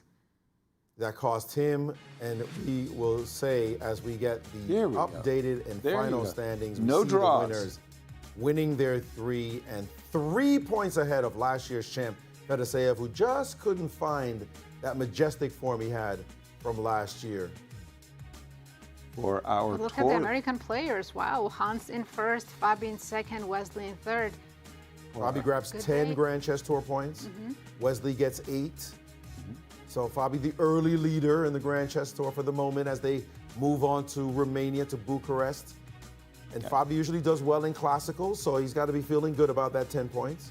Also, when did this happen? How did Alireza end up on 5th place? Because he was in ninth. Hey, most of he the had a event. great day yesterday, and he put And together just at the let's end. remind everyone the GCT schedule. The first leg of the tour is over, but very soon we'll start the next one, Super Chess Classic in Romania. There will be classical chess. After that, another Rapid and Blitz in Croatia, and then the tour moves to St. Louis, starting with Rapid and Blitz, Sinquefield Cup, and the Grand Chess Tour finals. Just making a note to myself to set my alarm for May 14th. I'll You'll have my be feet missed. up in Florida You watching will you be guys. missed, Maurice. And I'm looking at that. If you're anywhere near St. Louis in August, you're going to want to come and visit the Grand Chess Tour, the new club, and of course the Cairns Cup, as well as the ladies will overlap with the Sinquefield Cup. And it will be a great, great time to visit St. Louis. That's going to be so exciting. Just absolutely incredible. Let's take a look at the last minute of Hans' game against Wojtaszek, since that was the final moments of this entire event. We're working on it. Yeah, Hans, honestly, he didn't show any nerves. He was so calm. I really like, just in this moment that I have on my screen, that when Radoslaw had just played the We move don't Queen. have the analysis board, sorry. but there we Queen, go. yeah, there we go. When Radoslaw had just played the move Queen B2 check, and again, Hans could accept a repetition. No, of course not. He's playing for a D4. win. Yeah. Very, very nice. And then after capture, you capture on F4, and there was no more draws, and it's the A5 pawn. I think we have the replay now of the last minute of this game. In fact, they've got the position on the board that I was just showing to the viewers. Queen D2 check. G1. Yeah, Hans didn't get nervous at all. He knew he was winning, and he converted it very confidently. Didn't give Radoslaw any chances. Yeah, he played very, very well at the end. Where it mattered the most, Yes, right? when it mattered. I don't know if he already knew that Fabi had won his game, if he had a time to check that. 'Cause he only has 10 seconds. He probably wasn't looking at Fabi's game. You know, the players, they have a sixth sense. Yeah, my rival probably won. I don't have to look it up. Maurice, you were mentioning there was this Queen H5 move as an answer to Queen takes H4, but At King minimum. G7 was enough. And the joy, you can see it there. He could try to pretend, but no, you know how That felt good. those micro expressions, they give away a lot. And that said, yes, I just played 27 rounds of chess against the elite players in the world, and I came out on top. A dream come true to play in the Grand Chess Tour for chess players. I remember Sindarov said, yeah, I just won the candidates, but guess what? I'm playing on the Grand Chess Tour. And he had a tough time here, but he still has more events to go, 3 more events for him. Hans's road ends here, you'd think, maybe. I don't know if all the wild cards have been booked, but this is a dream come true for Hans Niemann, and he now will be awarded the trophy. Let's jump to Warsaw for the final ceremony. Thanks, Maurice. After 5 days of incredible chess battles over the chessboard, blunders, brilliancies, and everything in between, we finally have a victor, Hans Niemann, here with us. Michael Kolarkowski, the executive director of the Grand Chess Tour, will have the first word. Thank you, Cristian. It was a real thrilling tournament, and last round went to the wire, and we're very happy. Of course, back to St. Louis, so all 3 American players on the top. And Poland has actually tradition right now that the wild card wins the tournament first leg of the Grand Chess Tour. It's a good start for 11th season of the Grand Chess Tour of the second decade. And I want to congratulate Hans Niemann on such great performance, winning against top players of the world. And looking forward to next events, going to Bucharest, Zagreb, and St. Louis. But right now, I would like to introduce CEO of Super Rapid Poland, sponsors of this event, Lukasz Severinek. Thank you, Michael. We are extremely happy. I think it was a great tournament, fifth time in Warsaw, in Poland. So it was great tournament, great performance. Hans, congratulations. I think it was amazing. Thank you. This is for you. Congratulations. Hans, for the first time, you've won many tournaments in your life, but this is the biggest tournament that you've ever won. What are your initial feelings right now? And in what way? Yeah, I mean, after the Rapid, I had no stress. I was so relaxed. And I mean, I couldn't believe, first of all, that I could lose 3 games in a row and still be leading. So before today, I don't know, I was wondering, why do I feel so bad? I'm leading the tournament. So this was honestly such a roller coaster. I'm honestly just happy that I won because it was not easy. I mean, after I lost that game to Gukesh, anything could have happened. Even to win this last game was difficult. So I'm glad that, you know, all the stars aligned, and it's a great honor and privilege to win this tournament. It felt like Wesley was matching your result, and he was always behind, but it was Fabiano Caruana who caught up with you. What were your feelings at that point when Fabi caught up with you, and how did you manage to, well, get back on track and win the last 2? Yeah, I think since I don't have, this is my first time competing in a Rapid and Blitz Grand Chess Tour event, and first time leading such a strong event, so I didn't really have much experience as a leader. So I took so many unnecessary risks in so many games when I really, as a leader, did not have to do that. So, I mean, I forget the original question, I'm sorry, but could you... Well, what were your feelings when you understood that Fabi is going to put a lot of pressure in the last one? Yeah, you know, at some point, I had like a 5-point lead over Fabi, so I don't know how he, you know, it's kind of like the turtle and the rabbit, right? Is that the saying that the slow one wins the race? Something like that. So I guess I was, you know, the rabbit, and he kind of just came out of nowhere. So that was, you know, I've seen some pretty dangerous turtles. So, I mean, I guess, not to compare it, but just he came out of nowhere. It was very impressive from Fabi, and he put a lot of pressure. Obviously, your game against Duda, that was mightily impressive, but even in the last round with the black pieces against a player that you lost the previous day, at some point, you decided not to repeat the position. A repetition would have given you the tiebreak at least. Mm-hmm. How did you make that decision? Well, I had the 2 bishops. It's really hard to be worse in such a position. I mean, I felt like I was in control, and he was getting low in time, and so I kind of had to play, right? I couldn't just. And I also looked up and saw that Fabi's position looked nice. So I mean, I'm happy that I went for the win and it paid off. Well, Hans, obviously this is the biggest victory of your career, your young career so far. Some words for your support system?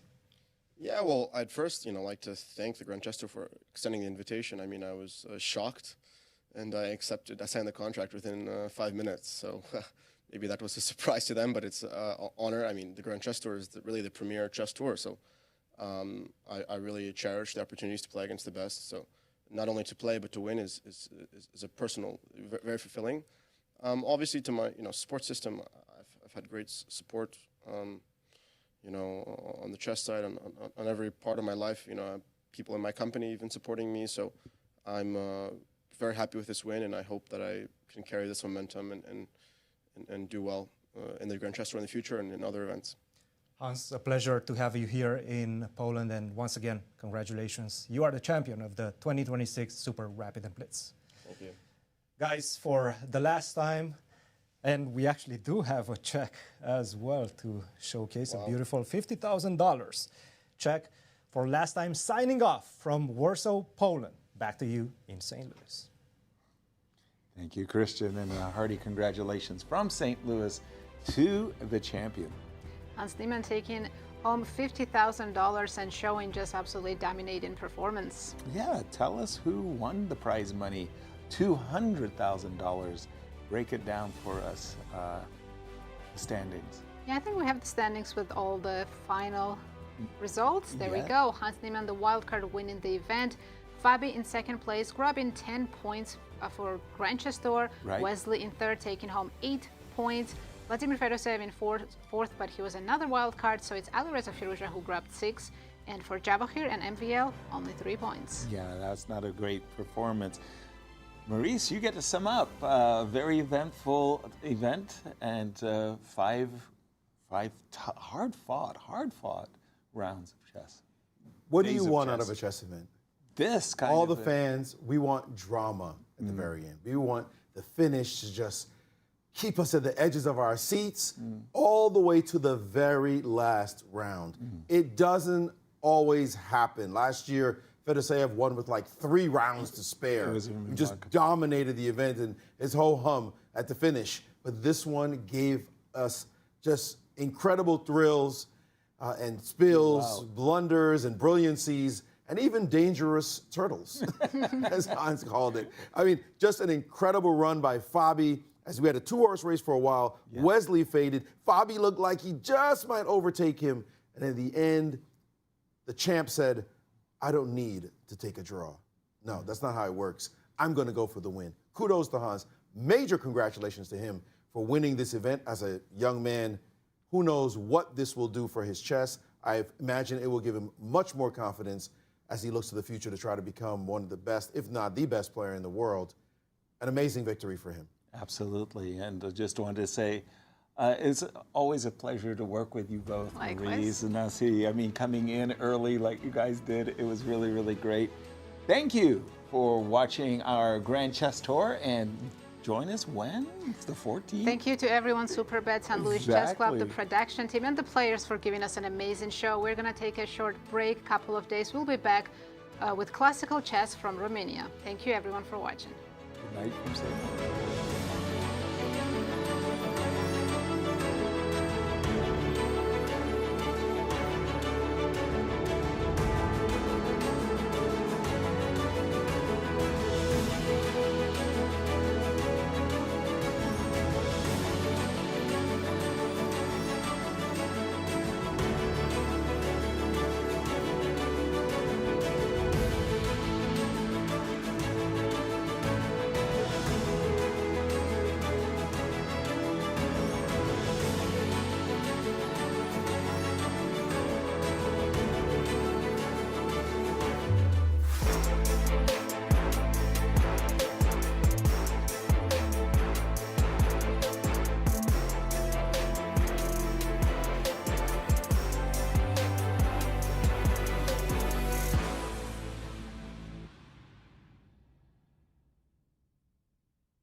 This has been a presentation of the St. Louis Chess Club.